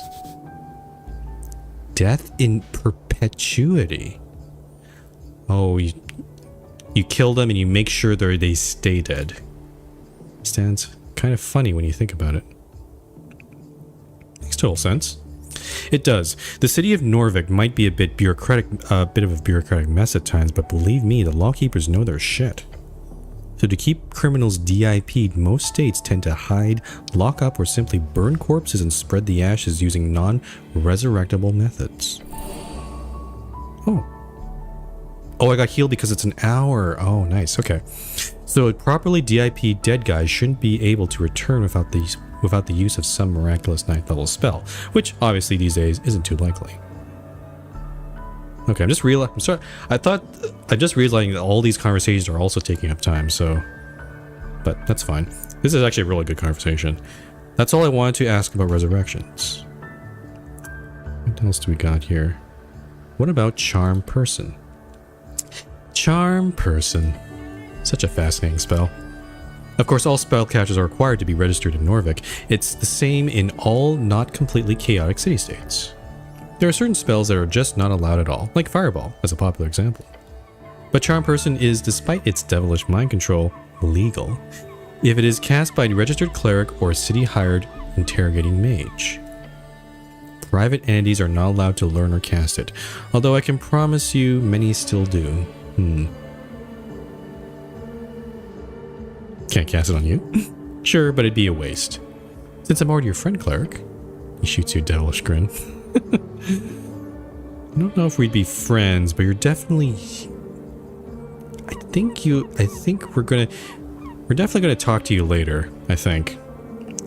I don't want to say use you, but definitely you do have some useful expertise, I'll say. I have some questions about a PPG. What's a PPG again? A permission of public gathering. Oh, okay. That thing. We already resolved it. Yeah, I think I know what you're getting at. He looks throws a look over his shoulder. He's aware of the dwarves' plight. What's a PPG? The imp takes a deep breath. A permission of public gathering is a legal document showing the intent of the magistrate of a certain district to allow an individual of a party represented by that individual to gather in a public place, such as a town square, street, or city tunnel, to perform, protest, exclaim, fraternize, or any non-commercial activity. Can I have a PPG? Not from me, ask Darrow. Darrow. Chosen magistrate of Tolstad. Little else than being the great-grandson of Borgo Darrow, the legendary right-hand man of Earth. The first paladin of Earth, founded the Earth Guard, as well as the illustrious Darrow bloodline, known for his bravery and an inability to be damaged in battle. Died of a heart attack at age 40. That's young. His passing is used as an example of the importance of aging men to keep track of cardiovascular diseases. Or maybe don't, unless you've got some really important message to deliver to the people. Darrow who? Master, yep. He's in charge here, basically, arguably. He says the quiet part out loud for comedic effect. How long does it take to get a PPG? I bet weeks or months. Oh, week. Depending on your contacts and your pouch. That's all about the PPG. I'm getting hungry. Should get a snack soon. He stares off in the distance. Oh, you were saying? Okay, one last question. You hear about the tea shop? Yeah, of course. Pretty hard to miss when you're flying past Tolstad. What's your take? It blew up. Not sure what else you want me to hear. Why do you think it blew up? Honestly, haven't seen a blast zone like that since the Coast War. He didn't hear this from me, but... The little fellow trusts you. He is your friend. That's a failure, though. The scorch marks look like those from a fireball, but not the kind you get from a trigger-happy pit fiend. We're talking high-level wizard stuff. Be careful, cleric. Powerful forces are at work here. Thinking about it for a few more seconds makes it clear to me that's all a big cover-up. Wouldn't it be the first time a city-trained spellcaster got a little off the hinge? Slander. The city does not train people to explode. No, that's not what he's talking about there. Strength is definitely not the brightest beat in the bunch here. Other than that, not to be self-incriminating or anything, but could be a fiend or an elemental. I mean, Waterlane has shipments from Cargamesh every other month. Maybe a fire elemental slipped through? Who knows? Easy answer tends to be the right one, but somehow I'm not so sure. I think it's a rogue spellcaster. It's the simplest answer. But I'd suggest having a chat with the owner of the tea shop. Who knows what feathers were ruffled, eh? He gives you an ominous chuckle. Okay. So, okay, we're definitely going to need to go to the... Oh, what? I don't remember the name of the... There's a pub in the thingamabobber. In the pillar crossing. I don't remember the name of it. Actually, maybe this will give me a... Heading below. Okay. So yeah, that pub opens in about an hour. So we can definitely poke in there. But we also have this thing here.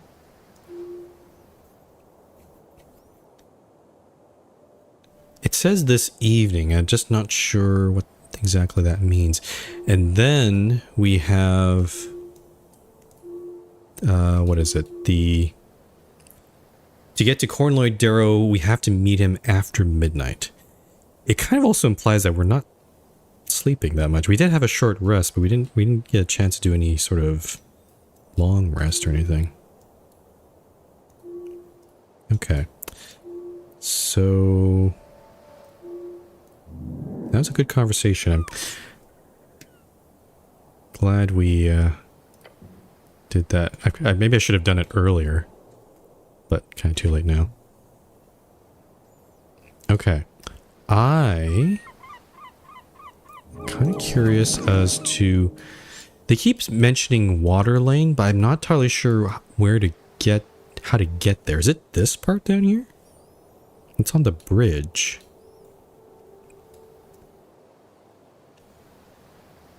Temple of Earth. Viskin's Lair. I don't want to go into the dungeon right now. I do have grease available.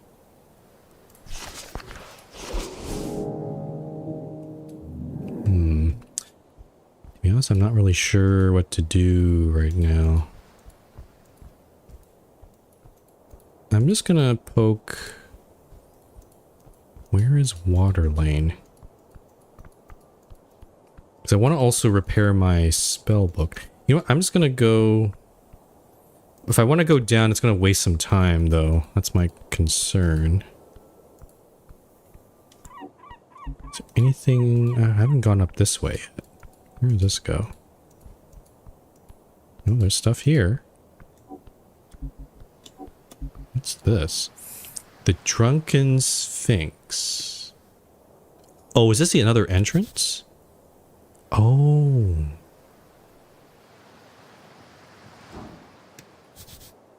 So, I think this is the same bar. It's just, I see. So we can go in through this way instead as well. Okay. I see an apple up there. I want to grab it.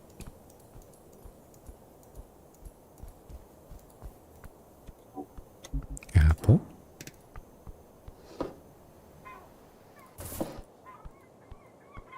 And where does this go? Ah, I see. So back out here.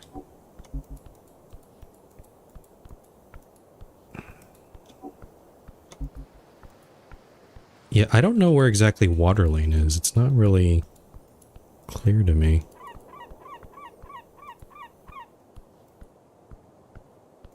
I'm going to try going all the way. So we've explored... Okay, there's the pillar.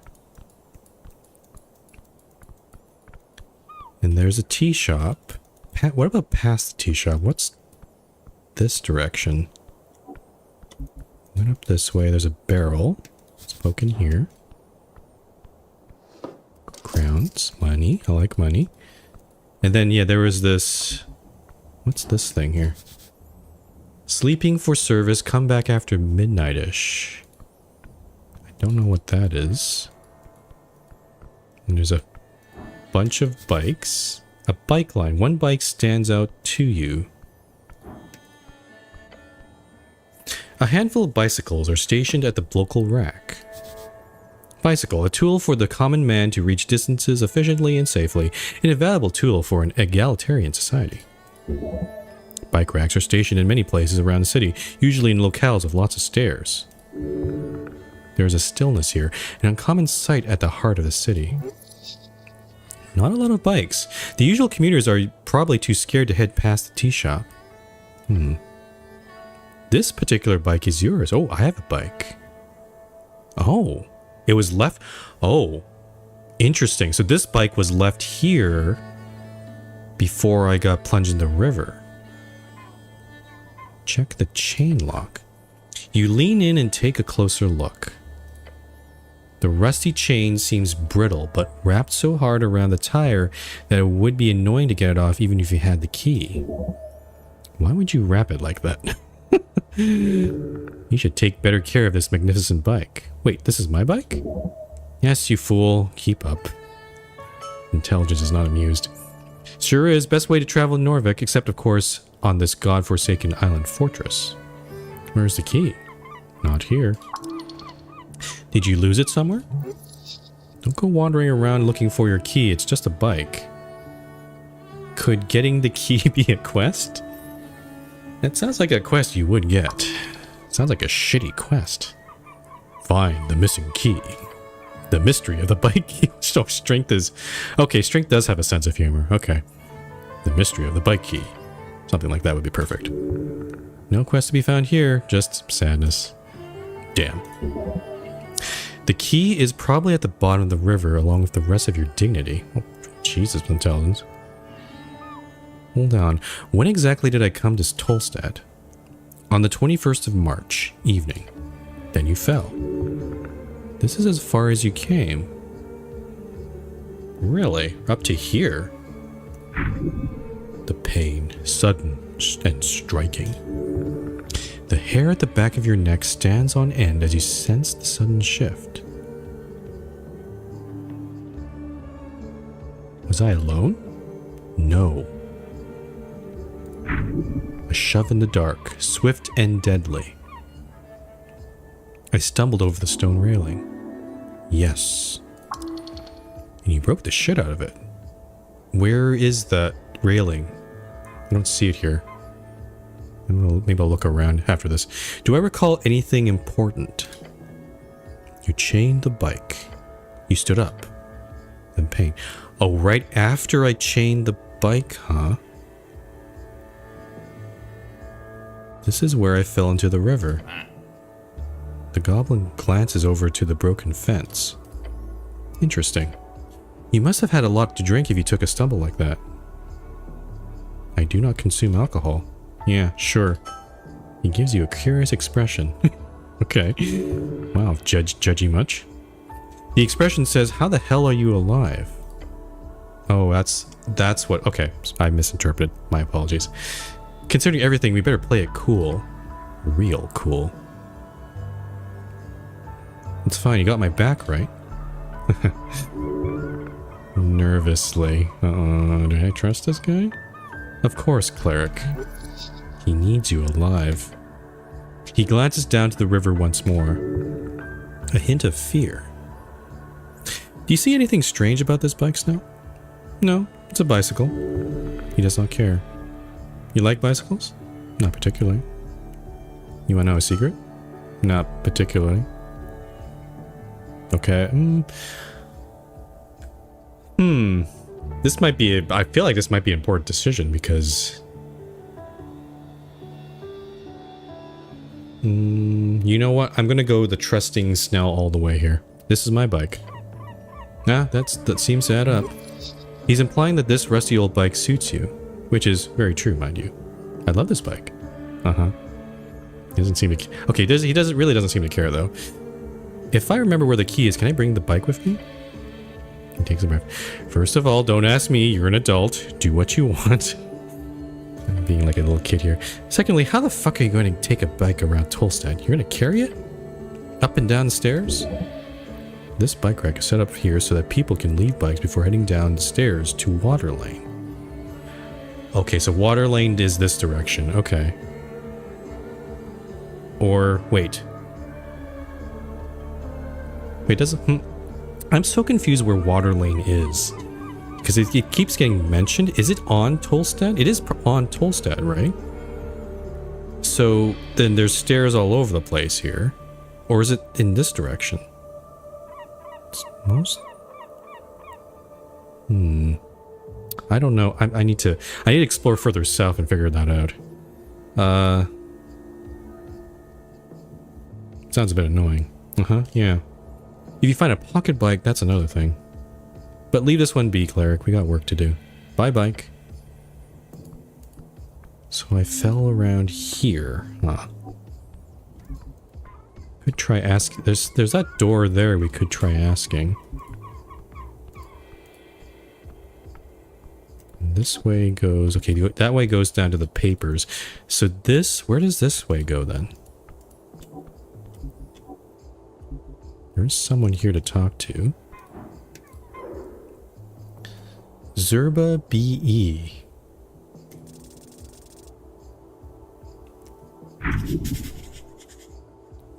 Dwarf exile service worker. A girl born from an Asgilisk wave in an Asgil household, come from a fallen Asgil state. She is an Asgilist. Dangerously shy, she needs good friends and better mentors. That is not you, by the way. Let's have a chat. Where is she? The dwarven girl gazes around the halfway bridge before her eyes land on you. She says nothing for a while, just staring at you. No real reaction on her face. Citizen? She looks around, clearly nervous. You're worrying her. By your presence alone. Potentially by something else as well. I'm waiting for a friend, but she hasn't shown up yet. I'm getting worried. I can help with that. Get excited about a potential yet very minor quest. Oh, okay. Do you really have time for this? Nell whispers to you. She fidgets with her hands and clears her throat. This girl is neurotic and introverted. Hey, just like me. Yep. That's a mean way of phrasing it. But it is true, her body language reveals all too much. She has glasses, wears a green coat. I think we ran into her up there, yeah. She's a human, but not that much taller than me. We were supposed to meet up here, but she hasn't shown up yet. I saw her up top, right by the main road. Oh!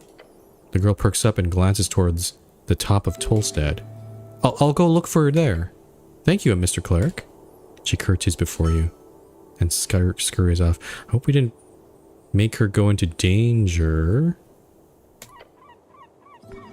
I'm a little concerned there. Okay, so where does this go? The halfway bridge. It connects with the palace and the rest of southern Norvik. Can I go down? Apparently not. Okay. So the water lane is probably up here then. That's my guess.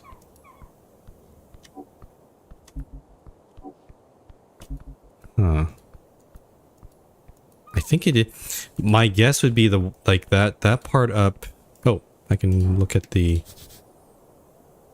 pillar here. I think I've already done this though at the bottom though.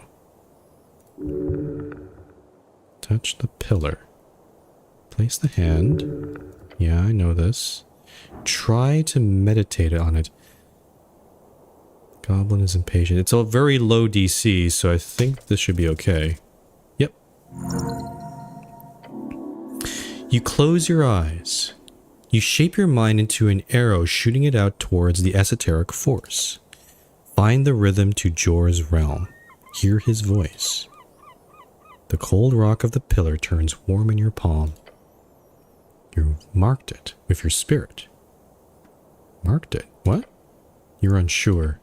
But you feel there are more spots you need to investigate. Feel. Warm. And deep. It goes deep down and far up. You lift your hand from the surface and you are able to see normally once again. But you feel like you've learned something. You must keep looking. Soon the pillar's secret will be revealed. You understand plainly there is more to this pillar you need to investigate. In time and further below. Okay, so I think... So there's this location. There's also the location downstairs. So maybe if I run down there and do the same thing, yeah, I could probably get some more secrets there. Sure, let's you still have about a half an hour left until, I guess, the evening. So I'm going to head down to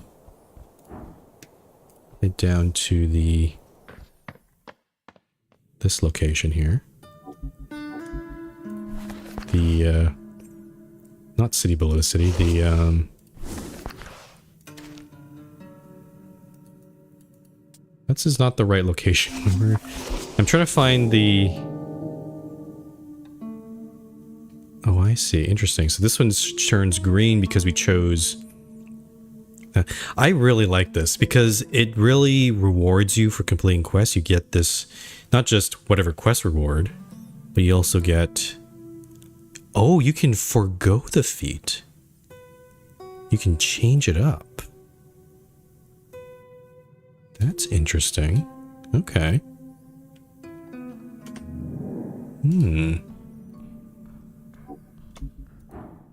Okay, so yeah, Drunk Sphinx, there's another entrance down here, so we can go through this way. If we need to. But if yeah, I'm gonna do a little touchy here.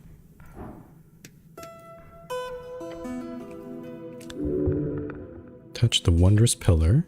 The whisper gets louder. It says something weird. No, wait. Okay, this is a charisma check. However, The goblin... So, Snell's impatience is mitigated. That disadvantage is countered with the advantage I'm getting because I've meditated on the pillar already. Cool. So I'm glad I did that first before coming down here. The pocket watch is also helping too. Okay, DC 9. Nice. Speak. Hello? The goblin perks up. Not me, sorry. The pillar vibrates. Hello. The whisper lies inside of you, or something. It says, he is here. Who is here? It says, divinity. It says, death. It says, necrocrat. What? That's a weird word. What? The voice ends. Divinity, death, necrocrat. What is that? Is that like a bureaucrat that deals in necromancy? That's the only thing I can think of there. Your hand is repelled from the surface. Ouch. Weird. You understand play? There's... Oh, yep, okay. So interesting. It's basically saying there's probably more places to touch the pillar, but we have to go further down, probably into the city below. Okay. Interesting. Alright, let's take a look around. I think we didn't explore everything here. That's the dormitory. We didn't go up here. That's another exit. And there's this person here. Radis. It's not bad. Human Earthfolk noble.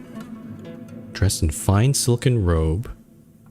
Her hair is short and coarse, the rebellious kind, but Earthfolk nobility nonetheless. Why is she down here? Not many of her kind seek the company of water lane workers and goblins. Oh, is this the water lane? I think maybe it is. Okay, let's have a chat with her. The girl looks across the chasm. She is pretending to not look at you. A noble woman. That's a pretty expensive dress.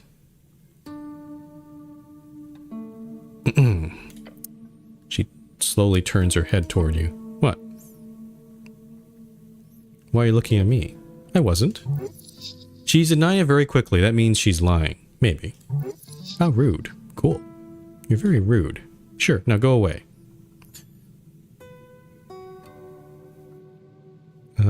Okay, not the best start.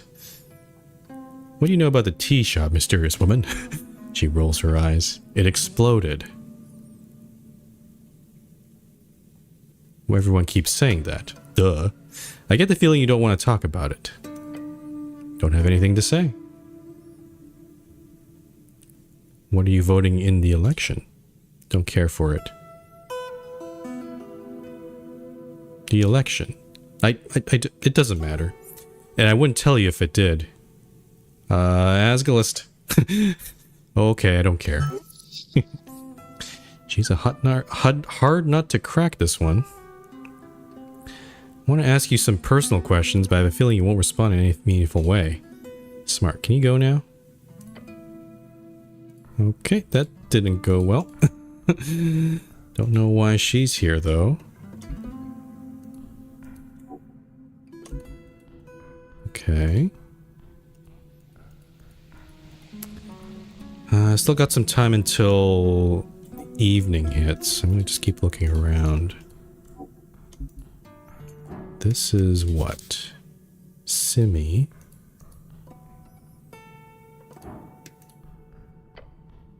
You approach the green door. Oh, it's an Asgalist. Apartment in the holes like any other.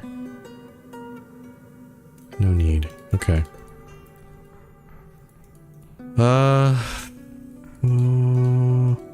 We know where that goes, so I'm just gonna try the exit. Actually, I should go. I'm gonna go try going back up here and try this exit. I don't know where this goes, so I can get my bearings.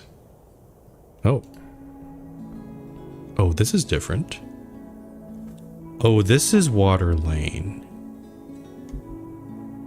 Oh, okay. What's this? Oh, there's the spellbook repaired place. Democratic propaganda. We need your vote. Okay, let's oh, a note on the door says opens at sundown. That's a very different. I usually think this would be open at the day. Okay, so the pub opens then. This place opens then. So maybe, okay, we'll probably go visit this place and then the pub. But there's also the thing that's happening in Water Lane. That's, I don't know what's happening.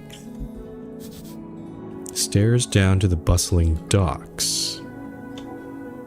Okay, can I go down this way? I don't know.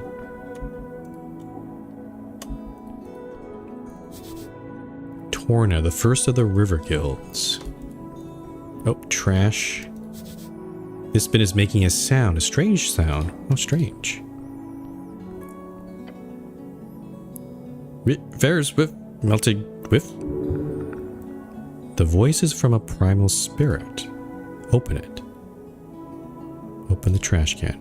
As you lift it aside, you immediately see something moving in the pile of shredded documents and old scraps of food.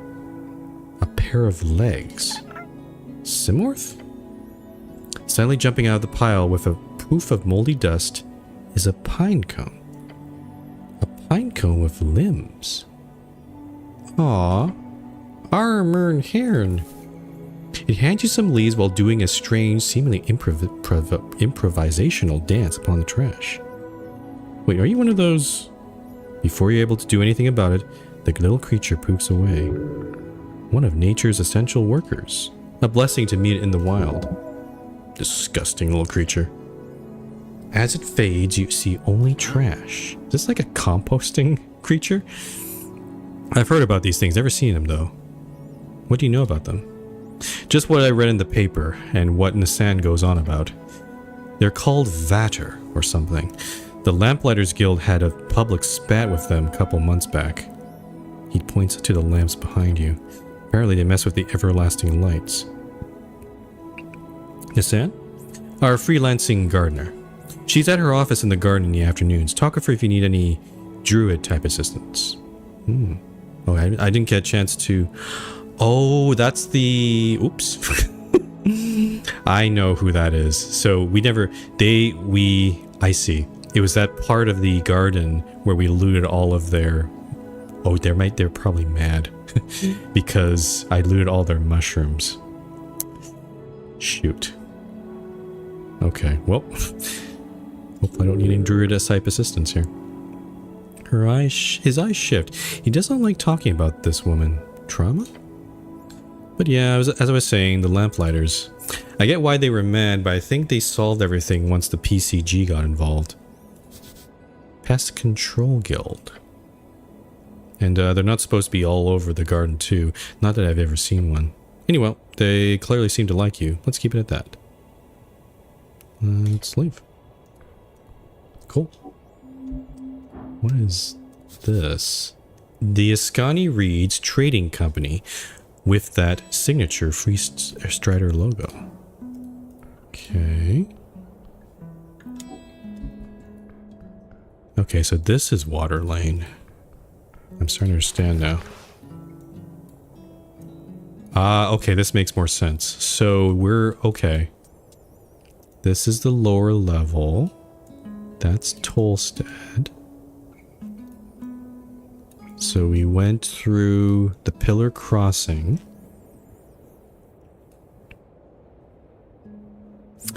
I see. Okay, this makes more sense. So the only entrance to Water Lane View, at least that we know of, is through the Pillar Crossing.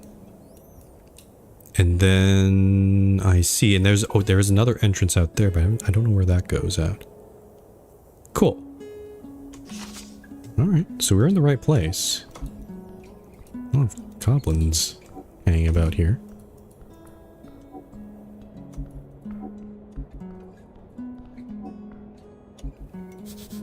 These pipes connect with the vast sewer system of Tolstad.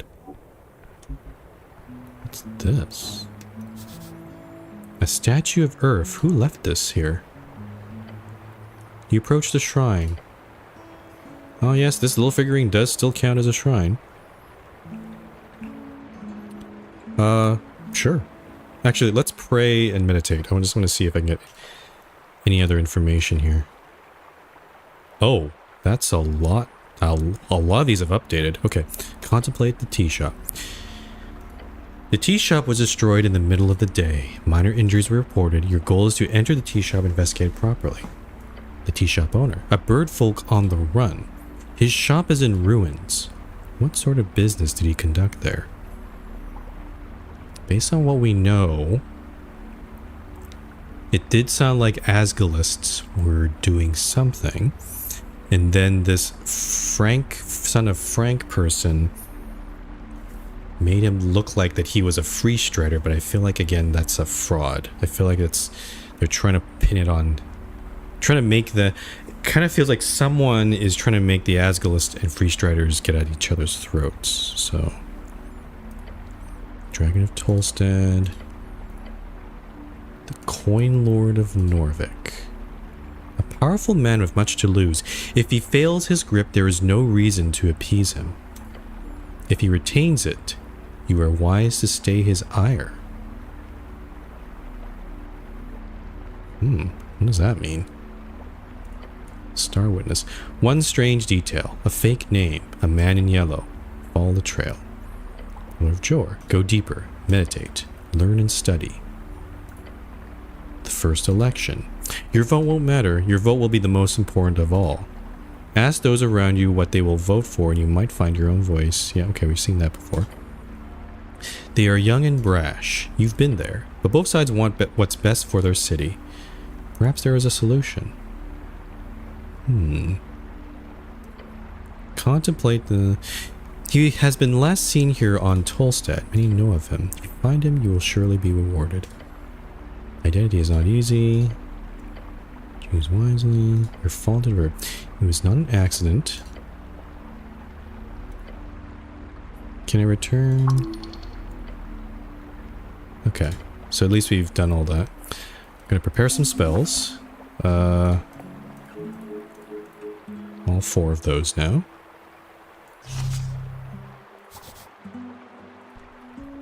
Pretty convenient that there's a shrine here. Conquest by river, by land, by heart. And this way goes back to Tolstad. Okay, so it is about to hit evening here. I just need to do one more thing. Let's see, what else can we look at? There's some stuff going on up there.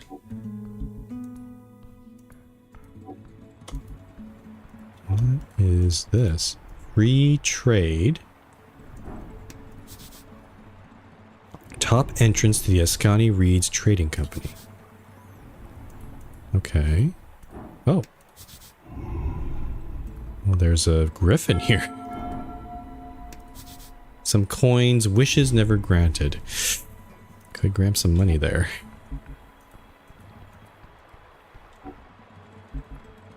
It's over here. Excluding the anti-magic messaging, free striderism comes with great... Oops, I couldn't read that in time. Great something. Office of Snur Appledent, PN. What's a PN? Don't know what that is. Deep growing the Bell of Water Lane.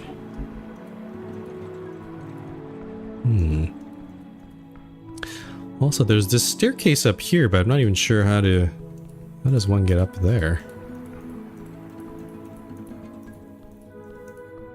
Okay, I think what I'm gonna do... Yeah, there is an entrance up there.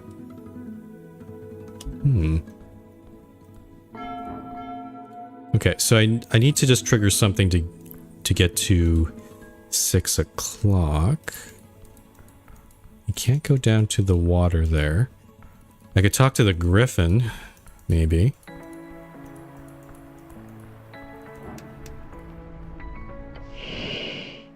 You approach a ball of feathers and wings and really, really sharp claws. A magnificent creature. Too bad he's clearly overfed.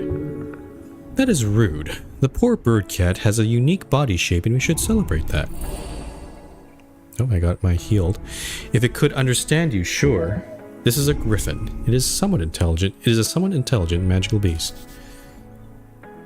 Terribly useful mounts used by those with the funds to support their breeding and taming, most famously by the Sturm Riders. You will acquire speak with animals to communicate properly, of course.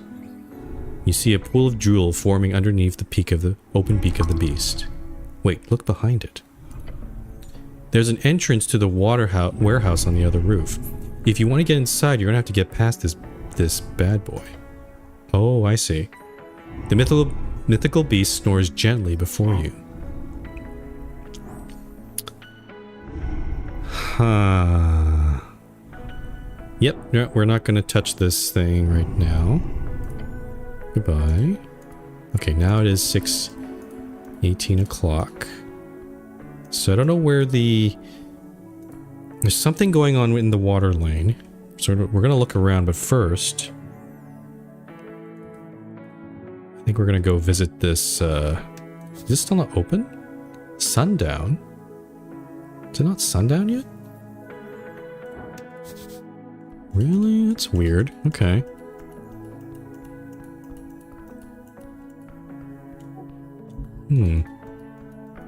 Maybe... I guess the sun is still up.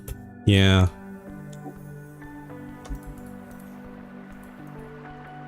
Okay, for now I will just go out this way. I want to see where this leads. Oh. What? Where is this? Oh, what the heck are you? A regular non-giant crab. You spot a crab on the rock. Oh, that's not a rock. No. It does a little shimmy. Yes, cleric, that is a crab. Pet the... No, we're not going to pet the crab. You make your choice and keep your fingers to yourself. The crab seems indifferent. We can do the... Okay, are you allowed to loiter here? It does not respond. What do you know about the tea shop? It snips with its pincers once. What's that, Krabby? Johnny Longneck blew up the tea shop? Infamous pirate captain of the arcane era had an airship capable of ransoming the safety of entire cities called the Green Rock. It, along with its captain, was lost in the wastes of Old Diminor around 200 AE. Yeah, I guess we'll have to find him. Johnny Longneck, not again. Him and his dastardly plans. I like we're having fun with this. Also, I'm joking. Please do not take that seriously. We're not going into the Regisian waste to seek out Johnny Longneck's crash site. Spoil sport. What are you voting in the election? Oh, I can't debate that. All right. It's a very strange location for a crab. Okay, so this goes where? Into the mill? Oh. Oh. Roller mill. What are we looking at here? Oh gods, there's several stale baked goods here. The roller mill workers kept more than ledgers in their archive. Cardamom treat? Okay. I don't know if I should be taking these. Incense. This must lead to the rest of the roller mill. Where does this go? Ladders. You glance at the ladder. It's one hell of a climb. These cogs, they could swallow you whole. What kind of man, no, what kind of human couldn't climb a simple ladder for 20 short feet? It would be embarrassing for anyone of any age to fail this. I'm surprised this is a check, but oh, disadvantage. Disadvantage, huh?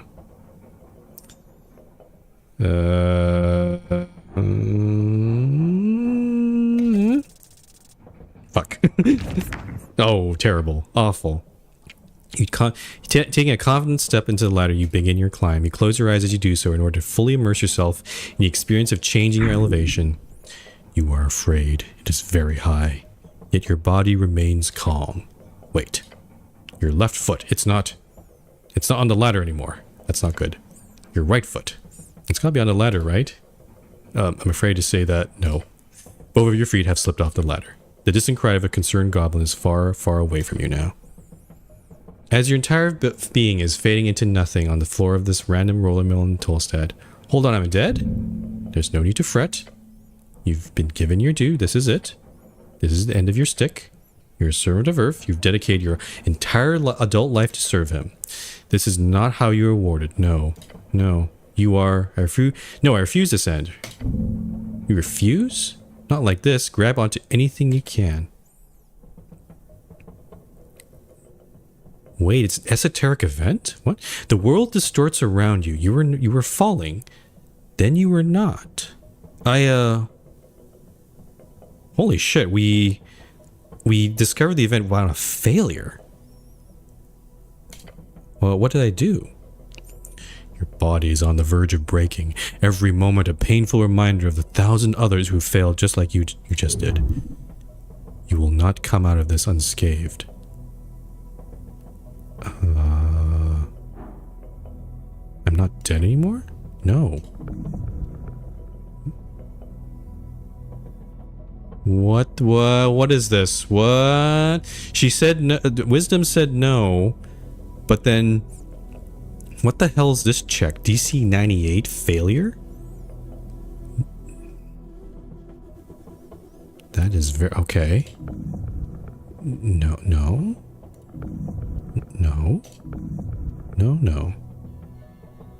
What does that mean?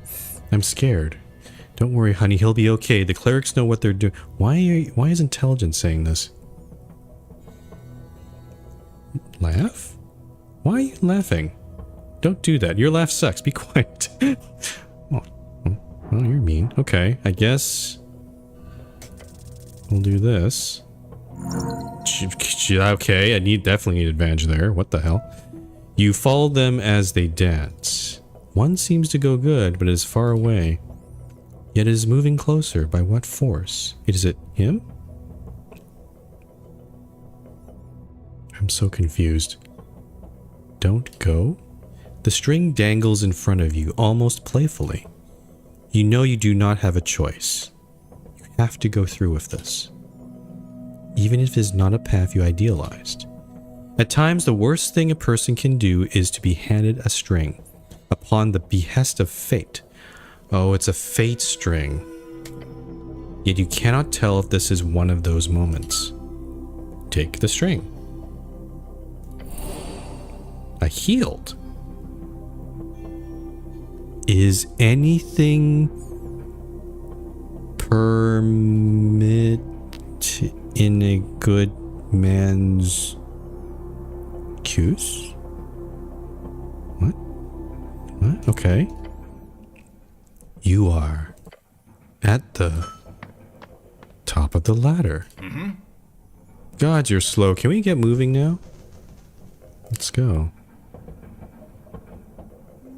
What the fuck just happened? That was a whole scene about some esoteric event just from a ladder. That is so weird. Okay. Bunch of site safety rules, and it says if broken, contact your local union representative. Okay. This way goes head out. Okay, so this goes out of the... Okay. Let's go up here. Oops, excuse me. Oh. I see where we are now. Oh, whoops, I didn't want to do that. What's the... Oh. A letter wedged in between some roof tiles. Resistance note. What is this? A handwritten note entitled Important Notice. To resistance members of Tolstad. Oh, it's related to this quest. Why are they resisting? Read the note. Tonight's ting is cancelled. Ting? Meet up tonight on Water Lane instead. It's time to stop the chant. It's signed by R. The chant.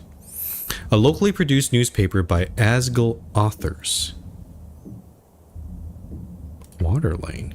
You know what water lane is. Don't be stupid. It's right down below. You know, the underground port, largest port in the city. Closest path is probably through Pillar Crossing. When's this meeting? This evening, it seems. I don't know when this evening starts. Is it 7 o'clock? Ah, tonight should mean something like between 19 o'clock. Yeah, so 7 o'clock at midnight or something. Right, interesting. A bit scary, too. Young people should not be running around. They could hurt themselves. You ever heard about a resistance now? Yeah, the Norvik Resistance, or whatever. Minor organization. Basically a bunch of human kids causing trouble. Oh, it's a right-wing group. It's a Norvik party group. I only know of them because they wiped away some goblin graffiti a couple of months ago. I went and talked with one of their moms, nice old lady in East Housing. After that, we didn't have any more trouble. They're nationalists? Nationalist, I think. A bunch of boys. Human boys tend to lean nationalistic for certain reasons. Yes, boys can be non-fascist. It's possible. Sure, anything's possible. I'm stopped looking. Okay. Okay, I'm glad we actually came up here. That's useful for the quest. Anything I can interact with the... Can I interact with the... It's highlighted, but I don't know how to do that.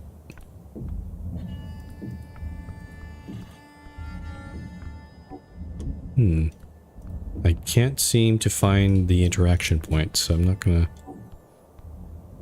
Not sure... Yeah, I can't find it. Oh, actually, nope, not that way. Okay. I will go back inside then. Also realized I could have just cured wounds maybe, but when we did that short rest, but I also wouldn't be able to get rid of that exhaustion, so I think this is okay. Okay, I want to go into the lower part of the tower. That means going down the ladder again, so I hope this is not going to cause another incident. You approach the ladder once more. A long way to fall. Thank the gods you don't have to try so hard this time. Climb the ladder again. Take the first step onto the ladder, and then you are at the bottom of the ladder. And I gain experience for that. Does that happen every time? Is this a... Can I farm experience with this? Let's go inside here. A wooden door blocks your path. Feel the handle. Oh yeah, locked tight. He shut it. He shut it, all to keep his people at bay. What is Constitution on about? An owner in fear of his labor. You're getting all that from looking at a locked door? That must lead to the back office. Haven't been in here before, but I think they closed down a while ago. Heard rumors from some goblins that worked here. I think the owner fired them for all out of nowhere. Huh. Closed down. Heard rumors that worked here. Pick the lock. Oh. If they closed down, why is the mill spinning? Yeah, it's actually concerning now that I think about it. I'll ask around later. Nothing to worry about now, though. I don't think I have a lock pick. I have advantage on both of these. However, I don't think I can complete... Yeah, that's impossible. This is a pretty challenging one. But I think it's worth trying. Nope. Nope, that doesn't work. You fumble with the lock, your tool's slipping. Almost. Not even close. What are you talking about? No, it won't budge. Your hands are too clumsy for this delicate work. Try again. Or find another way. Okay, so maybe... Well, let's shut that down. I still have this, but I'm not going to try it again right now. Huh. So we have to wait, still have to wait till the evening. I'm going to try the ladder again. Long way to climb. Climb the ladder again. You are at the top of the ladder. Okay, no experience. Okay. So that was only some extra experience from going down it. Oh, wait. There's something on the gear. What is this? So I can look at it. It should be popping up. What is this thing? Oh. Come on. Come on. Grab it. Grab. Stress cube. Oh. Pickpocket. Oh, I had to grab it before I get my hand smushed. And I barely passed there. Oh, thank goodness. What is this? A translucent, somewhat firm gelatinous cube. Oh, stress ball. Okay. Today they're illegal. Probably because they can technically still dissolve human flesh, albeit very, very slowly. Ew. Maybe I shouldn't use that then. Okay. Just looking around here. I can add that. Make my strength go up to 9. Doesn't really change my modifier though. Okay. I have 59 I have a feeling that if we want our spellbook to be repaired, it's probably going to cost us a lot of crowns. But since I'm going the Asgulus way, I'm not really focusing on making money. Okay, so this way goes... I see. Oh, I see. That's the entrance. We passed by that earlier. Okay. I guess the problem now is that there's not much else to explore, right? Like... You've already been... You've already run around pretty much everywhere. I guess one place we haven't... Oh, and the news... Oh, that's cool. The newsboys close up for the day.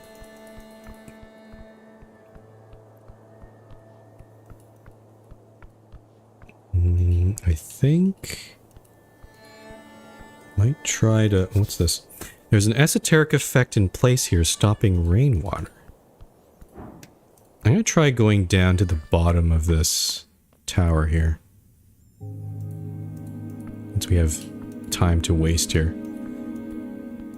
I also don't know if... What else can we look at in here? Got this body here. This pot here. Empty pot. Anything in here?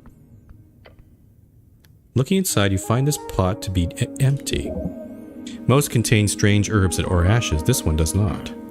Cozy spot. The pot was recently emptied. You can still see remnants of dust at the bottom. Not corpse dust, is it? There is a fear. You must grow sturdier. That's ominous. Okay.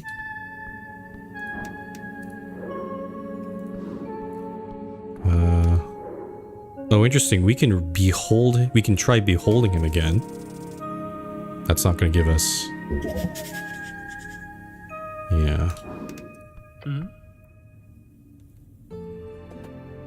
Okay, so we're coming back to this guy, but we have Snow with us. We can just maybe talk to Snow about him. What can you tell me about this guy? The goblin sneakily leans in and whispers back. You want to run down right in front of him?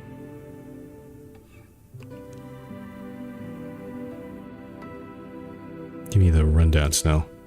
Viskin is the local mortician, unaffiliated, works on contracts with the city. The HWBT has a deal with him, partly because he's a neighbor and partly because he's not, you know, yeah, he's a vampire. Human? A normal person? Goblin clears his throat and throws a glance back to the mortician. He's not the type you want to make enemies with, but hey, he seems to like you, so good job on that. But my suggestion, keep your distance, just to be safe.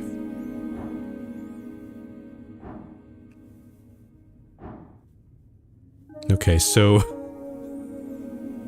we could try this check again, but and we did get a -3 DC because Snell warned us about him, but it's still quite high, so I'm not going to try that. So let's ask him about the tea shop. What's there to say? I know about as much as your average Norvikian. He does a humble shrug. Tell me what you do know. Of course. I heard the explosion. I went out to investigate only to find the tea shop caught in a raging inferno. The Tolstad militia was already heading into action, so I went back inside as to not be in their way. He's describing with a wonderful rhythm. Either he is a great storyteller, or this speech has been rehearsed. And that is that. What were you doing when the explosion occurred? Working. He motions toward the stack of papers. The explosion occurred at noon, but the day it happened was an official city holiday. Why would he be working on Toll's leaving? Toll's leaving, a Norvikian holiday to honor Earth's brother as Toll as he left to explore the wastes, usually celebrated with honey cakes and pearl wine. You're working on a city holiday? Yes. You see his eyes fixated you a bit too hard. He's searching for an answer just for a split second. I was behind. You know how it is. Sure, anyway. Did you hear anything peculiar? A loud bang, some shouting afterwards. How loud? It shook the Lich house. And mind you, this is not some ordinary basement. This is a remnant tower going hundreds of feet deep into the earth. I'd be surprised if anyone on Tolstad missed it. What sort of shouting? From the militia, they were rushing to the scene. The fire protection declaration has truly done wonders for the city. Nothing else? As the entire district almost turned into inferno, yes, there was quite a lot of commotion. Nothing that stands out, however. Like, actually nothing else. Not that I recall. I don't know if I should push this. Are you sure? The pale man stares at you for a while. How thick are you? He does not want to tell you anything else. Pretty sure. That's enough about the sound. I'm done asking questions about the incident. Okay. I won't push it, but he's a very strange man. That is for certain. Okay, back to here. It's been a while. Oh, there's a rat here. Stare at a pile of apples. Apples are good for you. Yep, good harvest. These are... yeah, apples from last season. They couldn't be shipped out in time, so now they're just slowly rotting here. Just to be clear, I'm not in charge of exports. This is not my mess to deal with. Thank the gods. Just the biomass is immense. It would be an immense undertaking to move it. Esoteric aid would be suggestible. They could just hand them out to people for free. And devalue their stock? No way, hombre. Whose apples are these? Not yours. Maybe they're grown somewhere around here or below. Should these be stored alongside corpses? No, it's a health hazard. Of course not, it's nasty. Something tells you that no, they should not. But why are they here? Yeah, some of them are actually rotting now. Could I eat my way through this pile of apples? Oh, another Matt Mercer. Okay, you can certainly try. It's not really a question of could, is it? It is a question of do you have the time? You are not capable of carrying such a tremendous burden.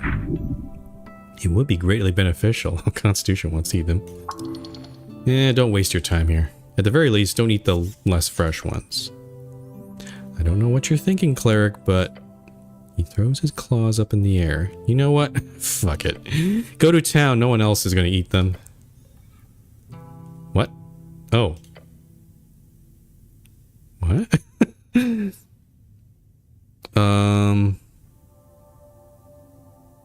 Really? We can do this? I don't know. Remove the bad apples first.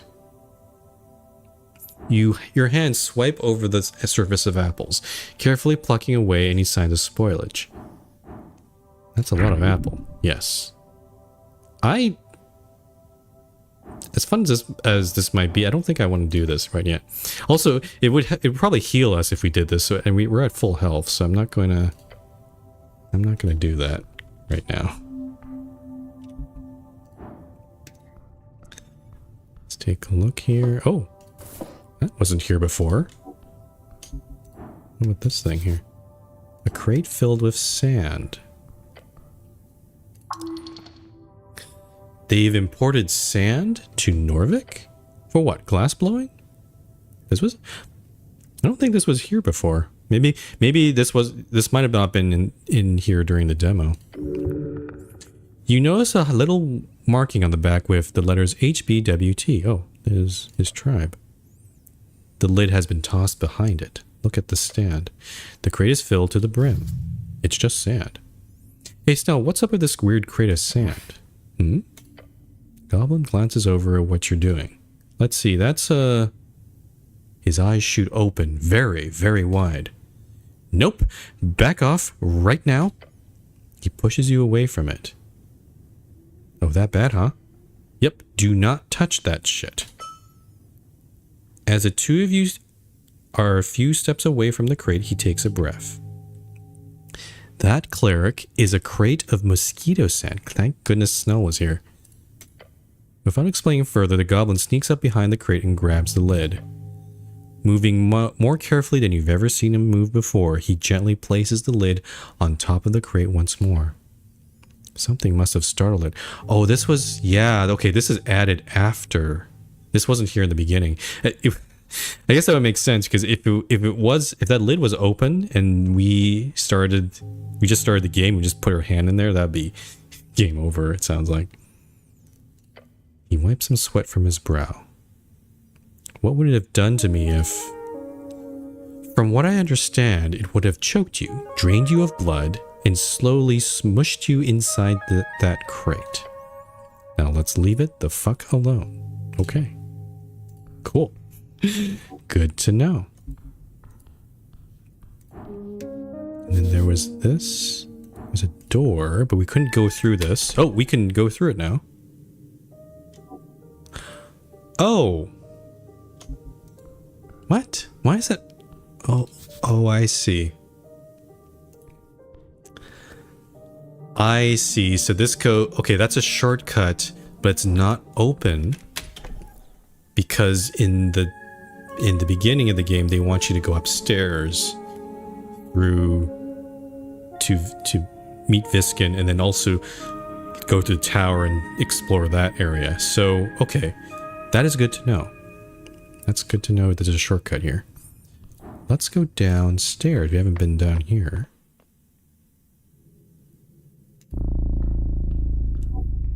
Oh, this is the city below. Okay, we don't really want to do this part, but I just want to take a look here.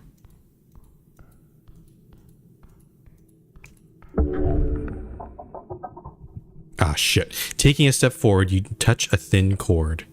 Something soft latches itself around your ankle. A contraption is now in motion. There's no time. It's a... Huh? Dexterity DC 16. Okay, good. You throw your body back, slithering out of the rope before it tightens. The instant you do, you watch the rope snap and twirl around the edge of the staircase, disappearing into the darkness below. Whoa. That was close. Too close. I didn't see it either. Nasty trap. Your companion looks disturbed. Oh boy. Maybe this was not a good idea. Okay, where does this go? Oh, the pillar. Oh, we can do another pillar thing. Yeah, let's do this. Oh, there's something over here. A shard. Oh, shard. Nice. Shard of Jor. That's useful. A door. How interesting. Where does that one? That one might go to the water lane, maybe. I'll check it out in a sec. We're definitely going to do some more pillar stuff here. He is speaking to you. Touch the pillar. Yeah. Your body quakes, standing in awe of this ancient object. Okay, this is strength-based. How many deaths? How many noble sacrifices given to one's god or king or people? You do not know, and that frightens you. Perhaps one day you will join in that sacred sensation. Perhaps right now. Okay. DC 9. It's a straight roll. That's not it. Okay. Closing your eyes, you're beginning to focus. Your mind placed squarely at this esoteric force. Your mind forms into an arrow and you fire it forward, but it is repelled. Opening your eyes, your hand is no longer pressed against the cold surface of the pillar. You're instead holding it against your heart, shaking. This is wrong. Yes. Try again later. Whatever is whispering to you from beyond is more powerful than you imagined. Okay, try again. It might require me to use a shard here. The problem here...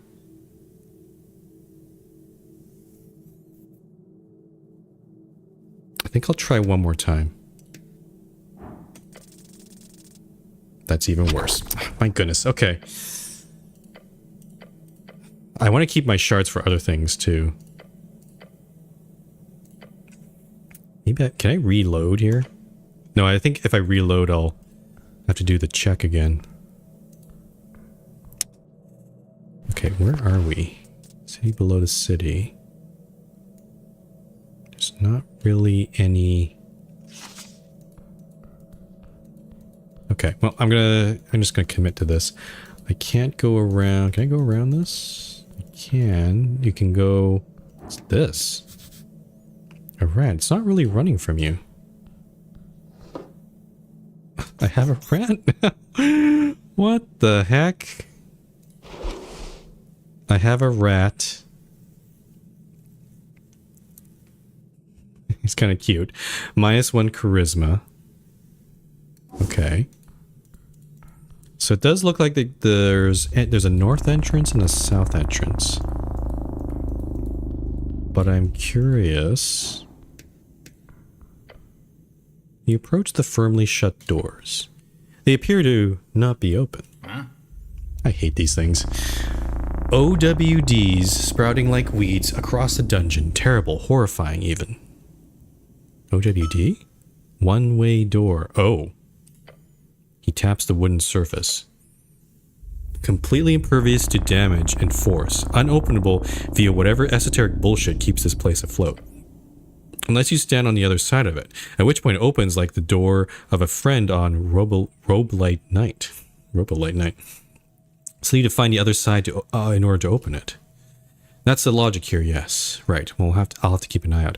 I think this is the door coming from the water lane, so I think we have to go down that passage we saw, and then come out here. I don't know where that originates. I have to figure that out. Okay, it is getting close to 17 o'clock. The wall here, it is a door. Oh. You detect something unusual about this section of wall, specifically the ornate skull. This is a doorway. What's up? He squints at it. Oh yeah, that's just the passage to the crypt. You know about all the secret doors down here? Just this one. It's right by the roots. It changes every month or so if we don't keep watch. Gotta make sure it stays closed. Ever since you clerics stopped doing delves periodically, the undead issue has gone a bit messy. Yeah, we really have fucked up with that policy of non-delving. I get the reason behind it, gotta focus on the upstairs, but it's risky to leave defending the underbelly to third parties, I'd say. Even if we're doing a fucking great job, all things considered. Anyway, if you want to check inside, you could probably hit the tile there. Run your hand along the surface. Smooth, cold, ordinary. But wait. One section feels different. A tile distinct from the others. Oh, am I really doing this? I don't want to go in. Are we really doing this? Revealing a dark passage beyond. Cold air rushes out. The smell of old stone and dust. Sweet, I'll keep my sling ready. Gulp? I don't want to do this right now.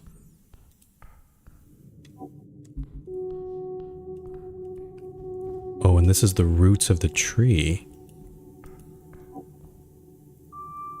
I see. Okay. Oh, there's someone here.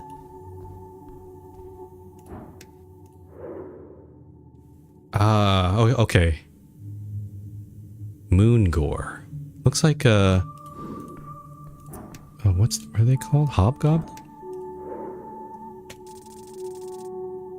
Okay, that's not very rich information. A brood beast, a warrior, she could break you easily. A bugbear. Okay. Yeah, let's chat with her a bit. Human. A hairy beast towering over you, its face contorted into a stern and probably permanent frown. Watch yourself, this is halfway's territory. This is a bugbear. They are most common in the west, living in the rough lands between the Fordnip and the VK. What's VK? Dwarven slang for Viz-Ka, as if it needn't be shortened. She knows Snell with you and gives him a nod. Runner? Huh? Hey Moongore, how things going well? They are going. She nods in your direction. This is your cleric? Seems so, yeah. I thought he'd be taller, she says with a scoff. Bow. I mean, I am the cleric. Nice to meet you. The bugbear places a hand on her weapon.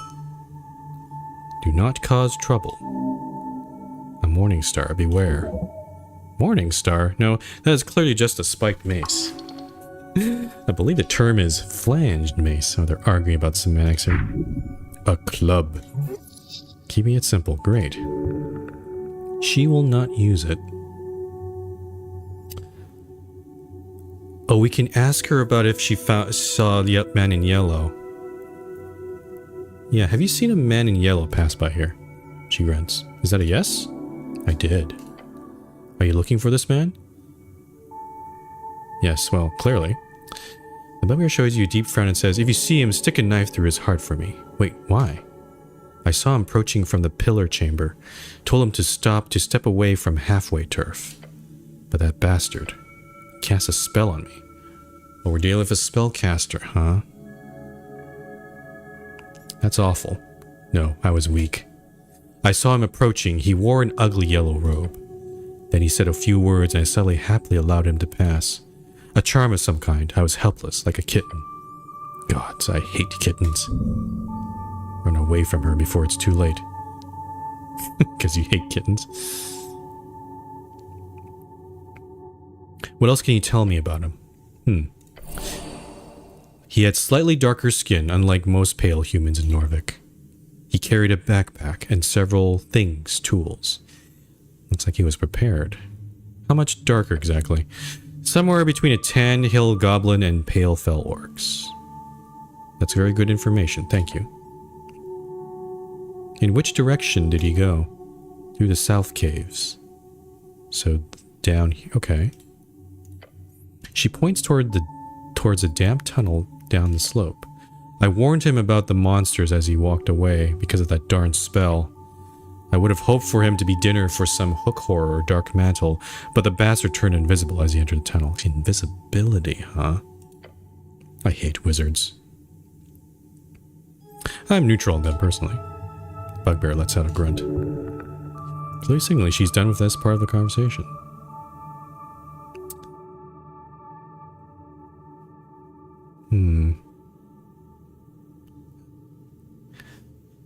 Since we're here, I'm just trying to think. I want to be able to get back up to the... I think before we do this delve, we need to repair a spell book and then probably also deal with the... We're almost leveled up, so if we get to level 3, that would also help as well. So if we just complete some more quests, maybe deal with that whole water lane thing, I think that would probably be a good step here. I have some questions about... I'll ask this one. I have some questions about the day of the tea shop explosion. I felt a slight rumble in the earth. I was down here guarding the roots. So nothing too out of the ordinary. Nothing I have to tell you, human. Can I have that spell scroll you've got? Nope, of course not. I got it as a gift. I can't just give it away. Please? No. Just take it then. Leave the convo, sneak up on her and snatch it. Only suckers ask for things. That would be stealing. Yes, it would. It would be wrong. Oh yes, so wrong. So bad. Let's do it. Okay. Okay. Okay. What's it like working for the HWPT? They are good. Lady Sageleaf is a great leader. Her power is overwhelming. I agree that little goblin woman is enough to break a dozen men. Or more. She looks away for a moment. I've been given a life here, a purpose. While I do not enjoy living among your kind, the goblins are a fine people. Thanks. Not you in particular, Weasel. Weasel? I don't think I deserve to be called that. So you guard primarily? Yes. I do tend to some gardening duty as well. Keeping the dampness to an appropriate level and communing with Lord Pooh when the Dark Elf requires it. Dark Elf? What? Oh, Dark Elf, hello? my interest has perked up as a Dark Elf, huh? Lord Pooh when the Dark Elf... What does that mean? Who is Lord Pooh? You got a green thumb, eh? No, but I serve well, nonetheless. You get to fight a lot of monsters down here? Yes. They often break into the upper city below. It is mostly minor monsters, sometimes a large one. At times undead. Fought a ghoul last month. Easy kill, not too interesting. It is my great pleasure to best a dangerous foe. Her smile is horrific and bright. She seems to be having fun. I've got some other questions. Okay, I don't think we're gonna flirt. Nod your head and leave. Ah, okay, so it is dusk. I see, now it's looks like kind of rocky and stand to gain attention. Okay. We're gonna come back here, I think. And also there's the crypt too, which we've opened. Hopefully nothing else is gonna pour out of there. But I think, yeah, we're gonna get out of here.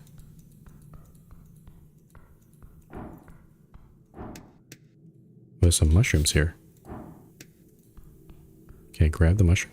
Oh, more vamp extract. Nice. What this? I can also grab these ones. Nice. Okay. Yeah, let's go back to Waterlane. And let's see about getting our spellbook restored. And we can we can go through the Goblin Garden. So let's go this way. So I'm just going to poke through here. Hello.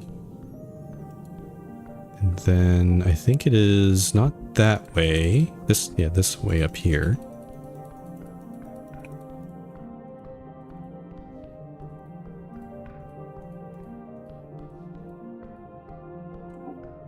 Oh, I missed it. This way.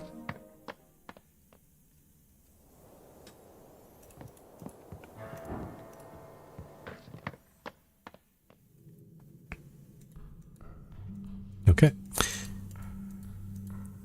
Back up here. Honestly, I really like the world building is top of the line. Like, these environments are so cool.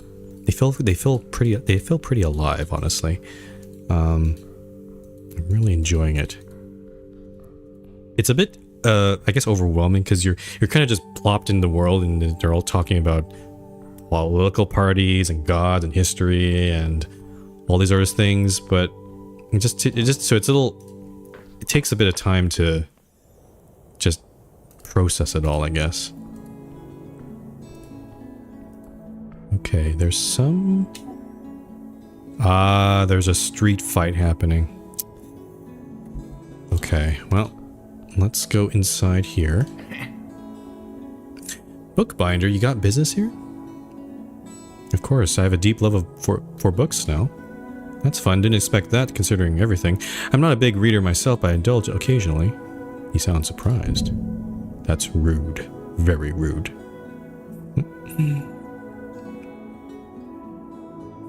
Hmm.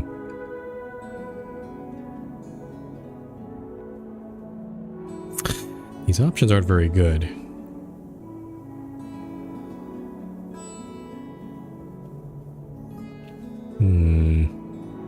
What, you didn't think I didn't like books? I'm a professional, highly esoteric minded cleric. Of course I love books. Are you upset? Crack a smile. Like, genuinely? Slightly, yes. You feel a bubbling brewing. It is rage. Yeah, a bit. Goblin stifles a laugh. Well, maybe you shouldn't just stand there talking in front of a shop. You know, knocking, or were we leaving? Within seconds of the knock, the slit on the door slides open. Beyond, you see a pair of large yellow eyes glaring at you. Hey, yo. Oh, is it an owl folk? Shendinan. Bird. Is this pest control? The eyes quickly tilt to the left. No. Oh. The eyes push closer to the slit in the door. As they do, a bunch of gray feathers pokes out. A bird folk. A cleric?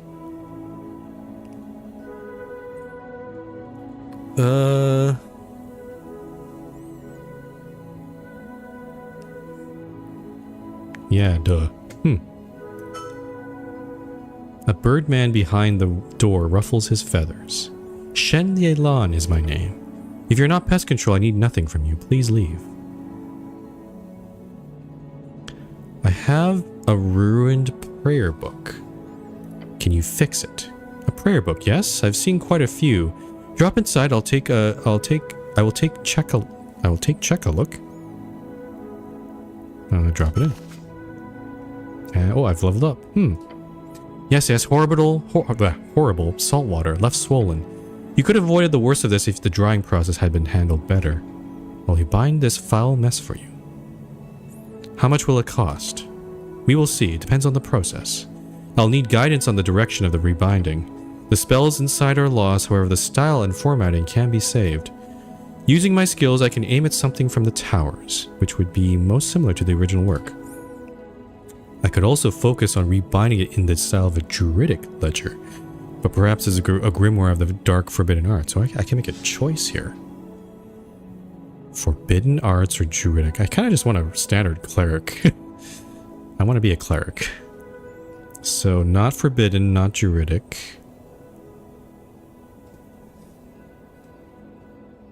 Just remake it as well as you can with the original intention in mind.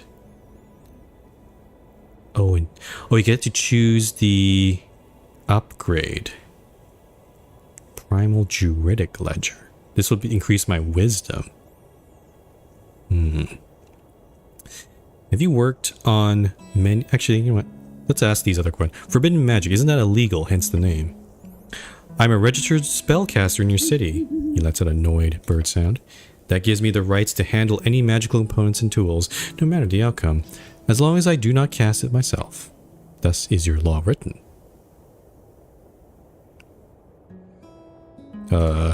Make your decision. You know druidic stuff? I have many customers, including the various druids of the city. They have an aversion to modern practices themselves, hence my services are well appreciated. Have you worked on many clerical tools? Yes. I'm not an official merchant of the towers, but many come to me for better prices and better service, despite how little most clerics enjoy working with my kin. That's terrible. I'm not like those other clerics, I promise. I do not care. I am not your friend. Oh. Now, make a choice. I don't think I want to go druid, even though that might give me a wisdom upgrade. So I'm not really interested in the forbidden magic part. I think, yeah, let's just go with the original intention. That I will do. Phoenix Folio. Return tomorrow. Not while the sun rises. I am either resting or working intently during those hours. Anything else you want, or will you leave me to work? Why do you need help from the Pest Control Guild? Rats. Oh. They are awful. Keep spawning out of the sewer pipes. Yeah, the PCG should really take care of that. Yes. He lets out an angry bird noise. But that bastard guild leader tore limb slip keeps telling me they don't have time. No time. They have a dozen teams running around the city. No time. I've heard the big problem is that they cannot get anyone to do pest control missions at 1-star levels. The PCG has a ranking system based on danger of any particular pest they handle. Oh, I see. They have higher priority things to do. Of course, rats would be a 1-star problem. The halfways, we haven't relied on the PCG for years. They just don't have time for anything over a 2-star danger ranking. It is very annoying. I've looked into it, and the problem is the pest control teams that join the guild only take on 1-star missions for a couple of weeks. Then they quickly start focusing only on the higher paying tasks, and all the actual normal pests keep on spreading throughout the city. It is a ridiculously idiotic system. So while all the mimics and monsters keep getting slayed, nothing is done about these darn rats. Entirely due to it being a public thing, of course. Had it been privatized from the start, no. It would be even worse if it was like that. The bird takes a few breaths after his rant. Worst part, my nephew has a team himself. The White Doves, they're called. And I've tried sending him messages to him also, but he just says the same thing. Too busy, too busy. I could take a look at it. It does kind of sound like a quest. If you do, I would be very happy. The rats seem to come from the sewers connected with the city below. Okay, so we could, while we're down there, we could do some stuff. Tell me more about your nephew. He calls himself Valerian Windrider. That is the Norvikian way of saying his name. What a name. He's also active within that Free Strider party, if you're interested in throwing a vote for one of my fellow Alkin. He works with one of those filthy Yobus, which I'm not happy about. Oh, and a halfling, a cleric in fact, of the Lady Fair Church. Ah, I've heard of that church over in Housing, right? That's the one.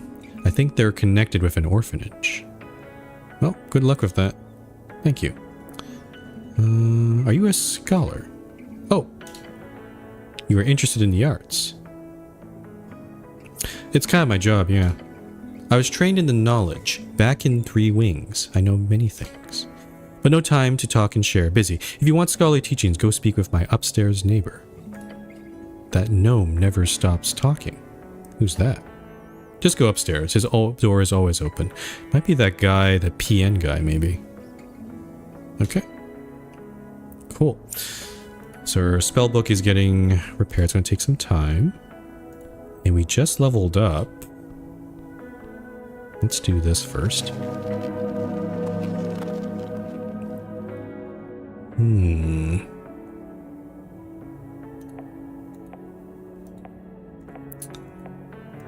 So let's see here. We did go wisdom last time. So that'll bring us to 4. Interesting, it doesn't show we have some things that modify our strength. So it's actually, our strength is actually at 9. So this should actually be 10. But for some reason it doesn't show that here. So, strength has been a bit of a problem lately, I will say. Wisdom, dexterity, charisma. You know what? I'm going to do strength. I think strength needs a little help. Okay. And now we got to deal with this street fight. So let's do a save. And yeah, I think we'll deal with this, and then I think I'll probably call the stream there, since we have been playing for almost 5 hours now. So let's deal with this, and then we can go from there. What's going on here? Oh, I recognize these folk, and these guys look like the nationalists. Ah, yeah, we talked with these folk here. A tense scene. Oh, a cleric. Just in time. Rondo Malik. 4 young guys, each looking a bit nervous. Except the angry-looking blonde kid. We've confiscated the legal goods, he says, and bows his head. For the city. He turns his head towards one of the kids behind him. How's it going, Nissa? I'm trying, hold on. Point at the lanky kid trying to cast a cantrip. Hey, stop it. He freezes and gives the blonde look a nervous look. Oh, sorry, cleric. I'm Rollo, the blonde kid says and takes a bow. Rollo Malak, at your service. Behind me are Nissa, Stenbuskin, and Toli. We're members of the Norvikian resistance, a movement to... You're thieves and ignorant book burners. The girl adjusts her spectacles and straightens her back. With all due respect, Mr. Cleric, don't believe a word from these thugs. You notice the 2 other girls behind her, a halfling and a dwarf. Both look at each other. Assholes? Okay, Jahan, we recognize that voice. And then we also met Zerba. We got her to... So at least... Okay, so they're together. Careful, it's an actual cleric. Thugs? Come on, Medusa. Really? Like the AY aren't just a bunch of ruffians. The... young Asgulus, I guess? Yeah. I've seen enough, the goblin whispers to you in sighs. Just activists clashing. Yes, now the AY? Asgulus youths. See your green armband? Hello everyone, I'm the cleric. They've stolen, she hisses, and then turns to Rollo to bark out. You stole our entire water lane delivery. Yeah, sure, of an illegal newspaper. Lord Clerk, I assure you we're doing the city a favor here. I take that back, it's just a bunch of LARPers. LARPer. An insult, meaning someone who's delusional and roleplays themselves into a position of power and importance. Based on LARP, meaning live acting roleplaying. I think that's not correct. It's live action roleplaying. It's not quite correct. But in this world, maybe it's different.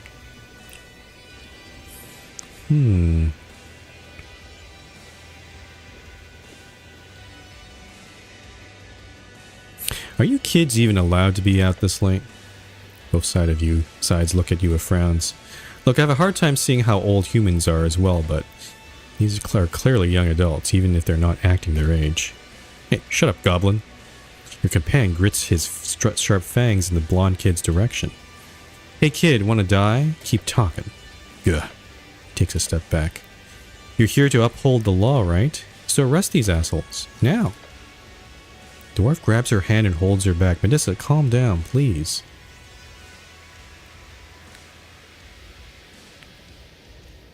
Let's get them to explain their side. You, explain your side. She scoffs. Okay, fine. Her dwarven friend mutters, Medusa, in a concerned tone. Her friends are trying to keep her from being too brazen. Why? If they're in the right, she should be brazen. I get what they're... I think they're definitely in the right, but you don't want to... You gotta be careful. You want to escalate the situation here a bit. We deliver papers for the Asgulin chant. Maybe you've heard of it. It's a pretty big deal. He chuckles. She draws a sharp breath. We have a busy schedule, and right as we start delivering the papers in Water Lane, these pieces of shit start following us, taking papers where we've just delivered right out of people's mailboxes. That's illegal, right? Highly illegal. Of course it's illegal. And then they grab one of our paper stacks from Zerba, like straight up assault and theft, and Medusa, it wasn't... They can't get away with this. Probably was not that bad. Poor girl. Okay, you, what's going on here? First of all, thank you for listening to reason. I know we look like some dumb kids, but we're not. Something about his expression makes you think the exact opposite. Burning the written word does nothing to dispel such a notion. He gestures towards you and then to himself. We're on the same team here. Oh, that's what you think. I don't look dumb. He says, looking dumb. Stop stalling, tell me what you're doing here. So, we heard about the Asgul chant being delivered on Tolstad. Or I did, at the guild. I work at the fishery. I see every day how Earthfolk get radicalized by dwarven nonsense. So I figured I'd get the boys with me and you know, put a stop to it.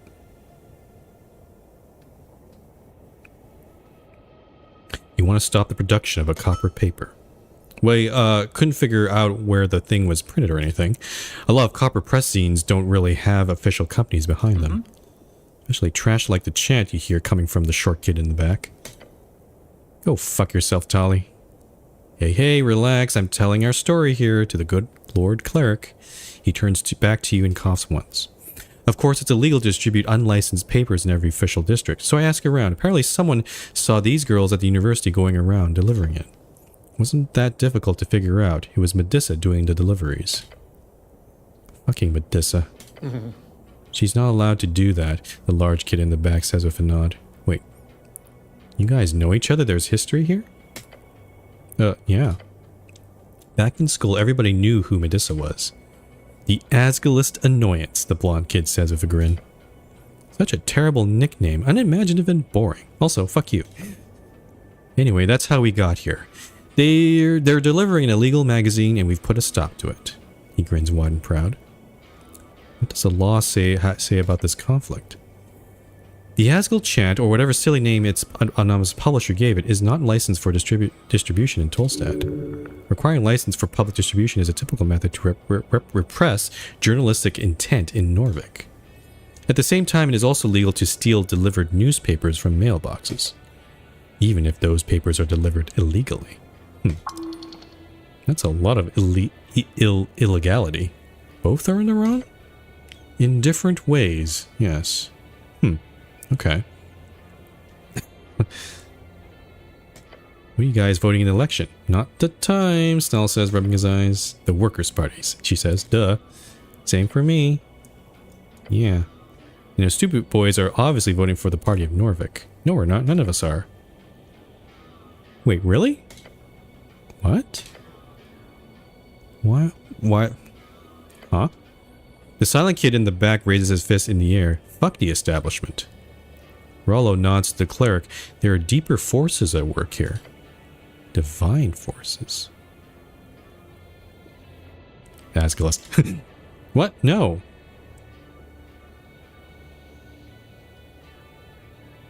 Huh. I've also noticed that all these options, there's always a choice to get them to vote for the cleric. And I feel like that's one of the ways to break the campaign. Just like, you know, get voted in, become the leader of the city. What, you're not voting for anything? Indeed. Oh.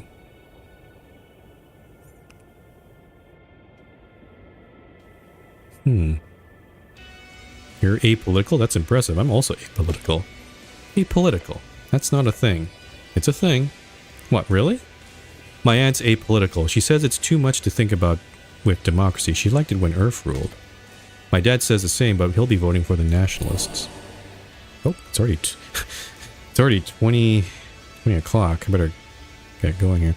Oh, that's what my aunt does too. Maybe she's not apolitical.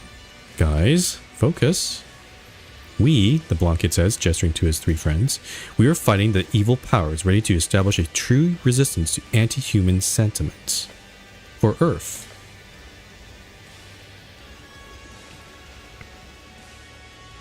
Take my god out of your mouth, kid. Oh, yep.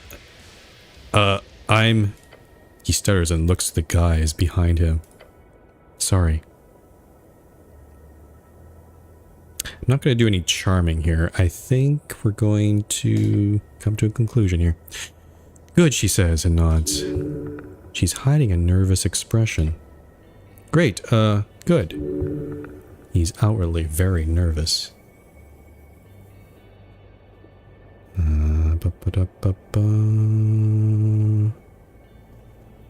Is there a compromise to be found? We sort of did do a compromise between with what we did between the Asgalist demonstrators and the Freestriders. So maybe I'm gonna give it a try. Can I save also? Oh, I can. Oh, I can't save in the middle of a conversation. Let's try. Is there a compromise to be found here? Perhaps, but you must engage in a deep meditative form of empathy in order to achieve it. I have advantage. The DC has been decreased quite a bit. Nice. Yeah, 22. It is time for compromise. Both of you, listen up. Your calm and determined voice rings out across the street. Tell the girls you can't deliver your paper, and then tell the boys, and you can't steal it. But you can't deliver it. That's what I've been saying, Dave, and you can't take it. Just listen to him, come on. The blonde kid grits his teeth. Then he grabs a stack of papers and tosses it across. Oof, Medusa grunts as she catches it. And then she immediately turns to you. What do you mean? We have every right to no delivering without a license. Fine. The boys quickly disperse, muttering among themselves. Don't, the dwarf girl tells Medusa as she strolls up to you. Hey, Mr. Clark, you know we're just going to deliver these anyway, right? Oh. I can surreptitiously give her my approval.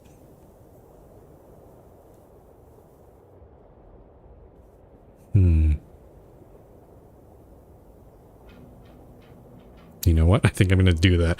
The second answer, actually, I could do the first answer, but the second answer is also pretty good. So just do it a bit later so the blonde kid doesn't notice. You know what? I'm counting on it. I'm going to give her the thumbs up. As you answer, she turns and walks away. Well, you sure made the problem go away, somewhat. Now let's get out of here. Whew. That took a whole hour to resolve. Well, almost an hour, I guess. But that was fun. I like that. That was cool. Oh, and we can choose a new perk. Oh, look at this. So these are actually connected. So we complete this. What's this one? Copper Press Fever. An Asgulus newspaper is being printed on Tolstad. You should find the location of this copper press and the name of the secret editor. Oh, so it's opened up another quest. That's cool. Okay, let's choose another perk.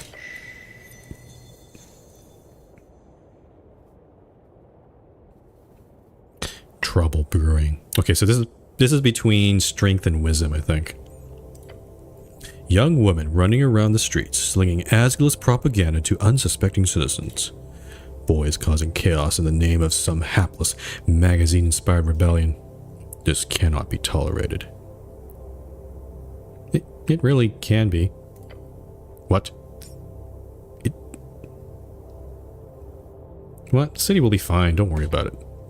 That kind of looseness will bring order to its needs, it's all... The Asgul used did nothing to warrant such pushback. This era is one of communication.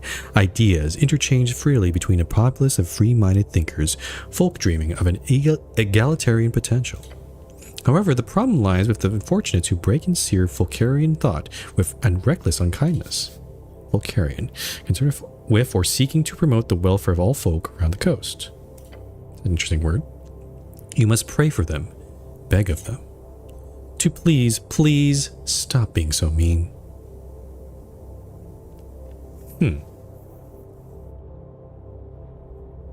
Do you really think that would work? One can wish. Those boys might be unkempt and rough, but they are proud citizens of a great city. They are performing a service, albeit a crude one beyond the realm of law. But the youth Asgulls, they are even more unlawful, to a much deeper degree. Don't agree. Don't agree.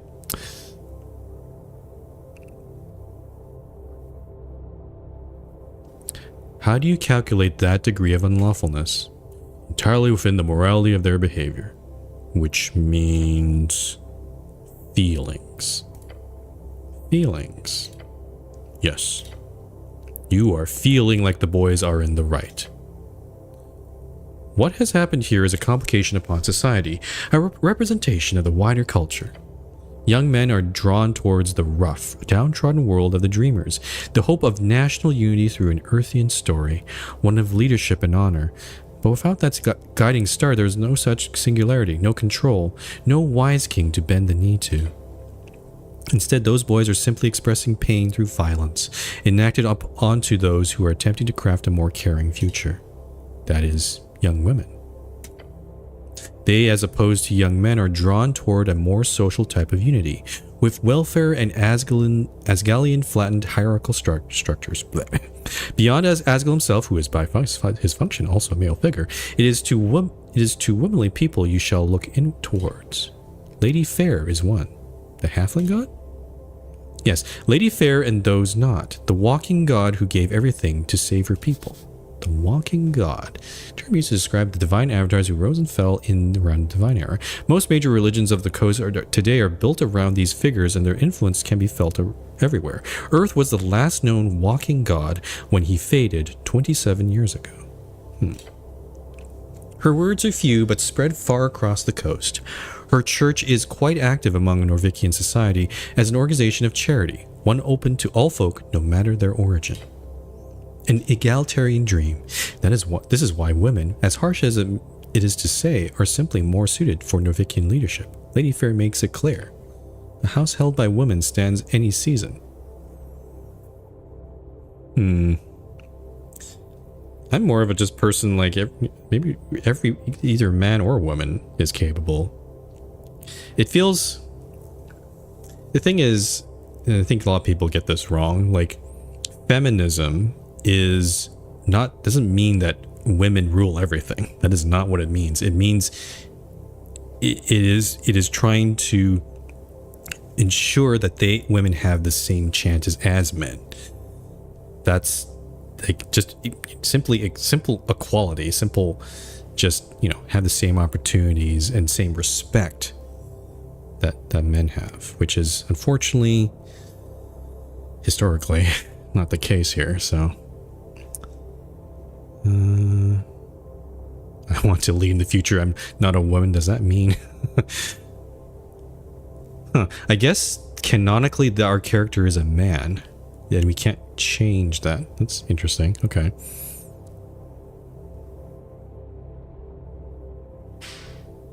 I feel like there should be some middle ground here. What about a house held by a person never falls?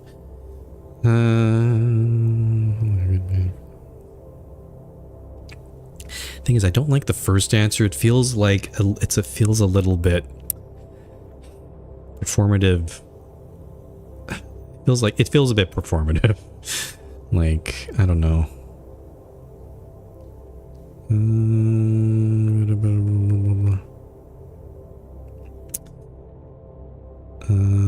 I guess we'll go with the first one, yeah. There's something so powerful about dreams. Ideas spreading from man to woman, woman to man. But the Asgalian dream is not a blessing. It is a smile wrought in pain, a vision of 1,000 layers of intersected nets and labels, tangling every person, ensnaring them into oppressor or oppressed. If there is oppression, there are unfair hierarchies. The world is corrupt. But not fundamentally. If these boys are pushing it back against Asgalism, that is only natural. It is an ideology which pushes a foundational belief that they are naturally oppressively superior. If a young man grows up in squalor, finding zero advantages from him being a man among patriarchs, nor any power from being a human, especially if he grows up within a non-human cluster, something many of the poorest humans do. When he is unable to find a job at age 19, and has almost no political, societal, economic power in life. Okay, this is hitting way too close to current events right now. Jeez. Yeah, no, this is a thing. Yeah, no, I'm not disagreeing with strength here. That is, unfortunately, a thing. Which dream do you think he would believe in? The one calling him to fight to reclaim what is his by right, a good life as a future patriarch. The problem is, I think all comes down to entitlement. When someone feels like they're a man, we'll just say a man, feels entitled to what they want, And if that comes at the cost of other people who are actually marginalized and oppressed, that's not a good thing. So yeah, I think, though, at the same time, you feel pity for, basically men should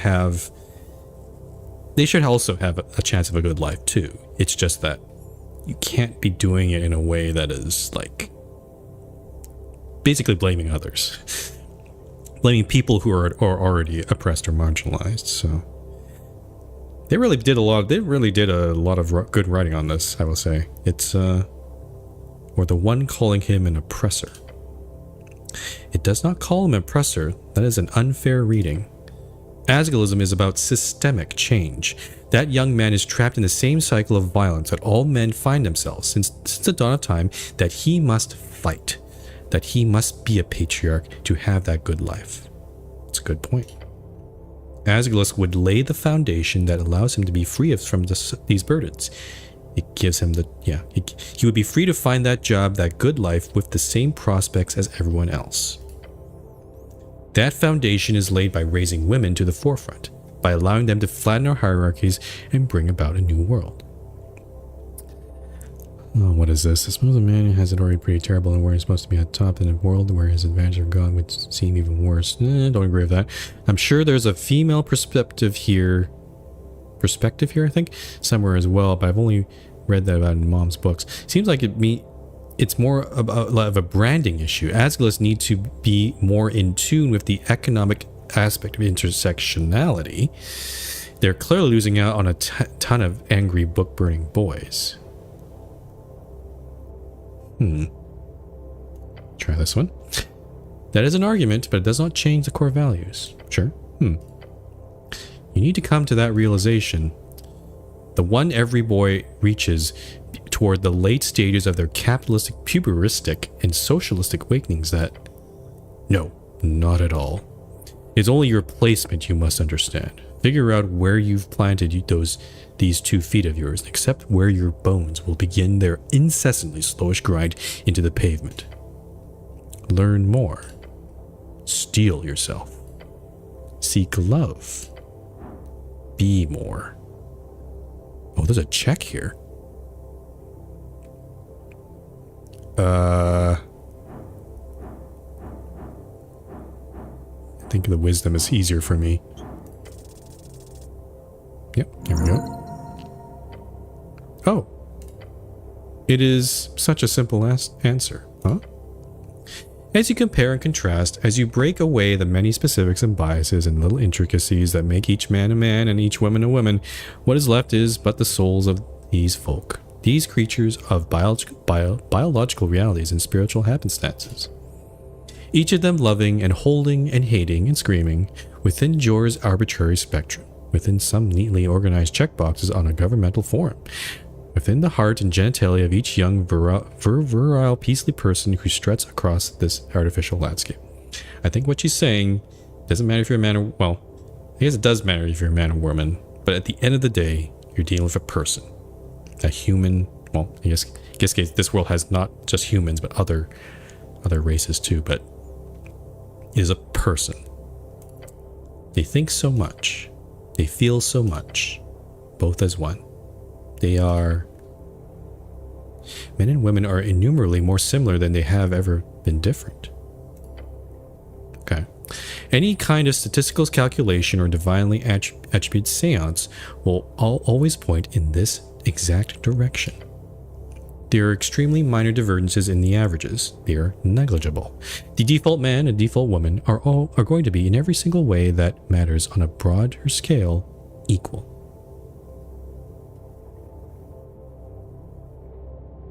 Yeah, I figured that'd be the case. Sometimes, maybe. However, those minor differences on the average, they coagulate toward the extremes. Yeah, because we have a tendency to notice differences. If men are 0.001% more aggressive than women in the averages, that is nothing but an indication of this. The most violent people in society are all men. It's a generalization. This means both of these following statements are fully true. First statement, men and women are the same. Second statement, men and women are different in the extremes. How does that affect reality exactly? I'm still trying to figure out what perk am I getting from this?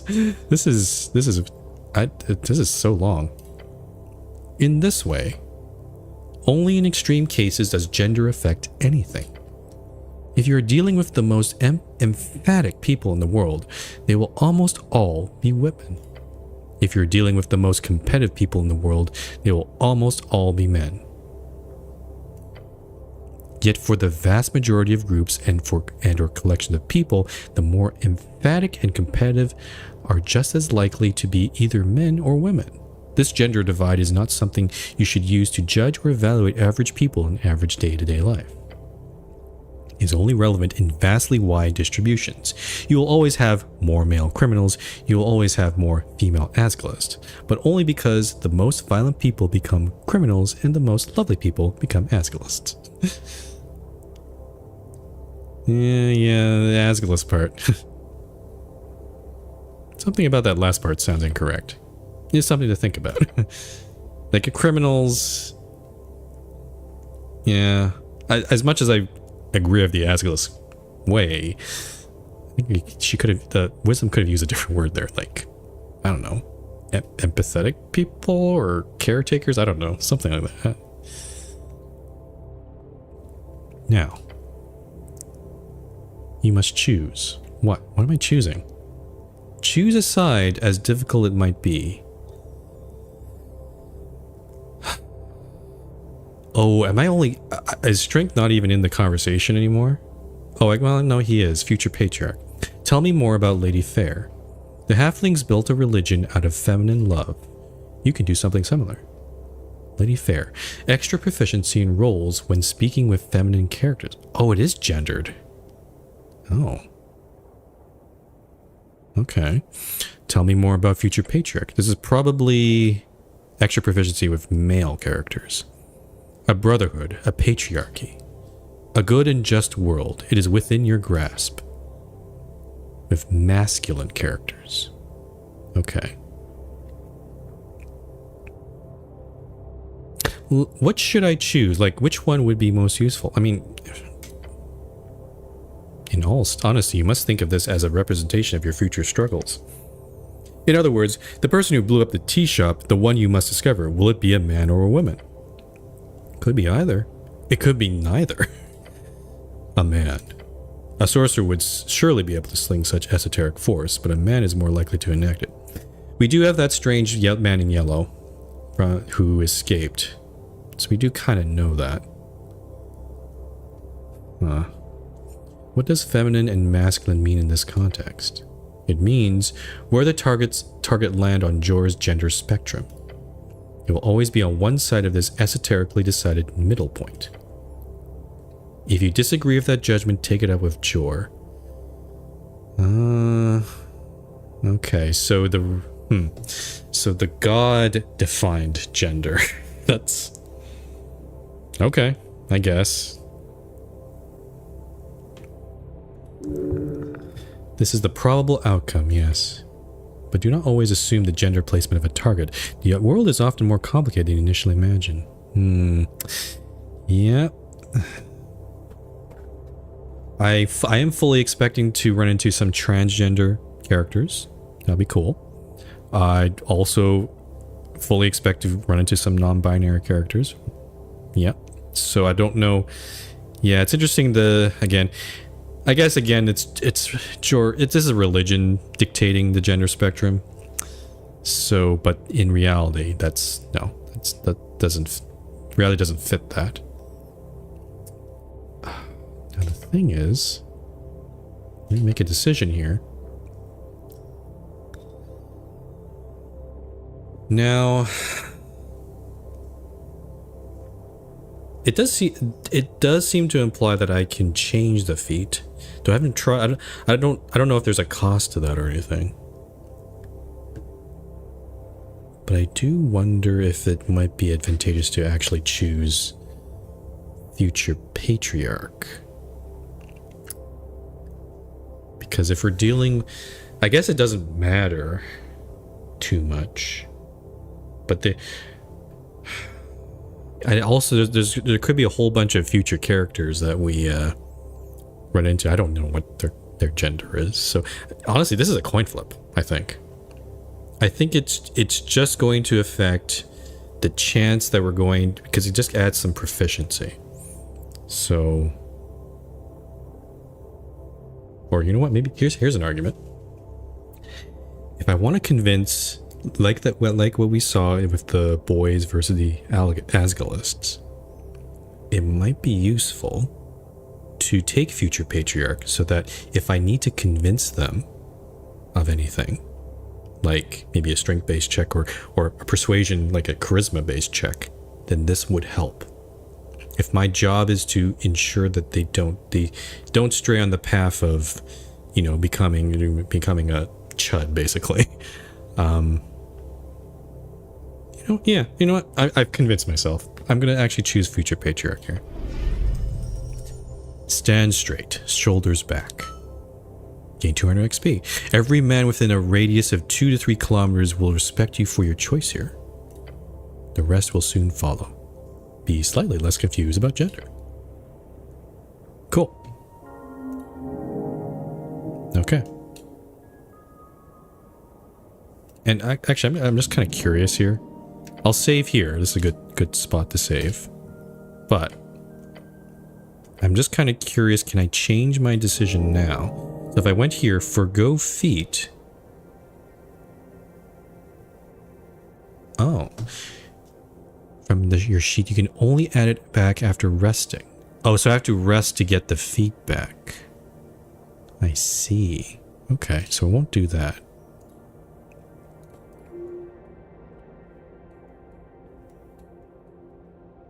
Okay, cool.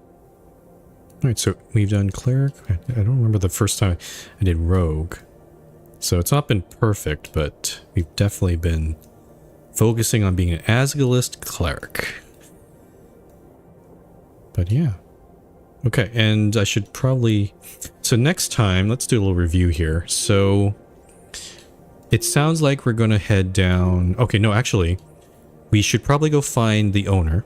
So we'll go to the Sphinx, that pub. It's open now. And then, when midnight comes around, we can then go to the Lord and then do that. And then we still also have the whole thing of following this the wizard in yellow. Though I'm not sure if we're in a good place to, like, if we're prepared enough to do that. We have a lot of different paths. We go to the crypt. We can follow him. Actually, we do know where he went. He went south of the roots of the goblin tree. So we do know which direction he went. So that's also an option. But, yeah. I'm having a lot of fun with this game. So, yeah. So I'll be playing this tomorrow again. I'll be doing another stream of Esoteric Ebb, starting at the same time, 1 p.m. Pacific. And then we'll play as far as we can go, but maybe we'll at least finish the first day, and then go from there. And then, yeah, I'm loving this game. It is quite a bit of dialogue to speak, so hopefully my voice will be okay tomorrow. But yeah, this is definitely up my alley. So, all right. So, also, I will mention, just remind you of my schedule. So, tomorrow, Esoteric Ebb. Thursday, I'll be playing Seance of Blake Manor, because I want to continue that game as well. And on Friday, we'll be going back to Cairn and trying to continuing to climb up the mountain. Because I just want to make sure that I'm not abandoning any of those games. So, I'll definitely be playing more Esoteric Ebb next week. From what I heard, this game takes about 40 hours of gameplay time, maybe even more, depending on how completionist I go for. But yeah, so I'm in this sort of situation where I'm trying to balance like 3-4 games at once, but hopefully it's not going to be too off-putting here. All right, okay, that's all from me. If you want any further, if you want updates on when I'll be live, just check out my Blue Sky or join my Discord server. And that's about it. So, thanks for watching, and I will see you next time.